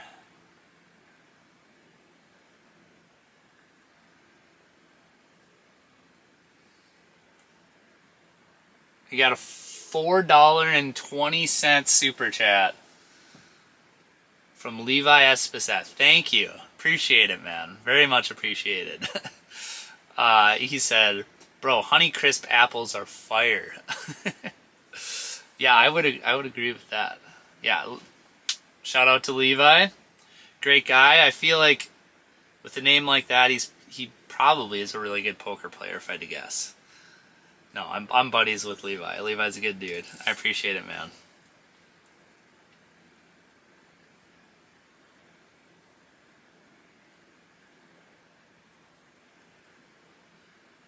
Cooper said, hi Nick, it's Cooper.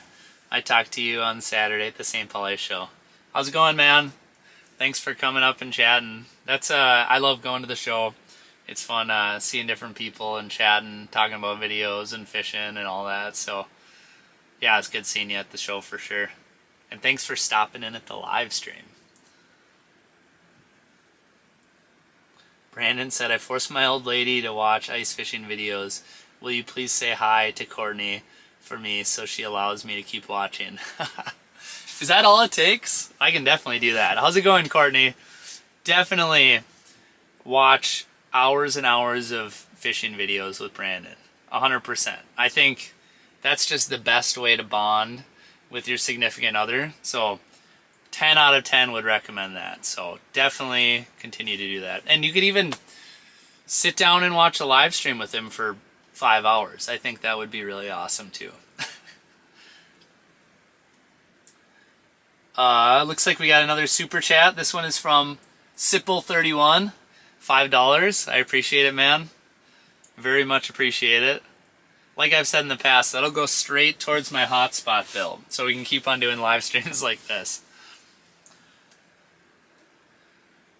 Matt, yes, you missed one. We've got 3 fish now, not 2. So, could have had more, realistically. Missed a couple bites, but... Cooper said I gotta come fish Lake Okoboji. Yeah, that'd be awesome. I've always wanted to fish that one for sure. I don't do a lot of driving south to ice fish very often, but Okoboji's still definitely on my list for sure. What is the biggest trip planned for this winter season? Geez, that's a good question. I would say this is the biggest trip planned for this winter season. And the reason why I say that is because I don't have anything else planned yet. So there's been talks about some big lake trout trips up north. There's been talks about some Winnipeg trips. I'd love to get back to North Dakota. There's definitely been talks about going to Green Bay. So that'd be a fun one. There's been some talks about going to the Rainy River. So that's another one I'd love to do. But yes, so that's all I got. I don't have anything else planned at the moment. So that's where I'm at. Alright, we got another super chat here. This one's from Buy Made in the USA. And he said, did you get a California burrito before you headed up? So, this time I did not drive. Oh, I guess I drove through Crosby. I could have. Okay. I missed out. I did not bring a burrito up here. But I do think that was a tactical error. I think I really messed up by not doing that. So, I probably will die of starvation out here. But anyway, thank you for the $20 donation. Very, very much appreciate the $20 super chat. So, once again, helping us keep this thing going. At this rate, we may even be able to turn the Starlink back on and we could go somewhere fun like Canada. What's on the dead stick? So I have a, just like a small treble hook, like a size 10 treble hook, with just like a fathead minnow tail hooked. So actually most of the action has been on that tail hook, tail hooked dead stick. So hoping for more. Mikey said lake trout videos are my favorite. Yeah, honestly, I think I would say for sure that lake trout are my favorite fish to target through the ice. I think that's fair to say. Burbot are super fun. Walleyes are fun and challenging. Catfish are really enjoyable. Gotta turn the heater up a little bit. I'm getting a little cold. The second burner's not kicking on.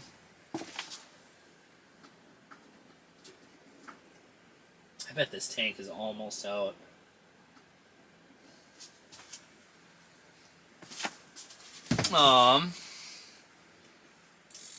Casey's breakfast pizza. Those are so good. But those are better as like a road trip thing than a fishing thing. Because they don't always stay with me super long. So when I can pull over at a gas station afterwards as like an emergency, it's good. But when you're on the ice, I like to keep it clean. Just apples and a sleeve of saltines. Maybe some peanuts, I don't know. Red or Lake of the Woods? That's a good question. I think a lot of times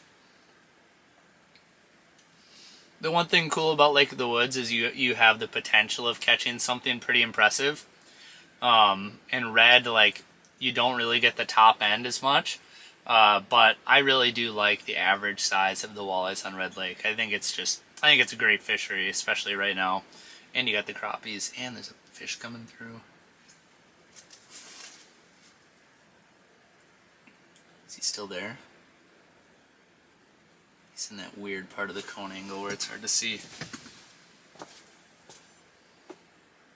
There he is.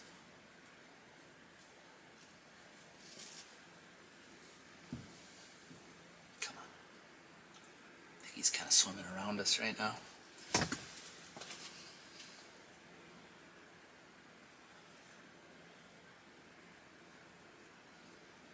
Yeah. Negative, Ghost Rider. Mikey said my wife and I are planning to take a lake trout trip in February 2027. I can't wait. Well, unfortunately, you are going to have to wait. Because 2027 is a good ways away. Well, so that's next winter. That's not too bad. Right? Next winter? Yeah. Yeah, that's not too bad. Yeah, lake trout are so much fun. Where are you going to go on a trip? I'd be interested to know where you're thinking you're going to go. Oh, I think we lost. Did we lose the minnow head? It almost feels like it, but it might still be on there. Oh no, we still got it. Okay.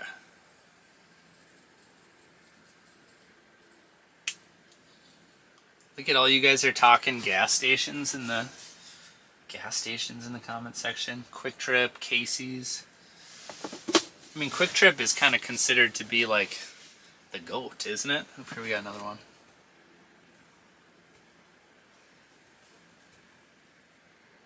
Come on.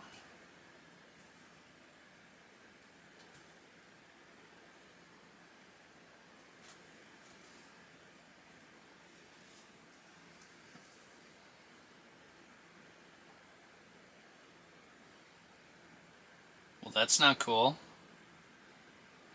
Look how finicky they are tonight. What's up with that? Don't they know we're doing a live stream?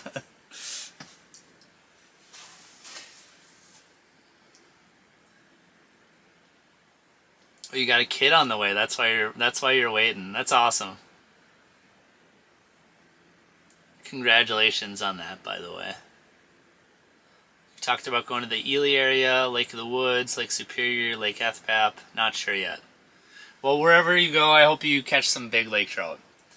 That is another one to consider would be Fort Peck. That would be another one to look at too. So, yeah, there's travel involved to some of these different places, but I mean, if you're gonna do it, I mean, there's a lot of good spots to try.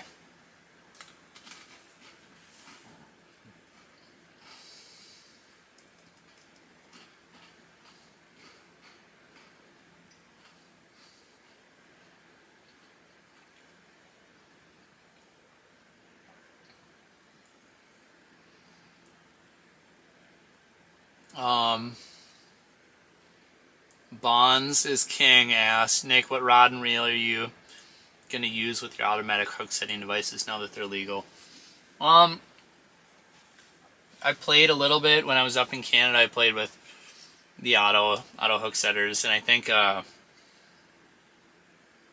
played with because I've got a number of tuned up rods, so I played with the Vulcan and I played with the Dead Stick. The main thing is you want something that's fiberglass. You don't want a graphite rod. And I liked both of them. The Dead Stick was nice. I would say if it's like panfish and stuff like that, the Dead Stick is going to be a good option. If it's like perch, the tuned up Dead Stick specifically. If it's like perch and stuff like that, crappies, definitely viable, good option. And then the Vulcan is pretty, that's pretty tough. Like, it's a pretty heavy rod, but I was actually using that a little bit for those big stocked rainbow trout, and that was a killer option. But yeah, I do a lot of work with tuned up, so I've mostly just been looking at their rods specifically. But the biggest thing is having a fiberglass rod, 36 inch. I like 36, 38, a little bit longer. Yeah, so that's kind of what I've been using, but I haven't played with it enough. Like, I don't know for sure what I like the most, but it is going to depend on species for sure. Is this live or taped? Well, if it was taped, I wouldn't be able to read your comment. So there you go. Let's see, I think I missed the rest of that comment. Anyway, no, this is live. This is the real thing.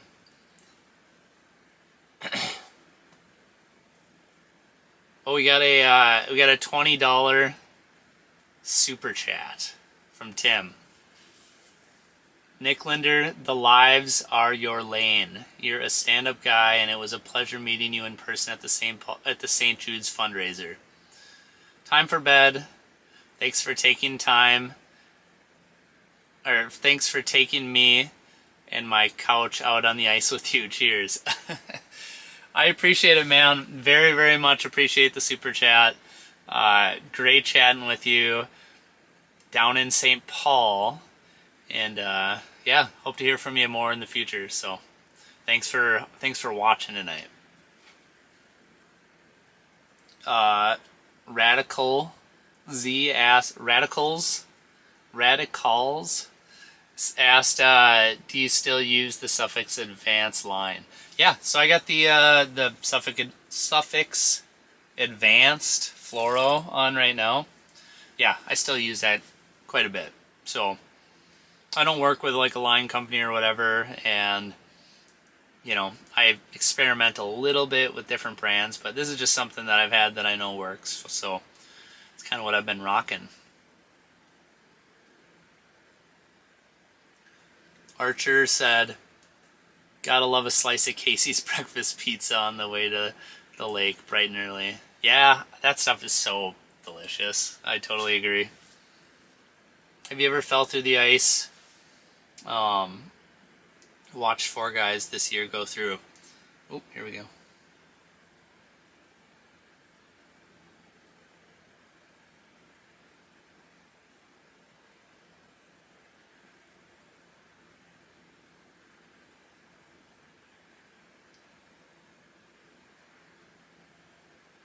Oh, really?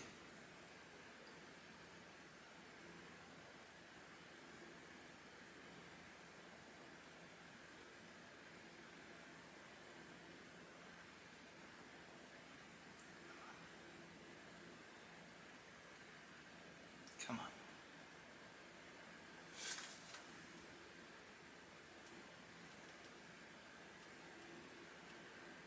How high are you gonna go? Okay, it's gonna go off the screen. Uh-oh, lost him. And then I hit the... Okay. Was that,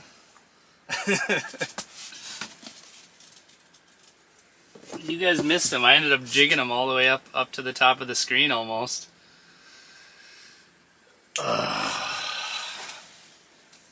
That was unfortunate. He just like nipped on it. I've noticed a lot of the bites have been super soft. He just kind of grabbed it a little bit, and I could feel it, and I set the hook and I pulled the spoon. I set the hook and the spoon came right out of the hole. That's how close he was getting.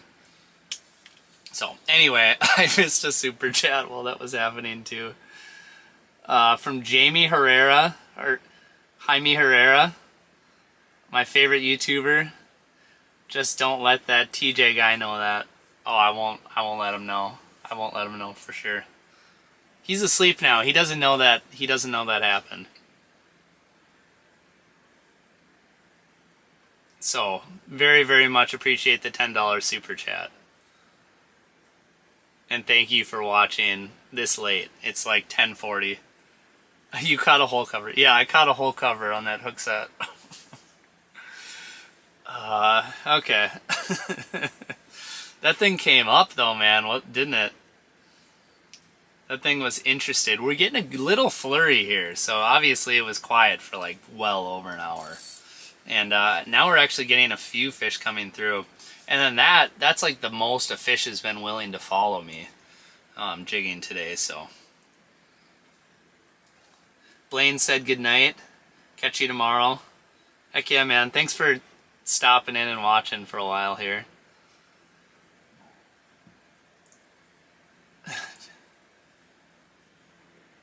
An earlier comment, stick your hand down and get that one.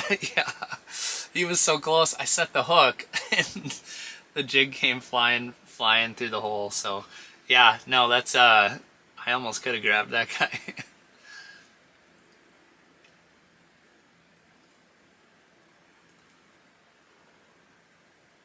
The whole cover's worth more than a walleye. Yeah.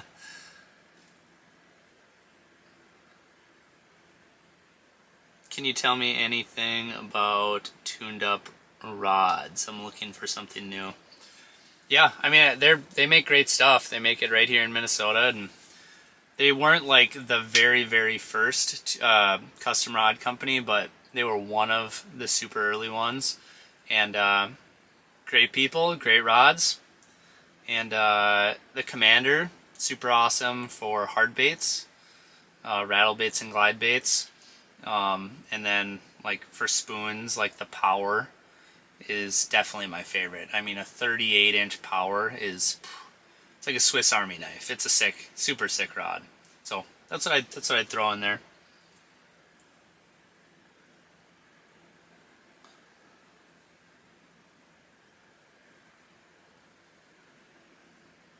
Just joined in the viewing and going to restart to the beginning. I live in Illinois and Fox Chain of Lakes, and fish the Fox Chain of Lakes frequently. Right on, Daryl. I appreciate it, man. Minnesota_outdoors said, all recordings are pre-recorded. Video is pre-recorded. Not this one. This one is live. This is not pre-recorded. I wouldn't be able to read your comment if this was pre-recorded, so. Nope, this is the real thing. I did a live stream in the past. Can't remember if it was last year or the year before, and someone was like, no, this isn't live. No way. You're in your garage. This obviously isn't live. And then I pulled a walleye through the hole. So yeah, like, or what did they say? You're not live on the ice. Anyway, it's just kind of fun. Like, people. Anyway. Bonds King said, this is keeping me up past my bedtime. Get that dead stick higher, Lawrence said. Yeah, I don't know. I mean, I hear you. I think this is I like it right here. This is gonna work. All the fish have been coming so low, and I think I can work it up if I need to. What is the strangest thing you've ever set the hook on? I caught someone's shorts once. That's a good question. What's the strangest thing? I can't think of anything good off the top of my head. Maybe I'm getting tired, my brain's not working, but nothing's coming to my brain right now. Hey Nick, will you ever fish with Buddy J this winter? Never know, maybe. I wouldn't rule it out.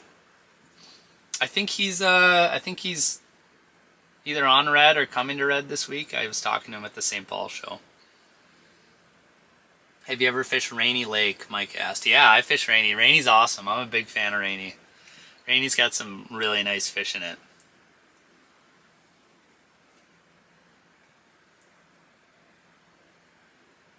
Would you be upset if I found your ice house and said hello? I wouldn't like that, but if you found my ice house and said hello when I was not live, I would be okay with it. So, but right now we're live. But if I'm not live, like, I'm sleeping out here. If you know where I'm at tomorrow morning, like, you can come say hi if you want, but not too early, because I might sleep in. Maybe. I mean, I probably won't sleep in, but anyway. Not while I'm live, but if you see me out on the ice, for sure come up and say hi. That's totally cool.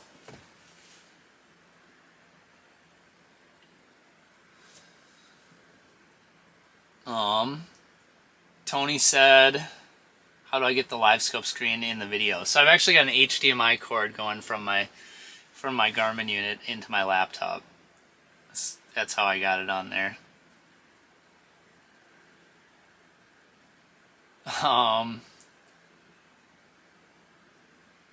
HS Salvador said the weirdest thing he caught was his brother's ear.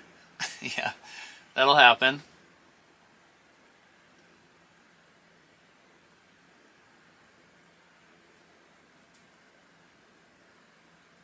Have I fished up by Brookings, South Dakota? No, I haven't.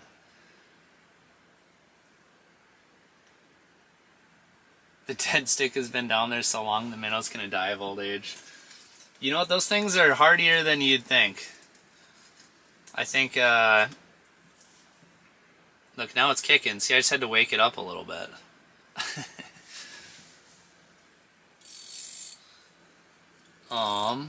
Just tuned in. How's fishing going? It's been slow for a little bit here, for sure. The activity has slowed down a lot recently, so, yeah. We've just started to see a few more fish roll through, but it's even been a little bit since that happened, so the bite has, we're definitely in a slow window right now, for sure. Do you ever chase crappies on Leech Lake, and if so, is it just moving around, punching holes? I've never really targeting them out there. I've caught them before. Is that a fish down on the bottom there? It looks like there might be one down at the bottom. It's not something, I don't have any really good advice on that. It's not something I've done a lot. But if I was going to go do it, I would either target, I don't know if there's any basin areas that are good with suspended crappies out there, but I do know that you can catch them up in the weeds for sure. And, you know, it's kind of, a lot of it's just a timing thing, you know. But the crappies will cruise around up in the weeds on leech for sure. North Country Guides said, "Night, brother. Glad we caught you for a bit. Good luck in the morning." I appreciate it. Thanks for stopping in.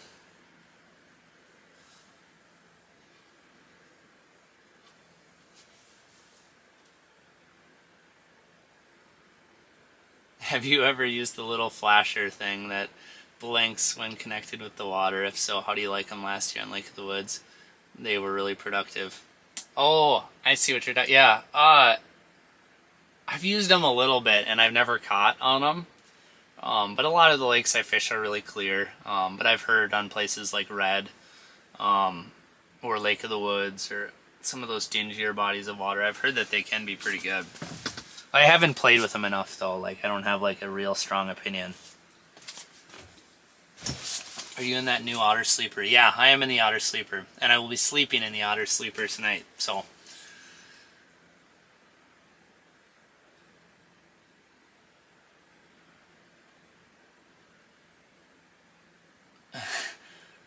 Right Hooked Canada said, "I pulled a work boot out of the Ottawa River." Yeah, that's a random one.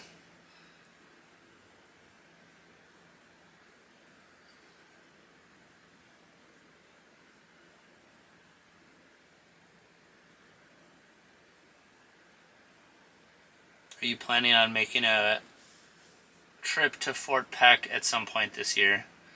I'm not planning on it, but it could happen. I do want to get back to Fort Peck for sure.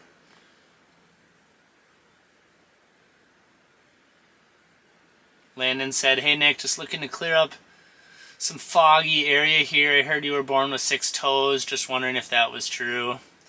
I was actually born with 10 toes, 5 on each foot, so very standard.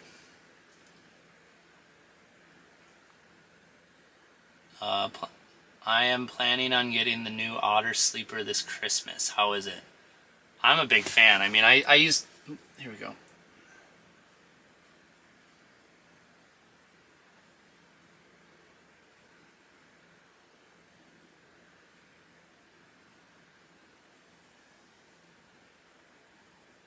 Oh, this one looks nice.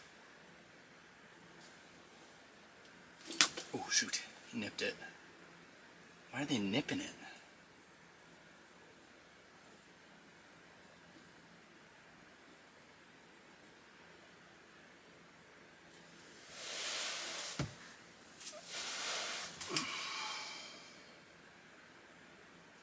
God dang, man.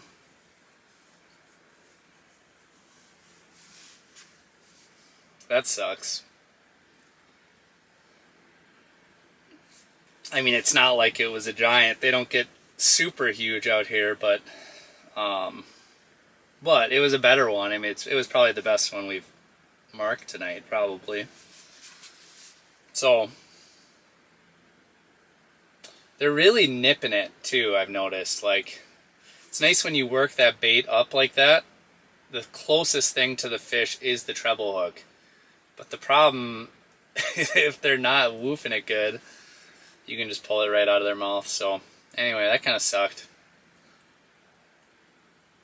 Yeah. Well, I don't know what else to do. I mean, you just gotta jig and you gotta go for it. Let's see if you got the minnow head.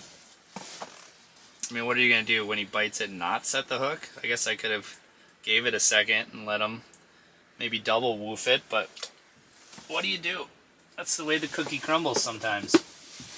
Still got a minnow head, so that's good. But we were talking about the sleeper. Yeah, I've slept in it probably 7 or 8 nights, and extremely convenient. It's super heavy.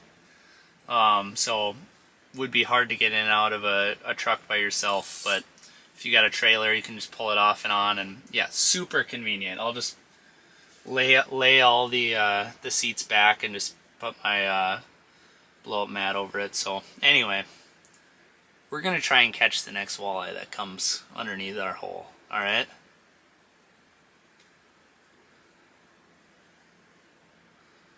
I got here late. What do you have tied on? So I got a spoon on. I just put a glass buckshot on like 45 minutes ago. I had a rattle bait on for a little bit, but that's what I got now. Where did you go out of? I'm out of the Sunny Beach access, which is about halfway up the east side of the lake there.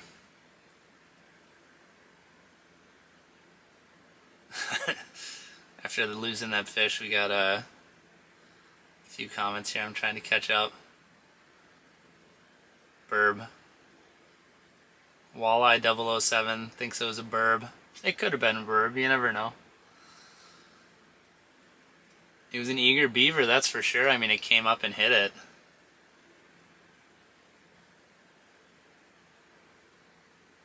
As Clayton Schick would say, see ya. Yeah, that'll happen.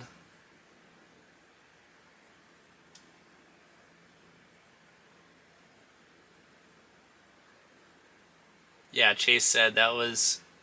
There's some big ones. That mark looked pretty big, depending on your gain. Yeah, I think it was a pretty good size fish. I mean, so if you look at the bait to the swivel, like the distance between the bait and the swivel, you can see in person it's about, what is that, 1.5 feet? Well, I got a measuring device right here.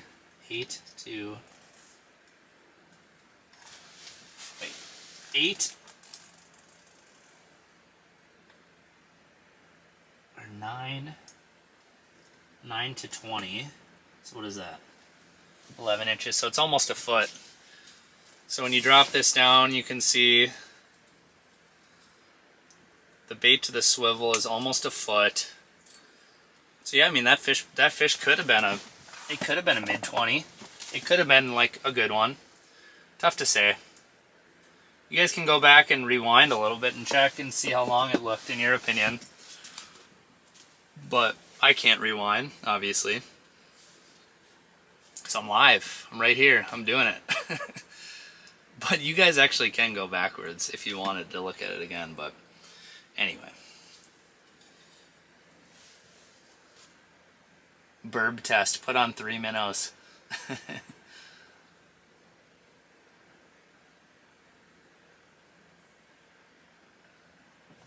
Let's see. Yeah, it looks like there's still quite a few people watching. How long have we been doing this for? What does it say? 3 hours or 4 hours and 45 minutes. Well, we at least have to get to the 5-minute mark. I don't know how much longer we're going to be doing this for sure, but it says on here there's 460 people watching, and the average view time, on average, you guys are watching over 12 minutes. That's pretty crazy. Not gonna lie. Oops, let's see here.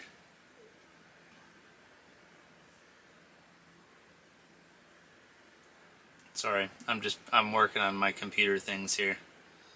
I'm messing everything up. Holy crap.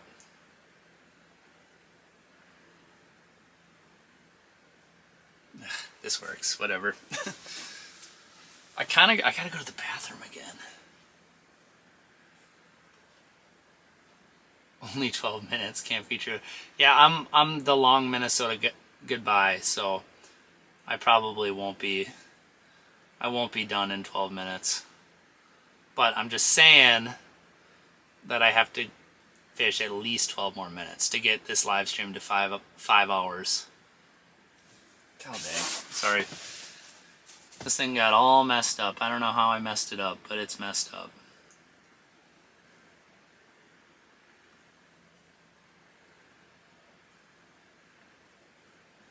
Oops. Okay. Almost back here. Almost back.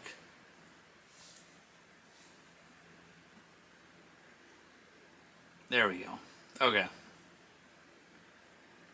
Sorry, I lost track of the chat there. It got all messed up. All right.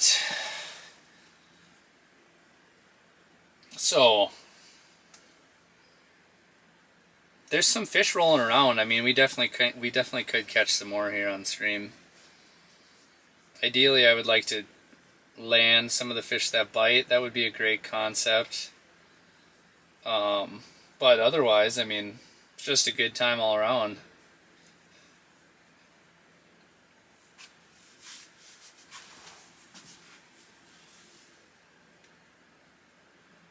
How long was the drive? Yeah, so I live like 3.5 hours from Red Lake. It's a little bit of a rip for me for sure. But it's not terrible. I mean, I've day tripped here plenty of times, you know. Oh, it looks like the minnow's swimming off to the side a little bit. I wonder if there's something close. Look at him. He's trying to get away from something.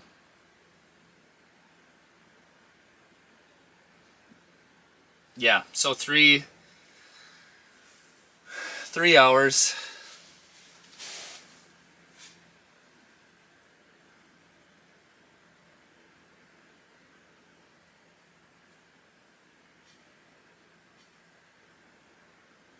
What's been working for spoons? I haven't been out here long enough to say. I mean, I've got a glass buckshot on right now. I think it's a 1/4 ounce size. But we've caught a few fish, and yeah, I didn't get to run around today, so I don't have a super good report.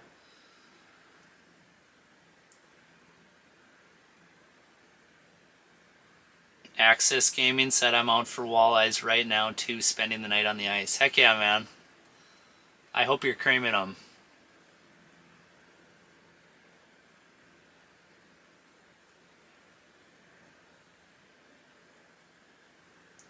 Is Red Lake known for late night burbs? I've never fished that body before.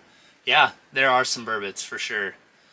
I don't know like what percentage of the fish we see after hours are burbot or not, but definitely have some chances at burbits as we fish here in the low light. So it's been slow for you. Yeah, that's too bad. Sorry to hear that. Dark Platypus asked if this is the LVS 34. Yep, it is. Yep. Matt said it's about a 13-hour drive for him. Yeah, that's about 10 more hours than I have to drive. Red Lake is like just close enough for me where I can actually day trip it if I really wanted to. But kind of a convenient place to just drive and spend the night out on the ice.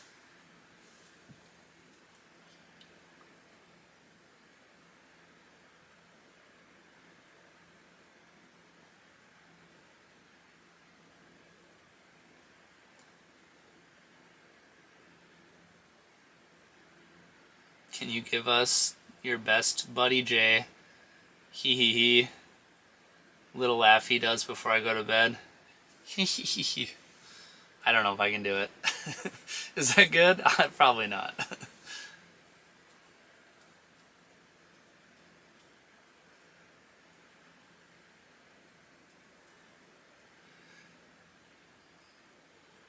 Wildman said, Monday I caught a mouse that was running across the pond in a bucket while I was ice fishing the other day. It's a short on my channel. That's hilarious. Yeah, I feel like you never know what you're gonna run into out there. Well, TJ, what was that last year? He did a video, and he was going out fishing, and a cat, just a random cat, came out to him in the middle of the lake.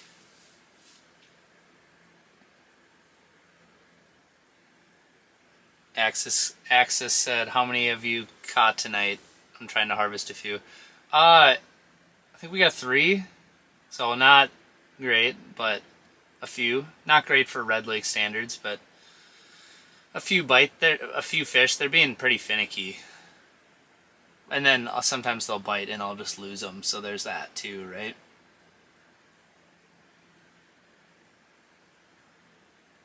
Is Beacon's Lodge good to go out of on the north side? Yeah, they're great.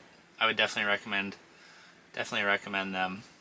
I don't know the people or anything, but I've gone out of there, and like, it's a great spot to go out of for sure. What's your depth right now? I'm in like 10.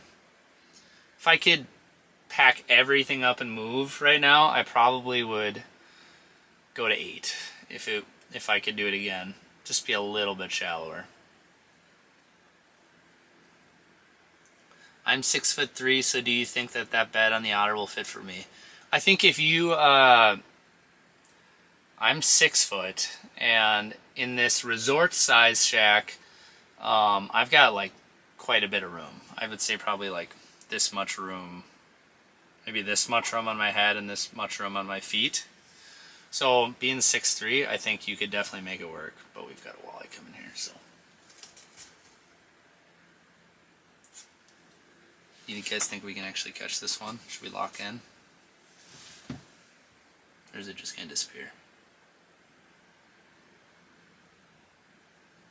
I think it's just going to disappear. We're just not even going to have a chance.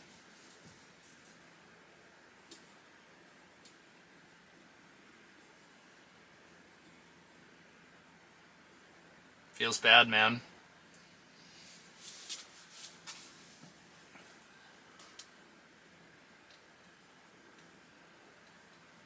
But yeah, I guess I think if you're 6'3", you can make it work. That would be my 2 cents. I mean, 6'3" is tricky. 6'7"? That's tall. That's pretty tall. I don't know about that.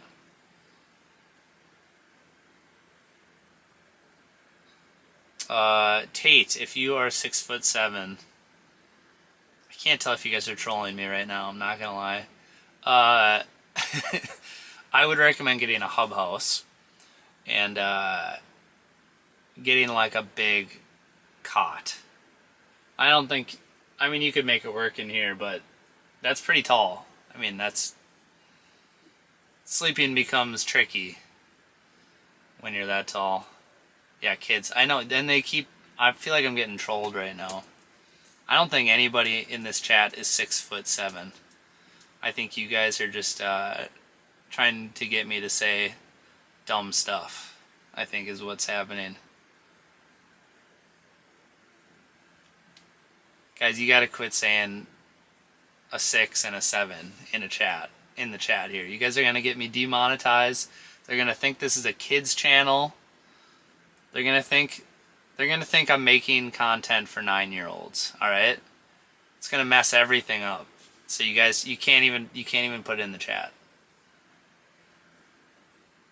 And I'm only half kidding. Have you tried a glow jig? Yeah, actually, the jig that I have on right now does have glow paint on it, so I have.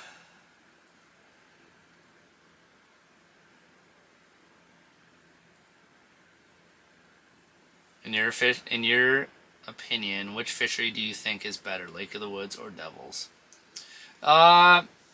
See, and I'm just not like a giant fan of some of the Lake of the Woods stuff. Like, there's a lot of it's just like so many small fish and like really small walleye and sauger and stuff like that. So personally, I prefer going to Devils. But I fish Lake of the Woods. Like, Lake of the Woods is awesome too. They're both awesome fisheries, but I think either is good. What size glass buckshot? I actually have a 1/4 ounce on right now.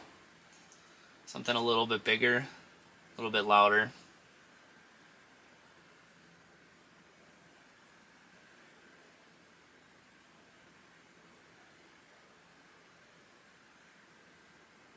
What depth am I? So we're in like 10 feet right now.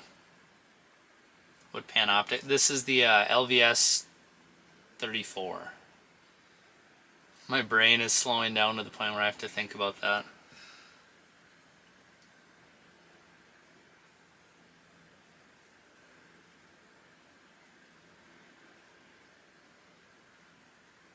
How many inches roughly? So underneath us, I actually measured earlier. I couldn't believe it. It's we're on 12 inches of ice right here, which is pretty crazy.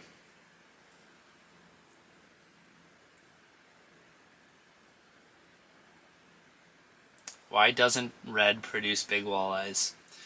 Well, it does produce some big walleyes, but why do you not see a lot more of the bigger, larger walleyes? Like, why do you almost never run into big ones? It's tough to say. I would assume that they would be using lower Red Lake, maybe more on average. So I don't know if, if this is like kind of the nursery. Upper Red Lake is the nursery, and Lower Red is like where they dump out in the, once they're bigger, because there's, it's deep water, there's pelagic bait fish, stuff like that, stuff that's, conducive for big fish down in the south end. So the big, giant, vast, shallow basin of Upper Red Lake, yeah, maybe they just scoot out of there. That's just my theory. I have no idea. I mean, maybe somebody in the comments knows more than I do, but yeah, you don't usually get too many like big fish out here. Wow, it's been cold up there though. Yeah, it's been super cold. We've been making a lot of really good ice.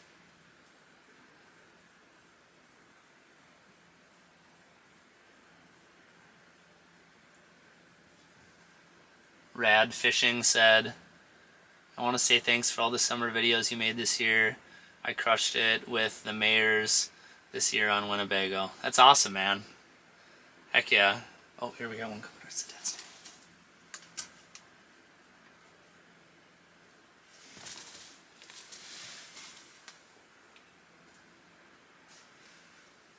We grabbed it.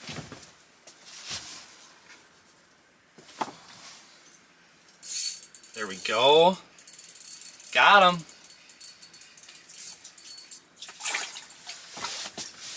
Oh, this one's ugly. I don't even want to touch him. Ew. Oh, gosh. Ew. Whoops. Dropped him. Good thing we got foam. Dude, I don't even... That's kind of gross. He is the grossest walleye I've ever seen. Okay. Just hold up. Yeah, no one's eating this fish. I promise you that. Let me get him unhooked. Here we go. Just gonna be real careful. I don't know why, but I don't want to. Look at. I mean, look at that. Ew. Ugh. Ugh. I mean, he's a nice fish. Just a solid walleye. Look at how gross he is. Look at on the bottom fin down there. Ugh. That is like not pleasant, especially that. You guys think I should fillet this one up? Should we have this one for dinner? For breakfast? Could he be a breakfast taco in the morning? That is like the grossest walleye. Oop. We gotta send him back. I just dropped him. There you go. Alright, get back, buddy. Just chill, just chill. There we go. Alright, well that was really something else. Alright. I'm sure you guys have a lot to say about that fish. But I'm going to check the chat once I'm done setting this dead stick.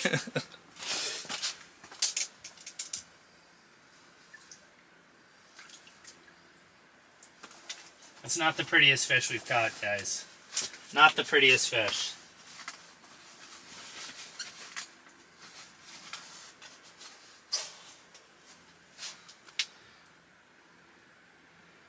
Tail hook another fathead and get it down there.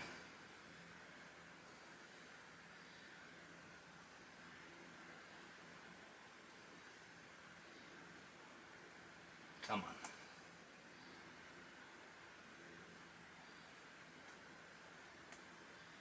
There we go. I like to get all set up here before we talk about our catch. Sorry. Send him back down. He had a good attitude though, didn't he?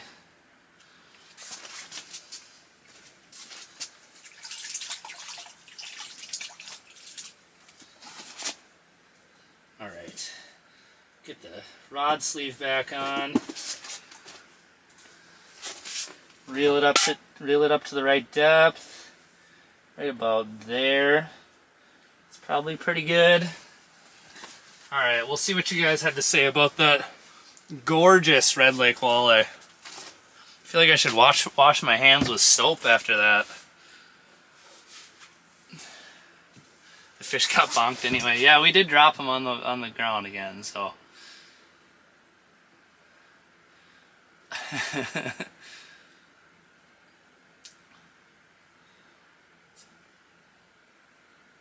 Your floor has been slimed. Yeah. That thing got on the ground a couple times. Luckily the ground is nice and soft. Are you fishing a nuclear power plant? Yeah, it looked like it. That thing has got some problems. A Chernobyl walleye. Yep. The Wart King.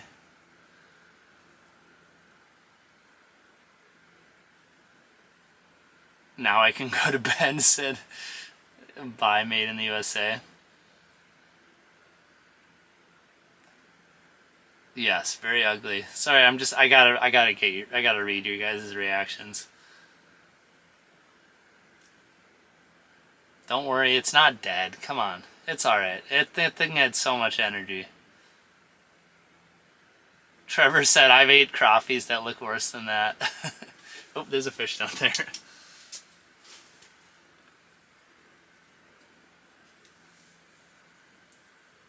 Come on, turn around. I wasn't paying attention. Why didn't you guys tell me? Okay.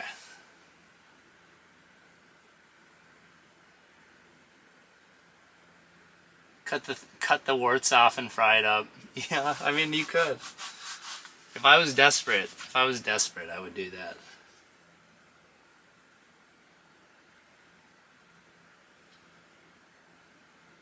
Do you always jig your dead stick when you see a mark coming to look? No, I don't.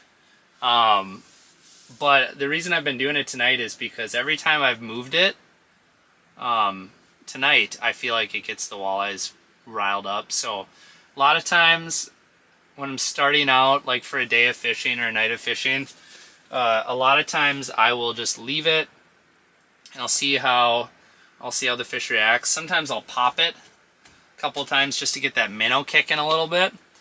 But you kind of see kind of the mood of the fish like throughout the night as you experiment with a few of them.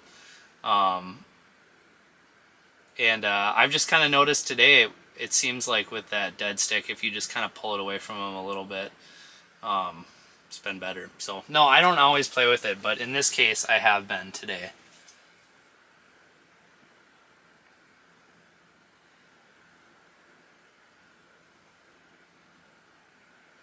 Jimmy said, I'll give you $100 to deep fry one of those warts and eat it. That's disgusting.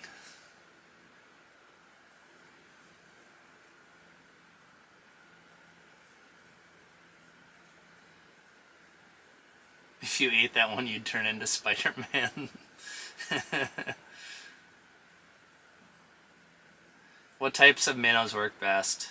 You know, when I'm on Red Lake, I usually just use fatheads and call it good. You can get a lot of fancy minnows, rainbows, shiners, all that. And then those are probably technically better, but like early on, the bite's usually decent enough that just some good hardy fatheads are usually just good enough. What are you doing for signal up there, Starlink? No, actually, I'm just using my mobile hotspot, just Verizon. I have full bars of 5G right now, which is crazy. These late night live streams are the best. Thanks, GTS. I appreciate it. Yeah, it's kind of fun to do. I'm still a little jacked up on caffeine, so I probably won't be turning her off yet.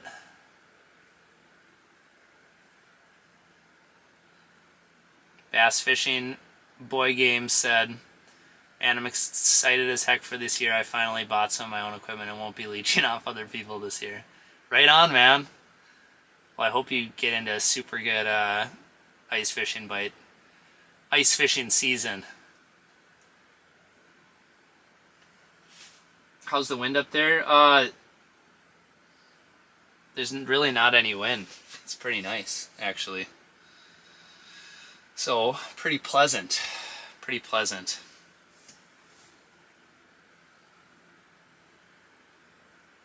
Did they get a lot of snow like we did in the cities? Doesn't seem like it. There was definitely a good bit of snow earlier. I think they got quite a bit earlier, maybe last week or something. But it doesn't seem like they got any like new snow that I can tell up here. Maybe they did, and maybe it blew away. But they don't have a ton up here, just a couple inches. Would you be using a jaw jacker if you could have been considering buying one? No, I don't think I would be using one in here right now.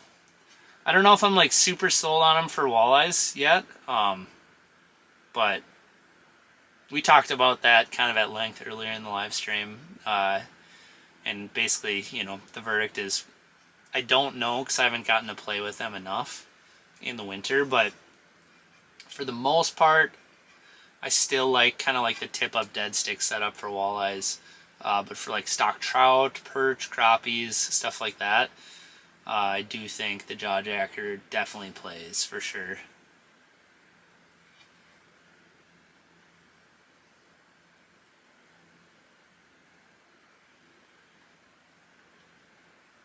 I'm gonna take a quick bathroom break, so guaranteed something's gonna grab the dead stick while I'm out there. It's almost free money. It's almost free money at this point. Basically a guarantee. So we're gonna head out. When I say we, I mean me. I'm gonna head out and go to the bathroom. Use Jaren's toilet. Yeah, I should. He's always ready. Alright, I'll be back in 2 minutes.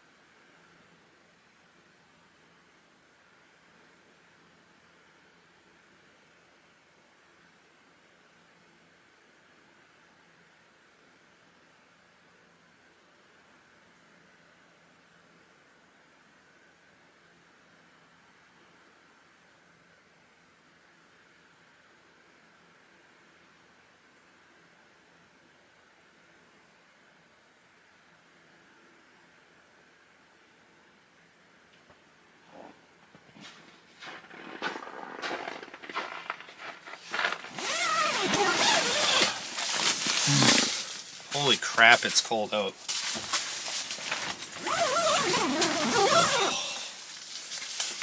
Ooh.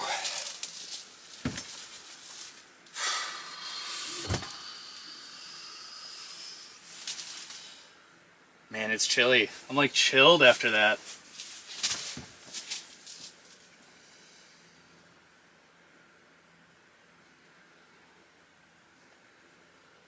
Alright. We must not have marked something. That's crazy. Every time we go out to the bathroom, every time we have a bathroom break, we mark something. So,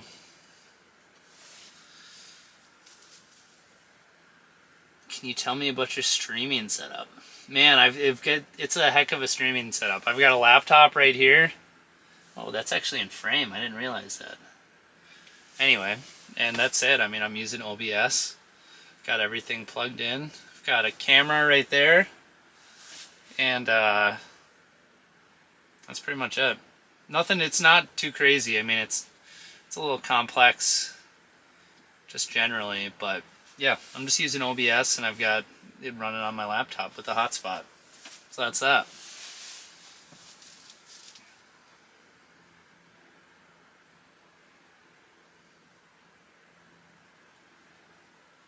What's with all the random stuff on the live scope? It's not very clear. Is that normal? Yeah, I mean, that's just like, I don't know what. It's like where the cone is hitting the ground, or hitting the bottom, and then it's like connecting. Anyway, I don't know how to explain it, but we're in down mode, so there's basically 3 cones. And yeah, you kind of get like this little ring kind of in a circle. So let's see. It kind of will come up around the corner like that and come up over there. So I don't really know how to explain it, but this is about as clear as any forward facing is going to look where we're at right now.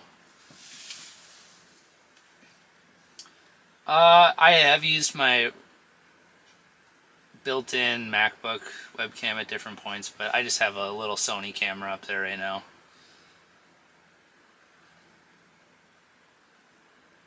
It's warts from the Chernobyl fish.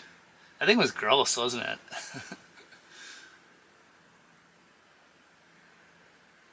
I was like, I shouldn't even say it. Do you plan on doing more regular live streams this winter? I want to.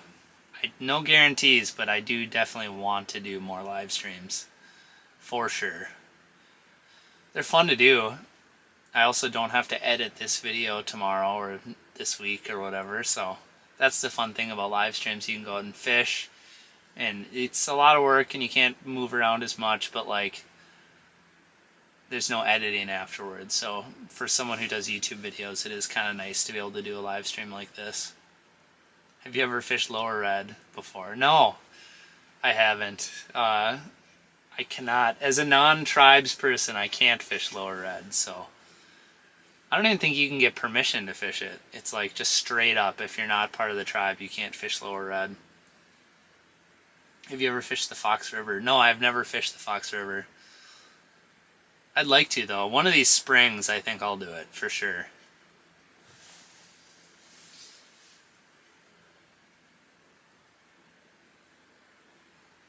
I use something like a Live U Solo called Bella Box. It streams on my home PC OBS the Out to the World.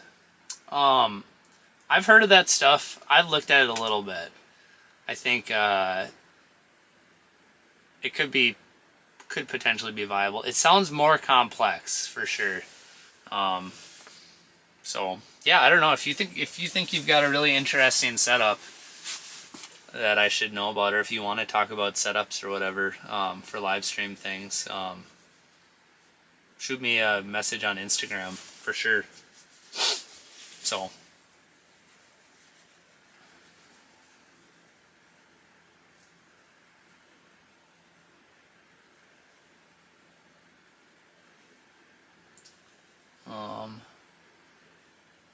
how do you find fish on lakes with an overabundance of weeds or structure? A lot of times I just like to get on the edge of some of those weeds or find holes in the weeds. Walleyes love those transition spots for sure. Or fish just in general, like those transition spots. Do you fish vermilion much? I spend all winter on vermilion. I don't fish it very much. I've been there a few times. Vermilion is really, really cool. So I'd like to fish it more. Do you have a lot of success there in the winter? You just had a mark. Yeah, I missed it. I'm getting too tired. I'm not seeing them now. Did you switch to a rattle, or do you still have a spoon? I still have the spoon on. I kind of gave up on the rattle bait from earlier.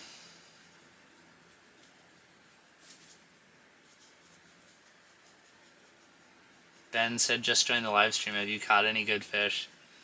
We've got 4 fish so far. So a little bit of action. Nothing crazy, but definitely a few fish swimming around.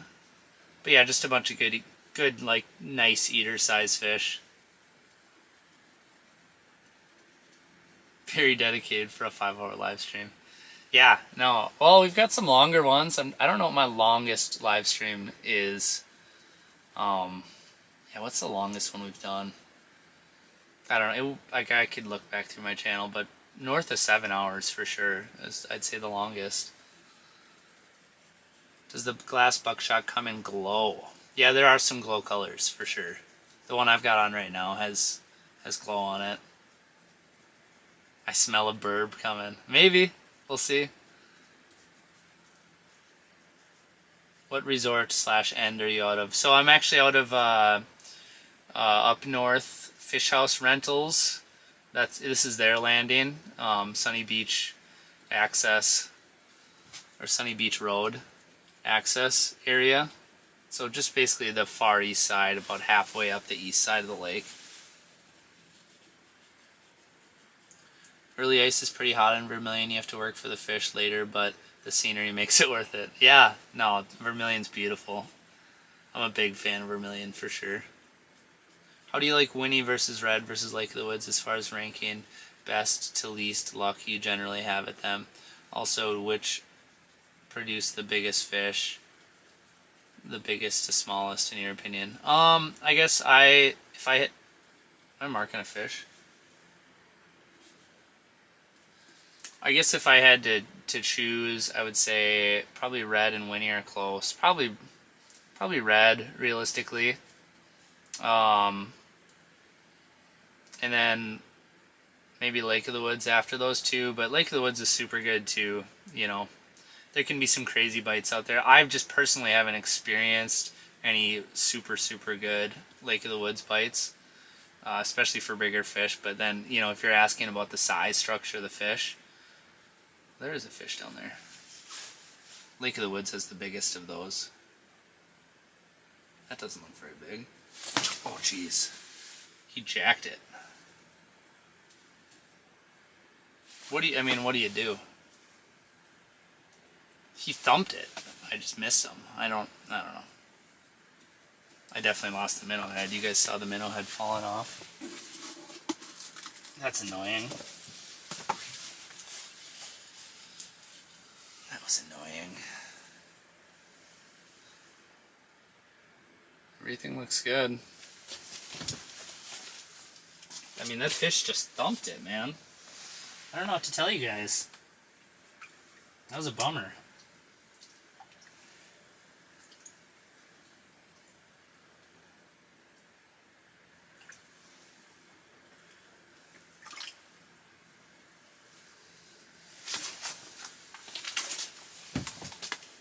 I definitely stuck him good.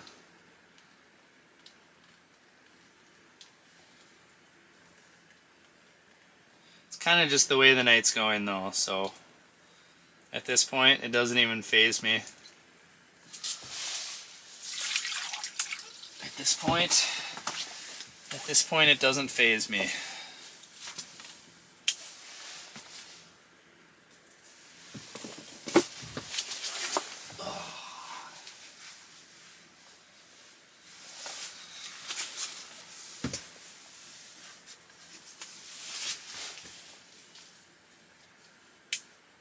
So, there's that.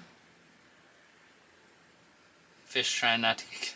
Diddy fish trying not to get caught. Yep. Nailed it. They're just not sticking tonight. Yeah, I noticed. Yeah. It is, that is the conundrum we're facing. Quit with the minnows already? Why would I quit with the minnows?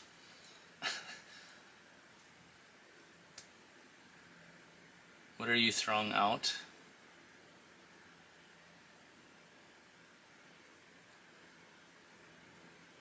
Is that another one down there, or no?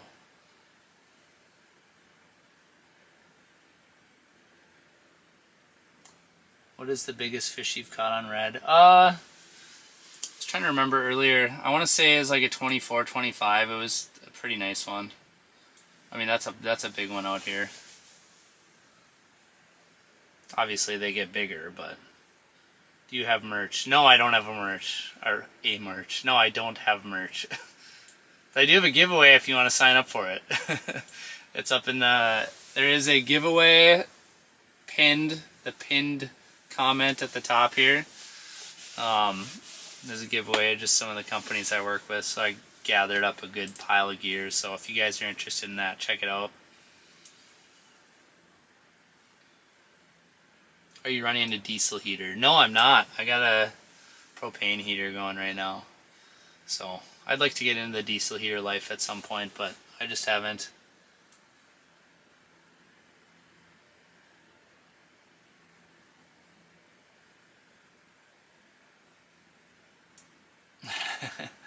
Joey said, it's almost as if I'm fishing too and not stuck at work.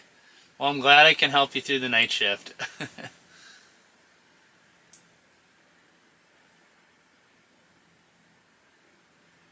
Did you come down to the cities for the ice fishing show last weekend? Yeah, I did. I would say for the most part I make it down to that show every week or every year. So it's kind of a fun show down in St. Paul. Ever fish Roosevelt? Biggest walleyes I've ever seen came out of that lake. Yeah, I fished it a little bit for walleyes and a little bit for muskies.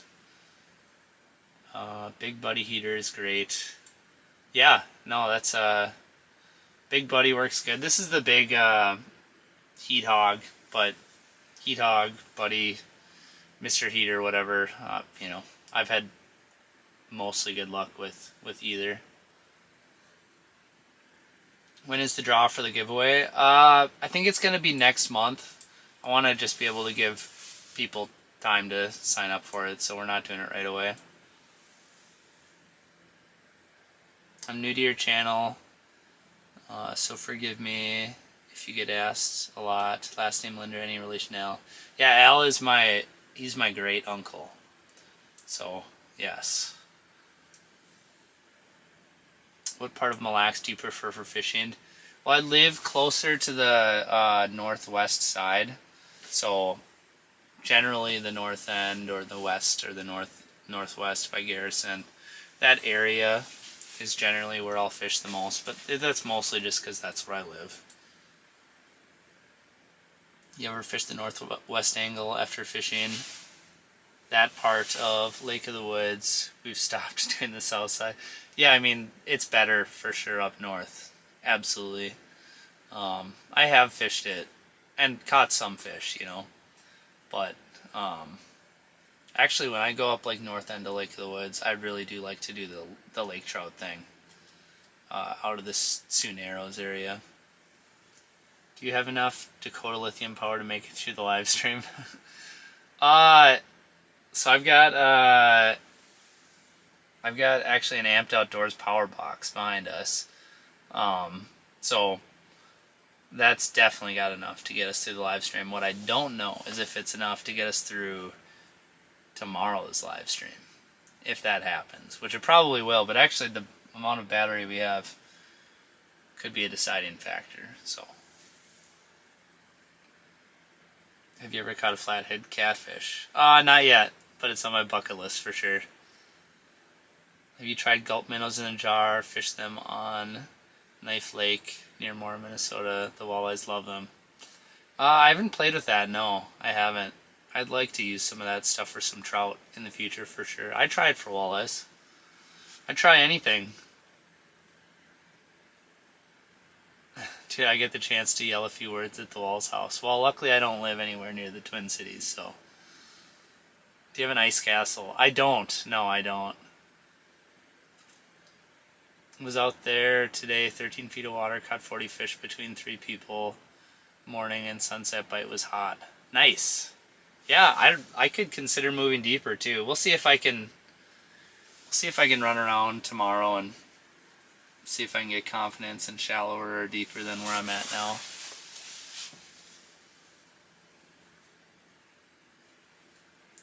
What's your argument for using live imaging?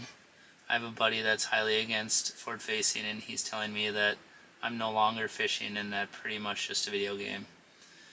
I think I really like it. I like to see the fish, and it's enjoyable watching them crawl along the bottom and come to your bait. So I think it's fun, and if your buddy doesn't think it's fun, then your buddy shouldn't use it, and your buddy should watch his own bobber, because obviously it's fishing. Yeah, whatever. Like, Does he use a Vexlar? You know, like that's staring at a screen. Like, is that video game? Is that playing a video game? Yeah, whatever, man. Like, whatever you want to do, whatever you think is fun, you know? So that's my stance on it. And obviously, for a content creator, you guys can see so much more with the forward facing. I mean, this is so much more engaging, I think, for you guys. So, but yeah, whatever. I mean, I think people should do what they find enjoyable, and stop ripping on people that are just trying to get out on the ice and have a good time. So that's my 2 cents. That's my 2 cents on it. Country Fried Creations coming in and joining the supporter group. I appreciate that. Very, very much appreciate that. Thank you. Do you upsize your treble hooks? James asked. Sometimes, yeah. A lot of times I will upsize my treble hooks. But, like, is it necessary on a place like Red Lake like this? Not really. But if I'm fishing somewhere where, like, I could catch a 25 plus incher, like a 28 inch or whatever, like, if I go up to Canada, always upsizing in Canada.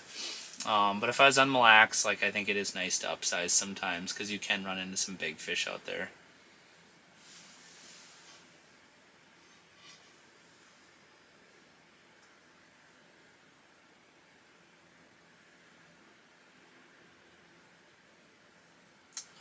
Are you related to Troy Lindner?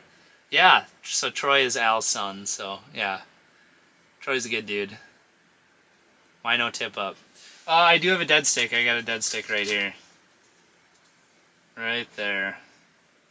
So we do have a set line.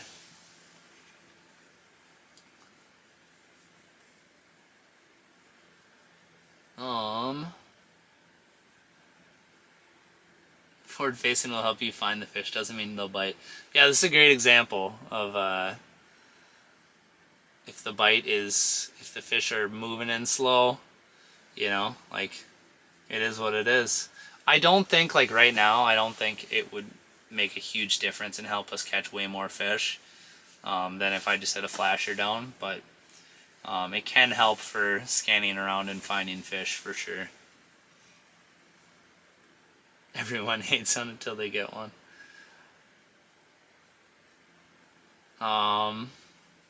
People hate on because it's expensive.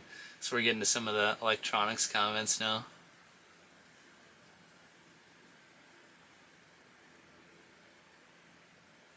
Country Fried Creations says, this is going to be my go-to for listening while doing my art. So glad it showed up on the recommendations tonight. Good luck. I appreciate it. Very, very much appreciate you watching and supporting as well. Have you gotten bit by a walleye? Yes. Oh, you mean like myself, my body. Yeah, for sure. I mean, trying to unhook fish and they clamp down or whatever. Yeah, if that's what you meant. And now it's late enough that I'm tired enough that I'm not 100% sure. My brain can't process the question. But yes, walleyes have bit my lure and bit me in the past.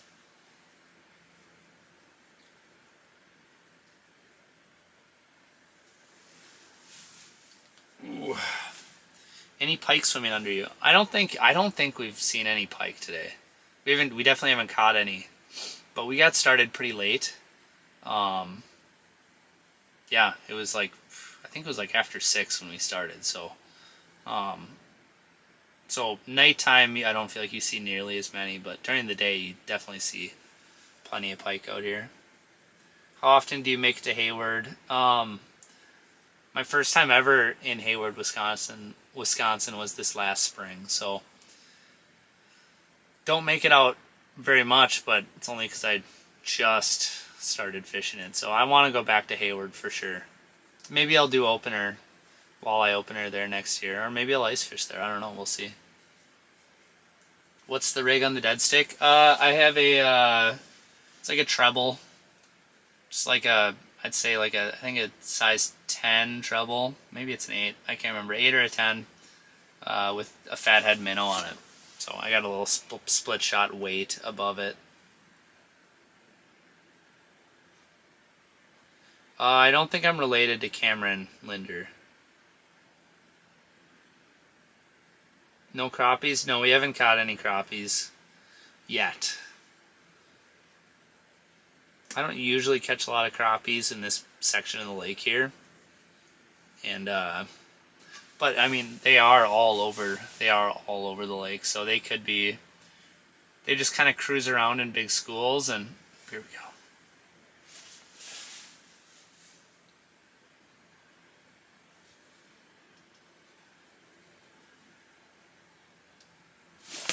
What? Are you kidding? Come on. I think it's time to go to bed. Not yet, though, because there's still a fish there. Come on. Oh, dude, I don't even get it.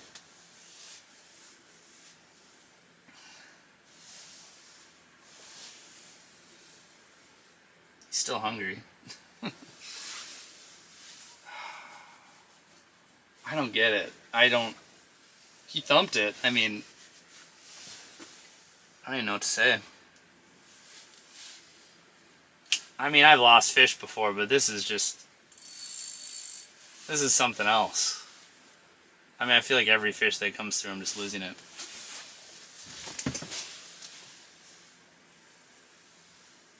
This one bit.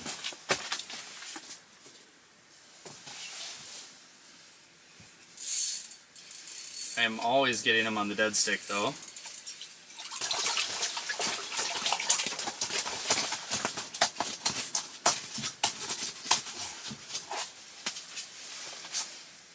All right, boys. We back in here doing it. Just a good eater-sized fish right there. Right on the tip of the nose. Well,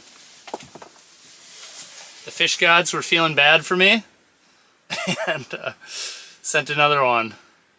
So there we go. All perked up and angry. God, we should be harvesting.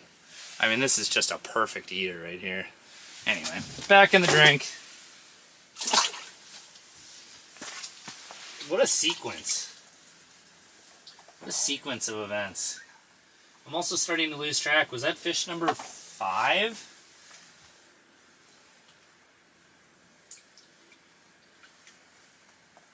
I'm not sure. Too tired to remember.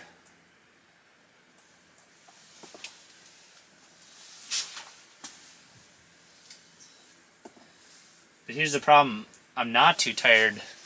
I'm not too tired because the caffeine... Is my head in there? There we go. The caffeine is... the caffeine is keeping me awake. But my brain can't remember how many we've caught. I think that's the 5th one.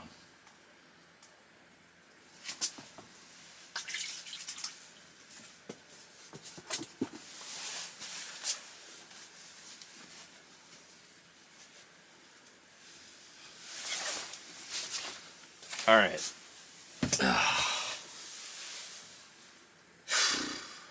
That was another one, guys. We got another walleye. Things are happening. They're definitely a lot more bitey right now. You guys obviously noticed. Excuse me.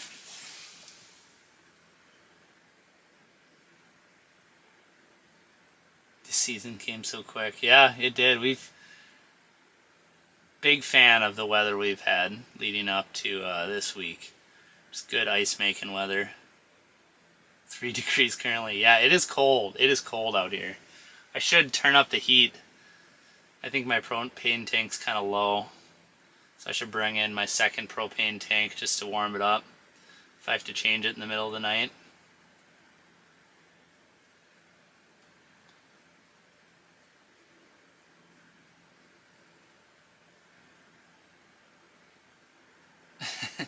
If you want to go to bed and you can leave your live stream on so we can stare at it, stare at the live scope. It wouldn't hurt our feelings. That's funny.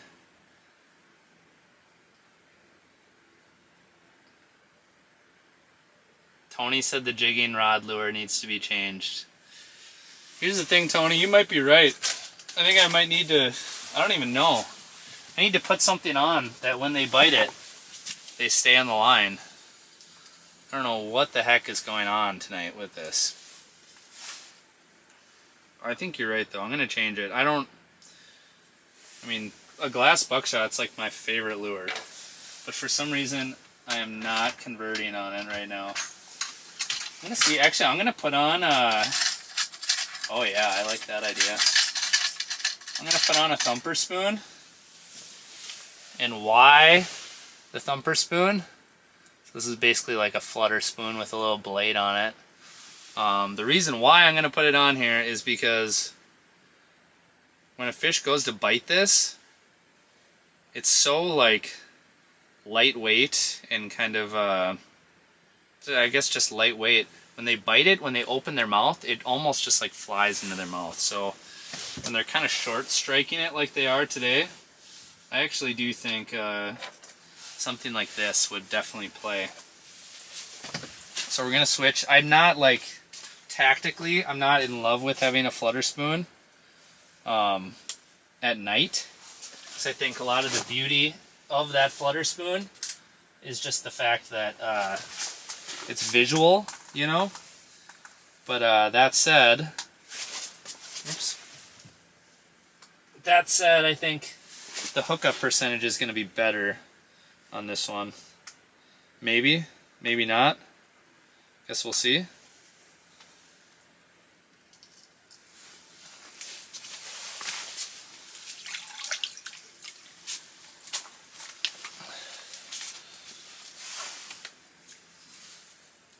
Oh, I should glow it up too. So this is a glow color. So that'll help a little bit with them being able to see it down there. So if we don't have the rattles, at least we got something with a little bit of glow. Oh, there is a fish down there, you're right. Okay, sorry about that. Did it? Well, either way.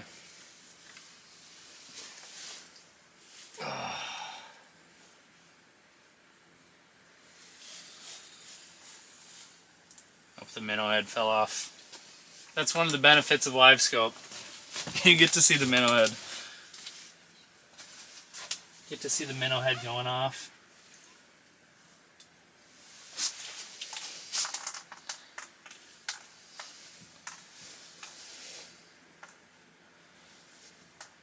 Jeez, my fingers. Alright, let's go here.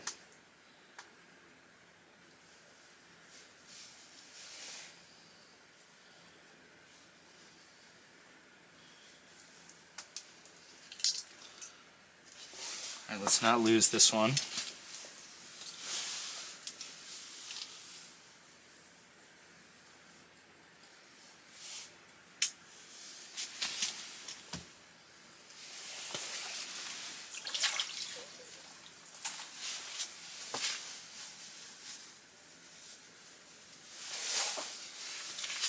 Okay, let's go.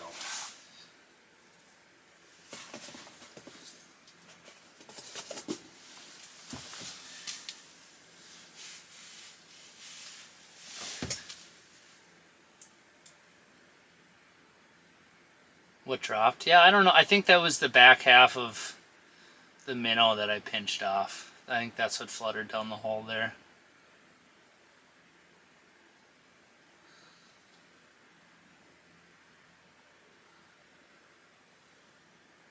There's another back half of the minnow.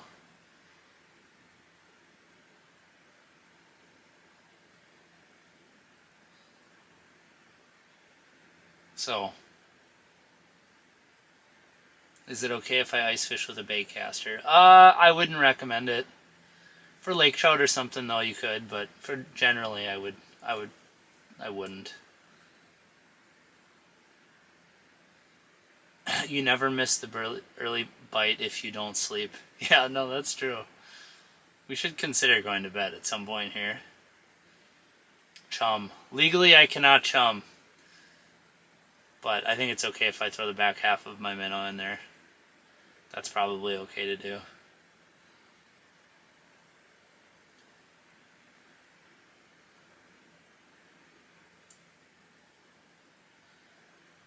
Would you recommend the Otter flip over versus the Eskimo? Well, I have the Otter, you know. Eskimo makes good stuff too. Just depends on what features you want or whatever. But this one is sweet for sleeping in because the back folds back. What's a good depth to fish on red? Honestly, any of the depths can be good. We're in 10 right now, but I mean, we could be shallower. Someone in the comments said earlier today, said that they were fishing deeper and we're catching good. So yeah, there's, I mean, you can go. The nice thing about red is you pretty much can just drive out onto the lake and set up a house and there'll be some fish swimming down underneath you. That is the nice part. What is floating to the bottom? Your phone? No, my phone's right here. That would probably fall a lot faster. I think it's just the headless body of a minnow that I pinched the head off of.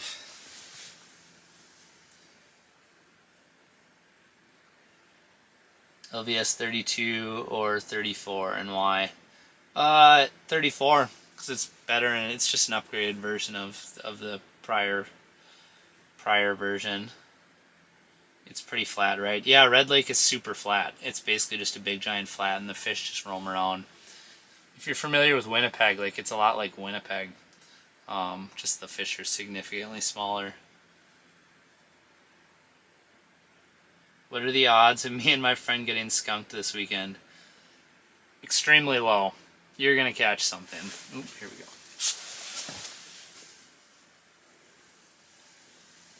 Has he caught it already?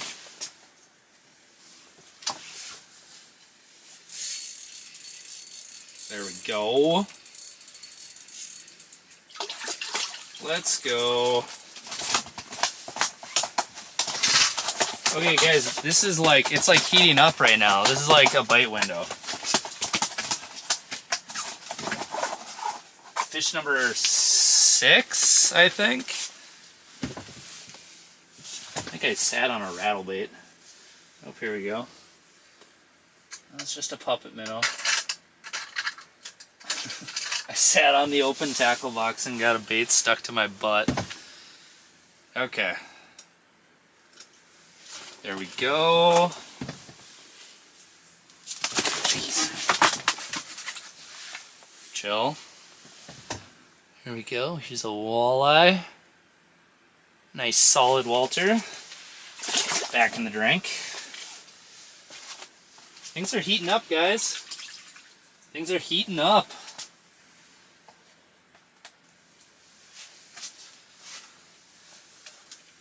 They are eating the crap out of the dead stick tonight. Let's be real. Let's be real. The dead stick is working better than anything.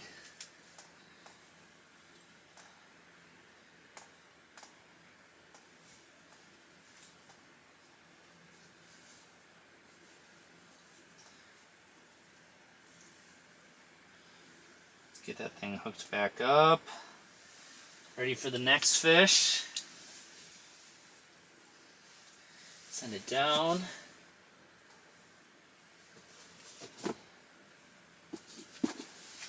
Get the hole cover on. And we're fishing. Pretty good little run here. Number of fish swimming around. Let's close this tackle box so I don't sit on it again. Get lure stuck in my butt.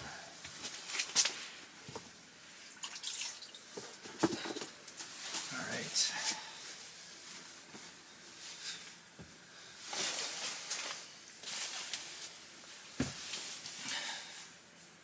I gotta be up in 5 hours for work, but can't stop watching. I'm sorry about that. I'm sure there's a few people that are losing a little bit of sleep because we're keeping them up. What time is it there right now, Nick? Alright, so it is almost midnight right here. Someone in the comments way earlier in this video said they said they were out here last night Or was it the night before? I can't remember. And they said there was a bite window from like, did they say midnight to 2? Is that what they said? Or did they say 11 to 2 or 11 to 1? Well, whatever they said, they're right. I mean, we're not seeing a crap load of fish, but now it's like every fish that comes in bites. So there does appear to be a bite window late at night right now on red. So if you stay up and jig through the bite window, I mean, there's a lot of opportunities.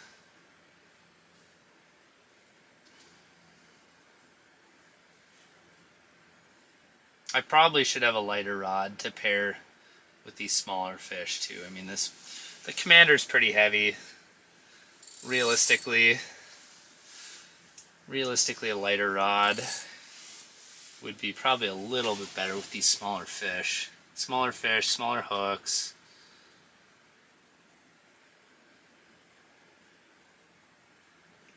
Midnight.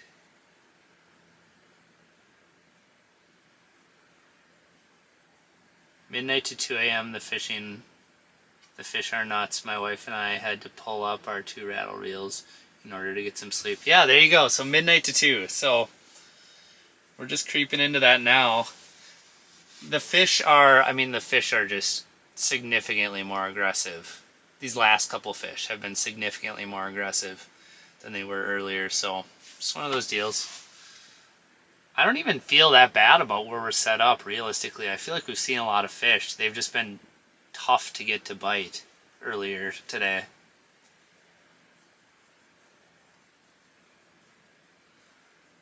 Is there still a stray dog running around Red Bee this winter? Or Red this winter? Yeah, I haven't seen any stray dogs yet.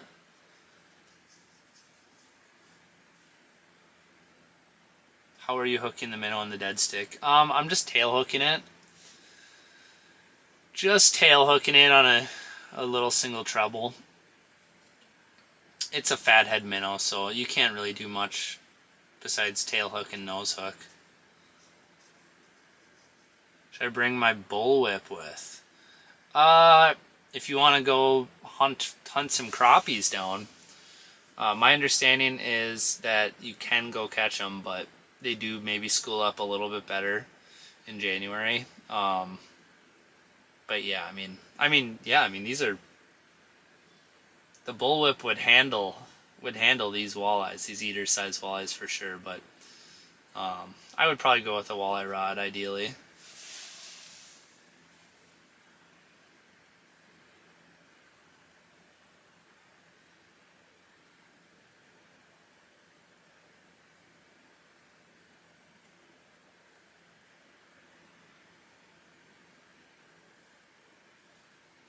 So, that's what I know. There's actually still 400 people watching, or almost 400. That's actually crazy. You guys are committed. It just hit midnight right now.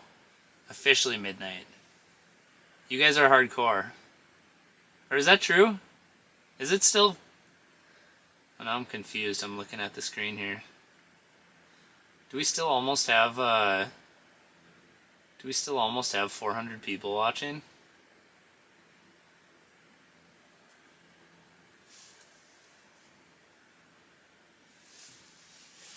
Oh, alright, I better quit getting distracted. The fish are swimming around and biting, so I should just lock in here and jig.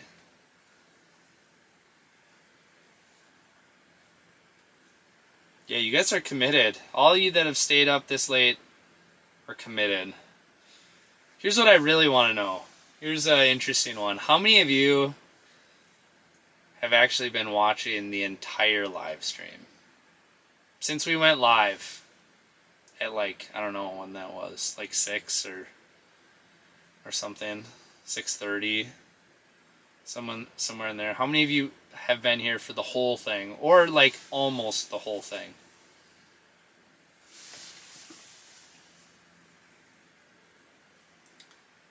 What resort are you out of? I went out of the like up north fish house rentals access, kind of by Sunny Beach Road.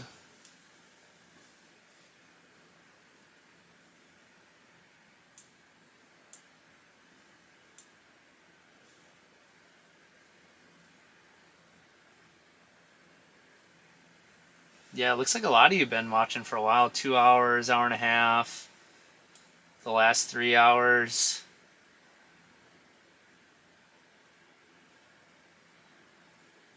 The last 4 hours. Heck yeah. To the lake and back. Since 6. Yep. How many have you gotten? How many have we gotten, guys? Are we at 6 fish now? I always lose track. I can never remember. I can always just ballpark it, but I think we've got 6, I think.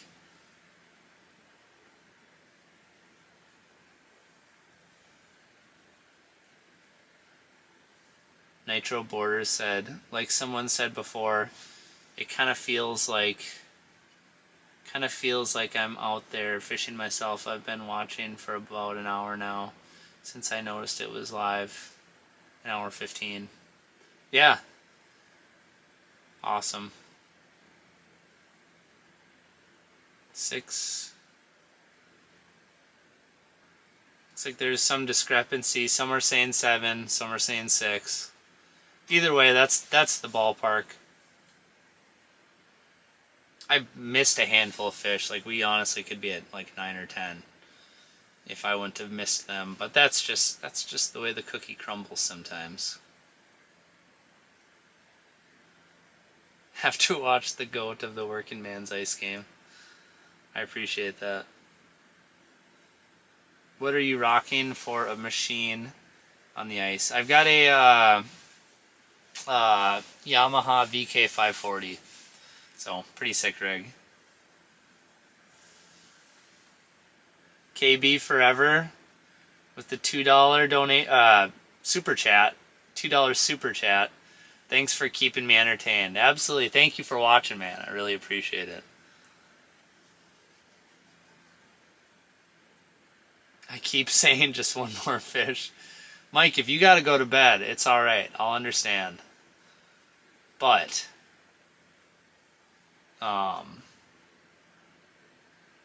sorry, my brain, I just lost track of everything I was thinking. But you can stay as long as you want. I'm not kicking you out. That's what I was going to say.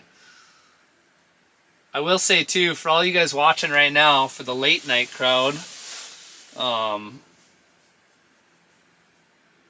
think we're going to go live again tomorrow. I don't know what I got. I should check to see how much battery I've got in my power box, because that's kind of the main thing. That's the main thing that we need to have. 60%. Yeah, so we got enough for one more live stream tomorrow night. For sure. At least one that's about this long, if not a little bit. If not about a little bit longer.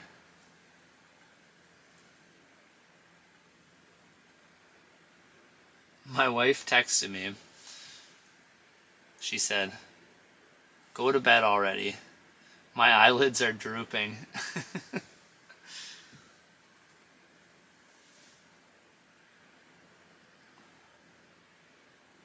We got the $5 super chat from Walleye 007. I appreciate it, man. Thanks for supporting the stream. Not only with the super chat, but all the other comments today. I really appreciate it.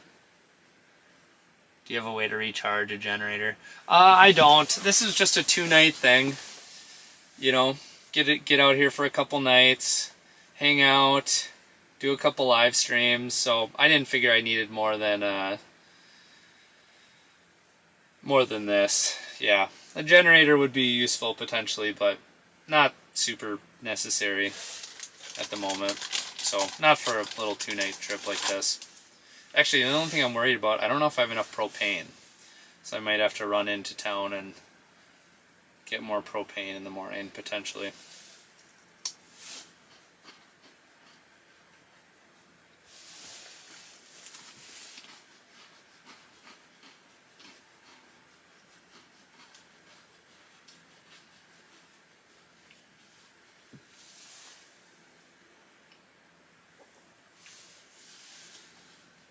How does the new fold-down bench? How's the new fold-down bench in the XTR? Super sick. So I camped out on Lake Winnipeg in this exact house for 5 or 6 days last winter. It was super awesome. This whole thing will fold down. I'll throw like a foam mat over it and then get in my sleeping bag. And I am super, super comfortable.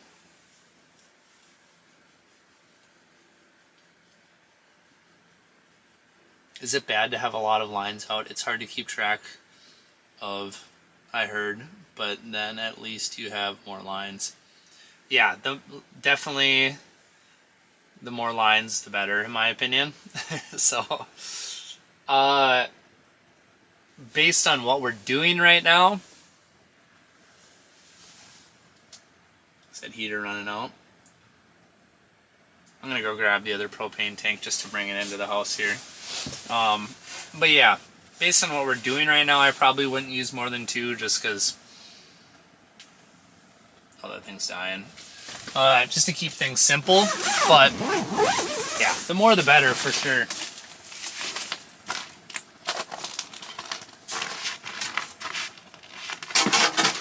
This thing is not very full either. I'm a mess.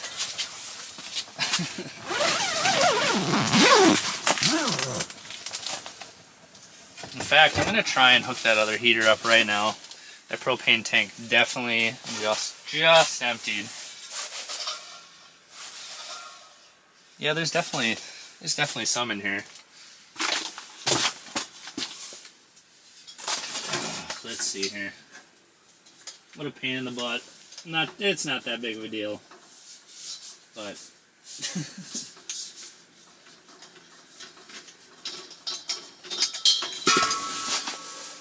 alright, this guy's gotta go. Watch a walleye grab my dead stick while I'm doing this.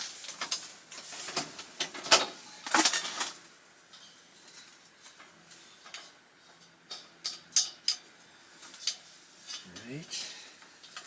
We'll see how long it takes to start up with the new propane tank. Freezing cold propane tank.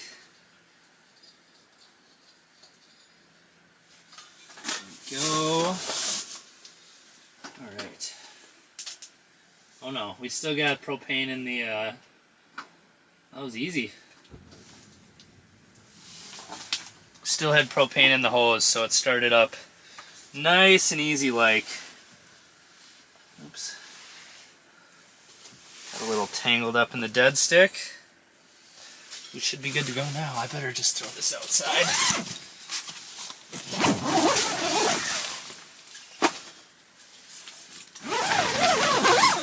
Easy peasy. Just like that, we got heat again. I definitely need to go replace that propane tank tomorrow. Excuse me. Oh, I got a super chat here. Right on. Thanks, Rad Fishin'. Thanks for making this happen, Nick. Thank you for sticking around, watching, leaving a bunch of comments, supporting the stream with the super chat. I really appreciate it.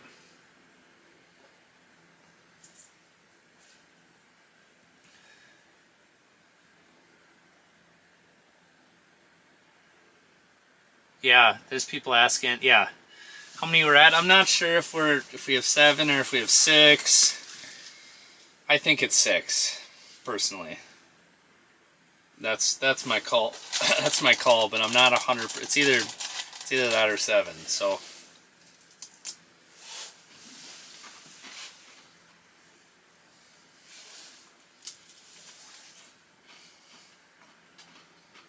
how many misses? You don't want to know. You don't want to know how many misses we got.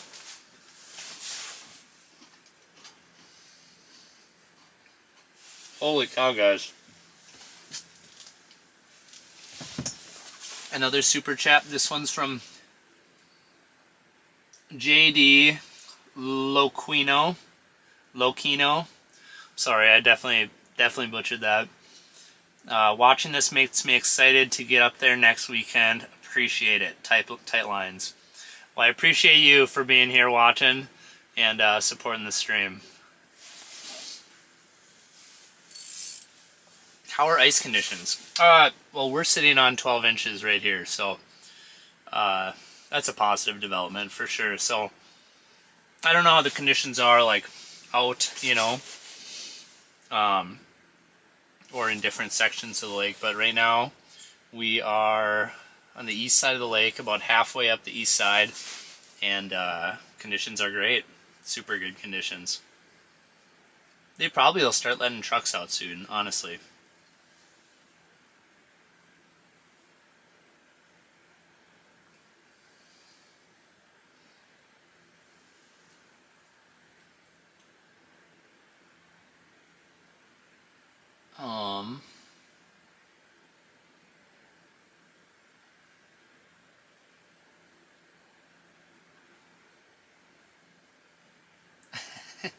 Jerry said, bro, you're living the life. This is the life. I mean, I'm enjoying hanging out, catching a few fish. It's been fun chatting with you guys as well. Yeah, like I think it's awesome that there's still people on here watching too. Is YouTube your full-time gig? Yes, I do YouTube full-time. Yep, I do a little bit of freelance video work with some companies, like Northland Tackle is an example. Like I make a bunch of videos for them, but pretty much everything else I do. There's a fish, right? Tight to bottom, no. Pretty much everything else I do is just YouTube. So.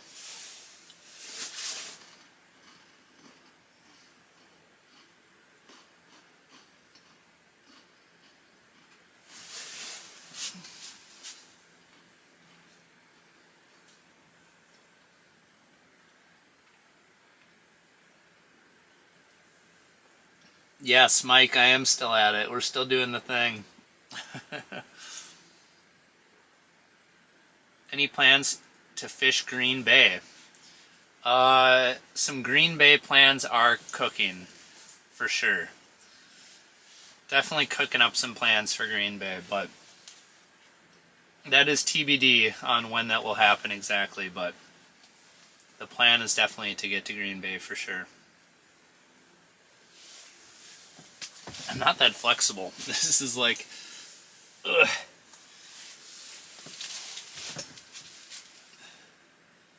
Going to Winnipeg in February, do you have any tips?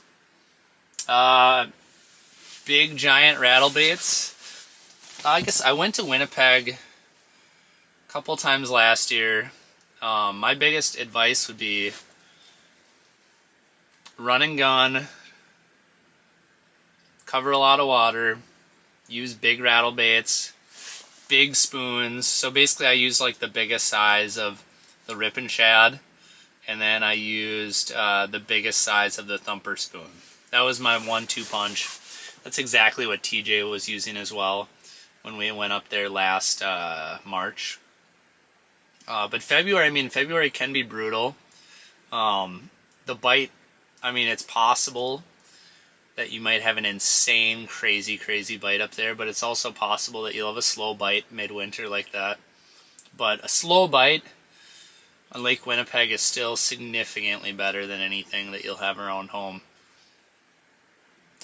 assuming you're from the States. So yeah, I made some videos from it last year too. So I have one video that was like midwinter. That video I shot in February, and that was ice camping out there on Winnipeg. If you get the opportunity to sleep on the lake, I definitely recommend it. It is a big treacherous lake, so just be careful if you've never ice camped before. But if you ever do get in trouble, there's a lot of guides out there that can help you out. But the night bite can be super good on Winnipeg. Sometimes it is, sometimes it isn't, but it can be really good. And if you watch some of the videos that I put out up there, like I definitely shared a bunch of tips, so I would definitely start there.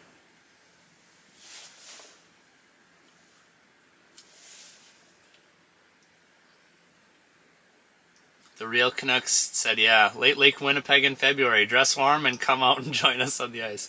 Yeah, make sure you dress warm for sure. But bringing a snowmobile with a pull behind shack is my go-to. Obviously, you're running and gunning, hunting.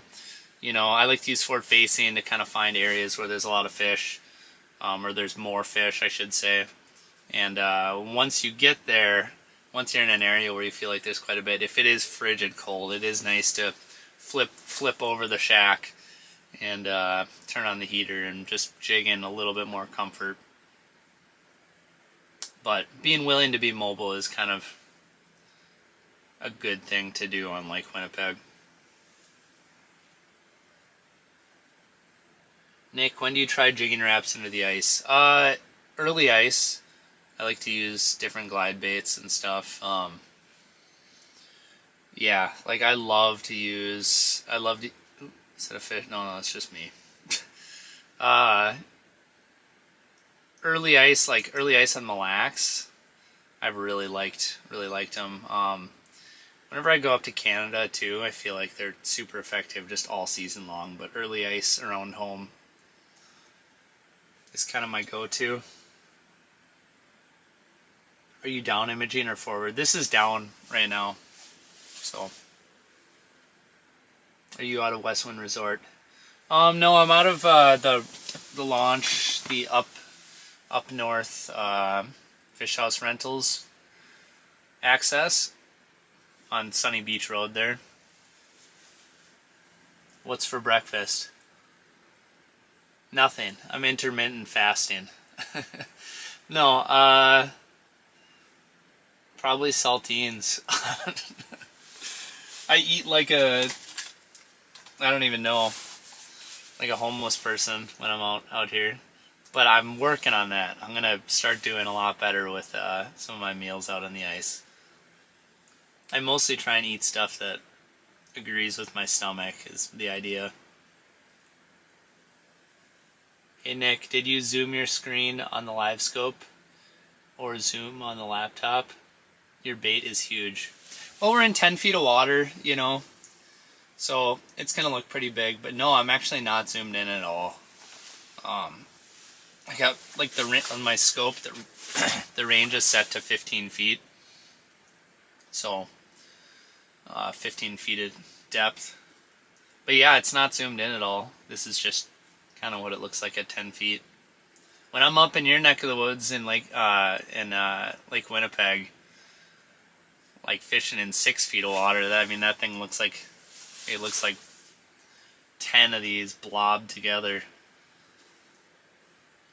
Yeah, it's hard to even tell when you're that shallow if it's a big fish or not. You almost have to see. A lot of times with like the big fish, you can kind of see the dorsal fins or whatever. They just have a different look about them. It's hard to even judge it just by looking at the size of the mark. You almost have to see those defining features. Tyler Thomas said, would love to see a Devil's Lake video. Also love the Walleye Cup videos. I appreciate that, Tyler. Definitely do. We did do some Devil's Lake content the last couple of years. So I guess last year on First Ice, that wasn't Devil's Lake proper, but it was the Devil's Lake area. So that was fun. And then we actually did a trip with me and Brett and TJ and Christian Hoffman. And we went up to Devils and all fished together. I think that was not last winter, but the winter before. I'm pretty sure. But I'm kind of tired. My brain's not 100%. But either way, there is some Devil's Lake content if you're interested in checking that out. But that said, I would like to get to Devils again soon.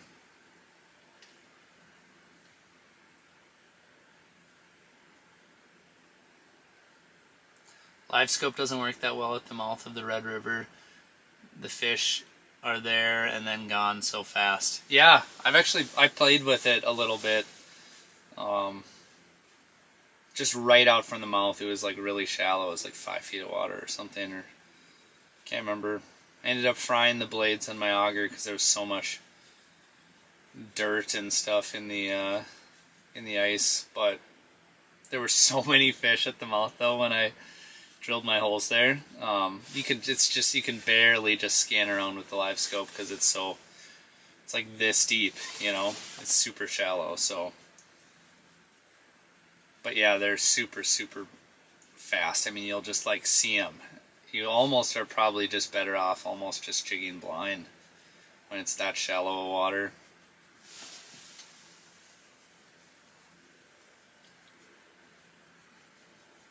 Are you on sand bottom? Yes, this is, yeah, kind of mud, sand, all, you know. Nick, you need to make a video in Cascade chasing 3-pound perch.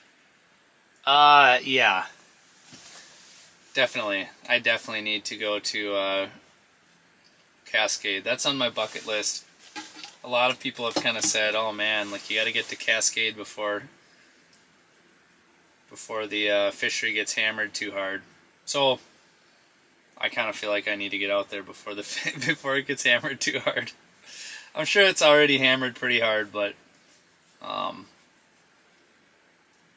yeah. I mean, it's like just such a special world-class fishery. I would kick myself if, you know, that fishery got, you know, beat down and I didn't get the chance to go over and do that. So, do I fish on Leech Lake much? Not very much. A little bit, but not a ton. I've spent a little bit of time out there, but not much. What's your take on the live scope pings are so strong underwater it scares the big ones? I don't really believe that personally. I think it's really difficult for us to objectively make an assessment on whether or not walleyes are affected or get skittish or scared or whatever of live scope beams. It's hard to really tell. People will say, oh, the fish swam into the beam and then turned around, and it's like, well, also the fish just swam close to your house and then turned around. You know, they don't really like swimming under houses. The big ones are smart, you know. So I don't really believe that that's an issue personally, but that's my opinion. I think anyone that tells you that they know for sure is reaching, personally. Want some big perch? Come to Simcoe. Yeah, I'd love to get to Simcoe. That's another one that looks really cool. Got some whitefish too. Did you go to the St. Paul show? If so, what are some of your favorite new toys coming out? I did go to the St. Paul show, but I guess I didn't look around at a lot of the new stuff, honestly. I spent a little time in some of the booths with some of the companies I work with. But yeah, I didn't run the floor. The nice thing, a lot of times for me, like I'll use like the internet for just checking out things that are new. And then I'll use like the St. Paul show for just like networking with people that I haven't seen in a long time and stuff like that. So, have you ever fished big sand? No. Where did you find the shelf on the side poles of the shelter? It looks awesome. Those are made by Arc Lab, which is a company actually from up in Winnipeg. They make like these little inserts. Kind of nice. What is your favorite body of water? Oh wait, did I miss one? No. What is your favorite body of water and what species? I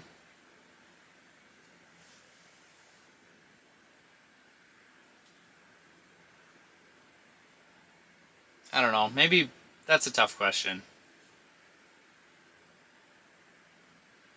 I'm just going to say Lake Winnipeg walleyes.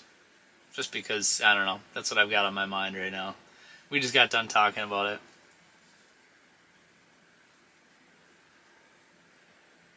You should come to Saskatchewan for big walleyes. I really want to. I almost fished Lake of the Prairies. I suppose that's Manitoba, but close to the border. I almost fished that earlier this year. But I do want to come to Saskatchewan to chase some giants for sure. I almost went up to Last Mountain actually to fish that derby up there, but just didn't end up happening.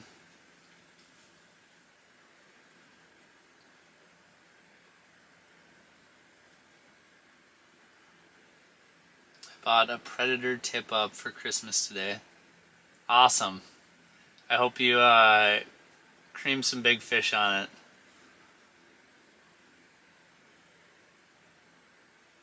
Northwoods West said, Nick is a man. I appreciate that, man. What reel is on your dead stick? It's a PC Fun Carbon X2, 1000 size. That's kind of like my go-to reel for ice fishing. Lindner has a pretty cool video fishing Ute Lake in New Mexico for walleye. That's kind of interesting. I feel like if I could escape the cold, maybe in February, and go to New Mexico for a little trip to catch some walleyes, that'd be fun.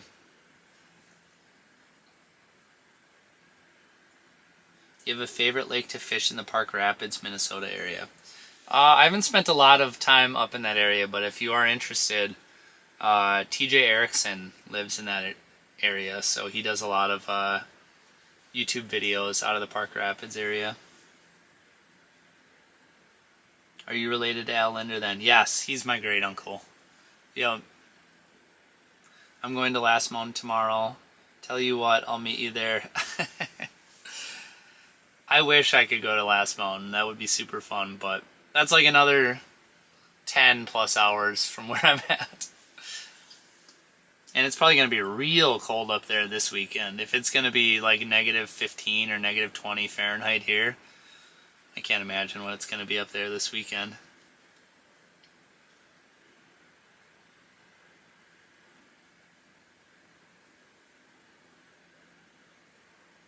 How's the bite tonight? It's been okay. There's been like little flurries of bites. There was like a crazy bite window like right before midnight, so like 45 minutes ago. They were like coming in, and every fish that came in was biting.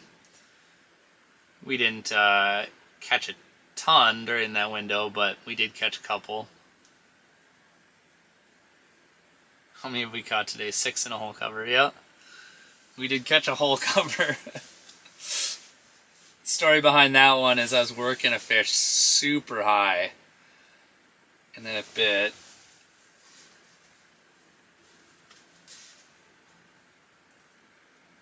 Come on. There was one creeping around right under the dead stick.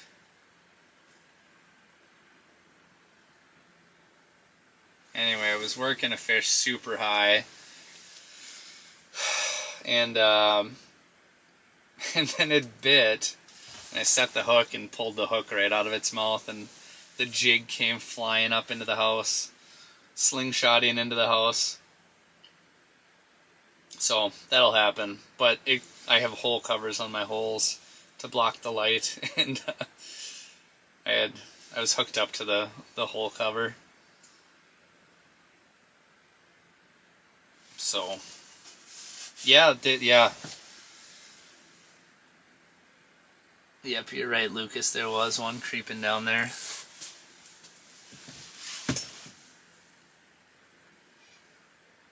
$300. All right, people are starting to leave a little bit. It's a slow fade, but you guys are starting to leave a little bit here. So we may shut this thing down here pretty soon. I would say one more fish, but who knows how long that's going to take. We'll jig a little bit longer, but I think we're going to cut the stream here pretty soon. Do you think I will be fine fishing in a hub in -5 this weekend? I think you'll be alright as long as you got a good insulated hub and a heater. You should be in good shape. How long have we been going for? Almost 6.5 hours. Not bad. Scott says one more fish. We'll see. We'll see. We'll see if we can get one more. How's the battery doing? We got enough. We got plenty of battery for tonight. And probably tomorrow night if we do this again, which I think we will.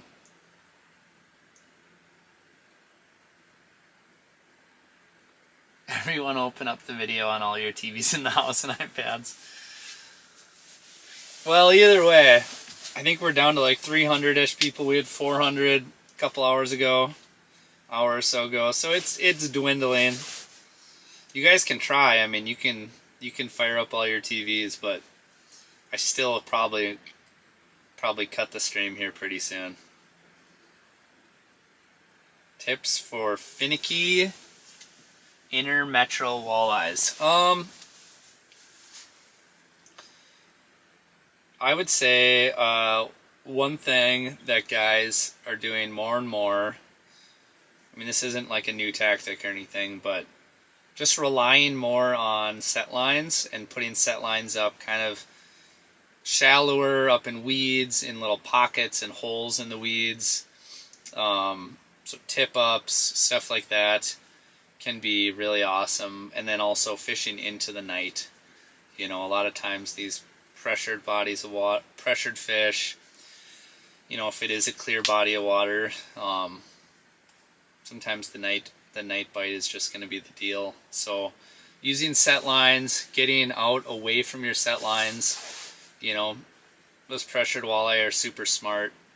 So sometimes those fish aren't going to come underneath your hole, and you're going to have to, or underneath your house.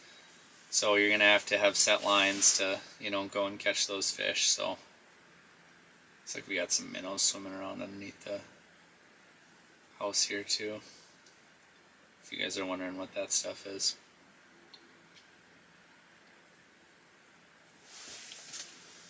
Tyler said watching live stream is better than studying for finals.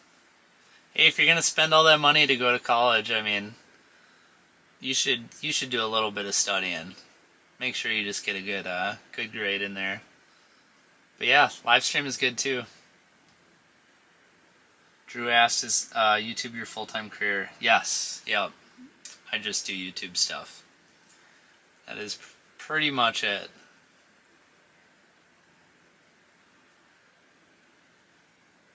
My friend Cam is terrible at ice fishing, loses a lot of fish. Any tips? Oh man. Yeah, I would just say my biggest tip would just be to get better. Get better, do better. No, just gotta keep doing it. You just gotta, it's just about hours, you know? Hours on the water. The more you do it, the better you'll get.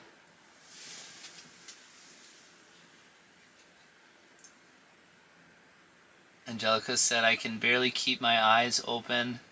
Have a good night, good luck. Hope you catch lots more fish. Thanks for the great content. New subscriber here. Looking forward to more. Stay warm. Appreciate it. Thank you for watching. Thanks for watching for a while and being in the comment section here.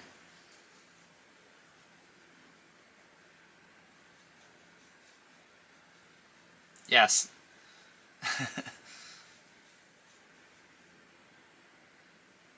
Drew said, TJ's wife took my senior pictures. Nice.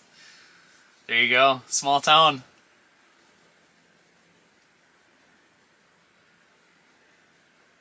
Dana said, dude shouldn't be giving advice on catching walleyes tonight. Yeah, I'm the one who needs the advice. Why do I keep missing fish? Here we go. There we go. We got him fired up. Has he got it or no? No?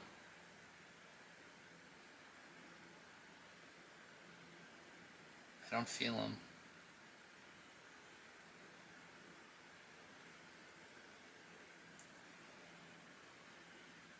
Hope he grabbed it. Did he drop it though? Yeah, he dropped it.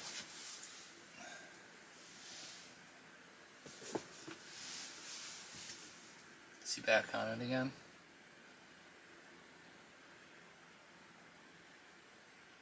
Come on.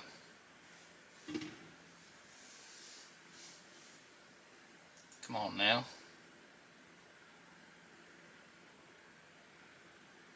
See? You don't want my tips.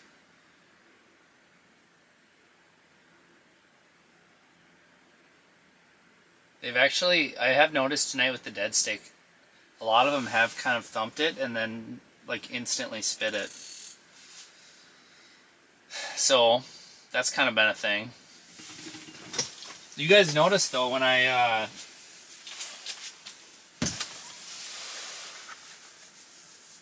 you move that dead stick a little bit and it got the walleye fired up a little bit.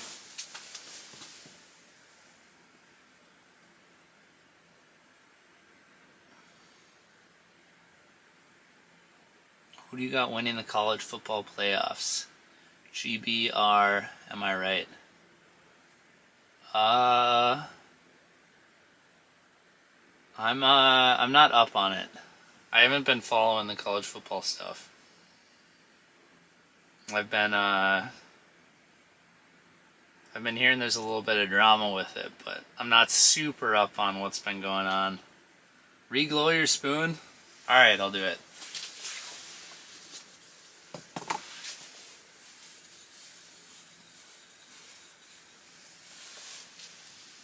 Drop it in the glow cup. Guaranteed there'll be a fish right under my hole while I'm doing this.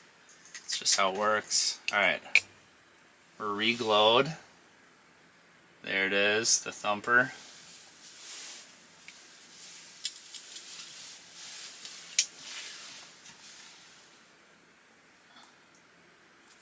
Get that hole cover back on.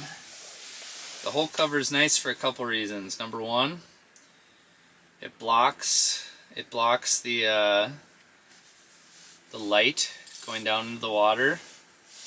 Number two, I have a 0% chance of dropping my phone down the hole, so that's a good thing.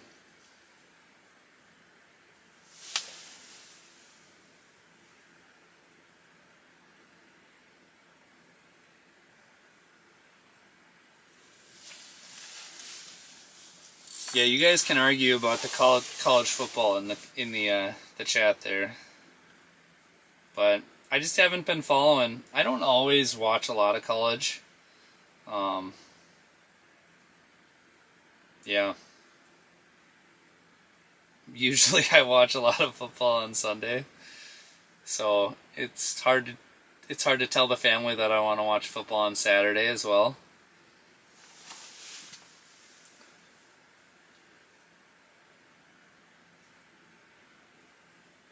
Do you like open water fishing or ice fishing better? That's a good question. Well, I really like open water fishing. You catch way more fish open water fishing. It's getting to drive around, getting to cast, move around. But there's something special about the ice fishing experience. Like, I get to go out in the house and I get to, walk around on the ice, and I get to sleep in the house, and you got all this gear and interesting little gadgets to play with. So there's like a lot of neat things about ice fishing that I really like. So I don't know, I'd say it's pretty close. I would say maybe I slightly prefer ice fishing just because it is more fun, it's more of an adventure, it's kind of cool. But boat fishing is super fun too, obviously.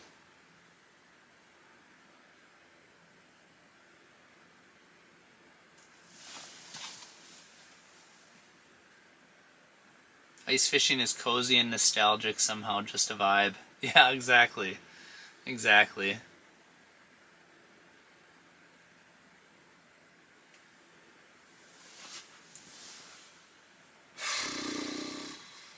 I think we're gonna call it. I mean, obviously there's still some fish swimming around here, but it's almost 1 a.m. here. So, I think this is the latest I've ever done a live stream. I'm still a little hyped up from that caffeine, but I should just go to bed. We're probably like pushing 7 hours now, if I had to guess. Can I even find that out?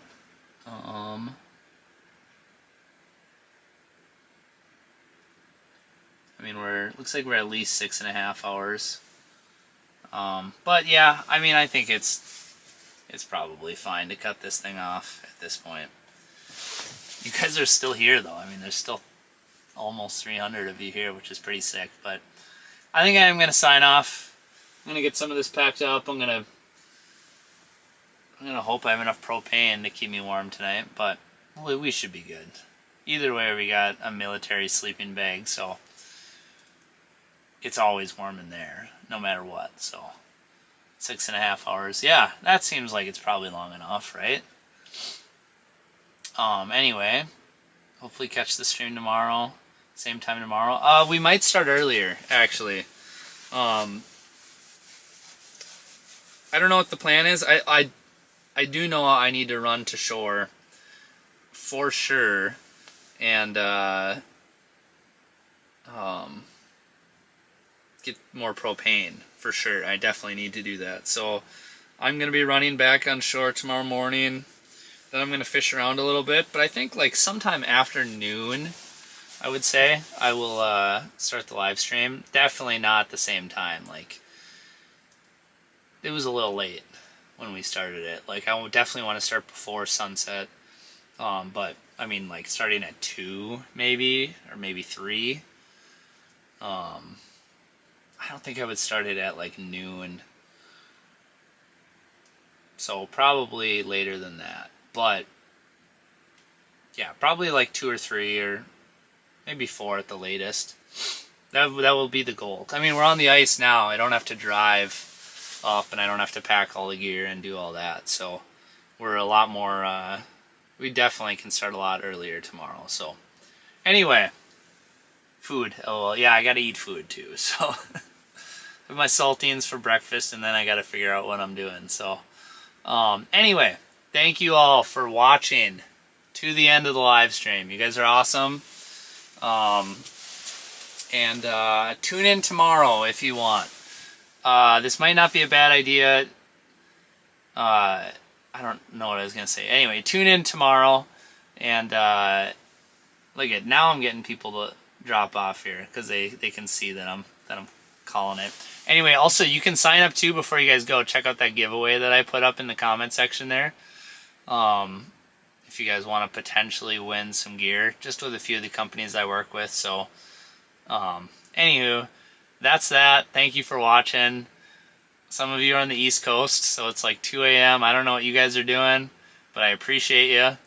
And we'll see you guys tomorrow. I'm going to stop this thing right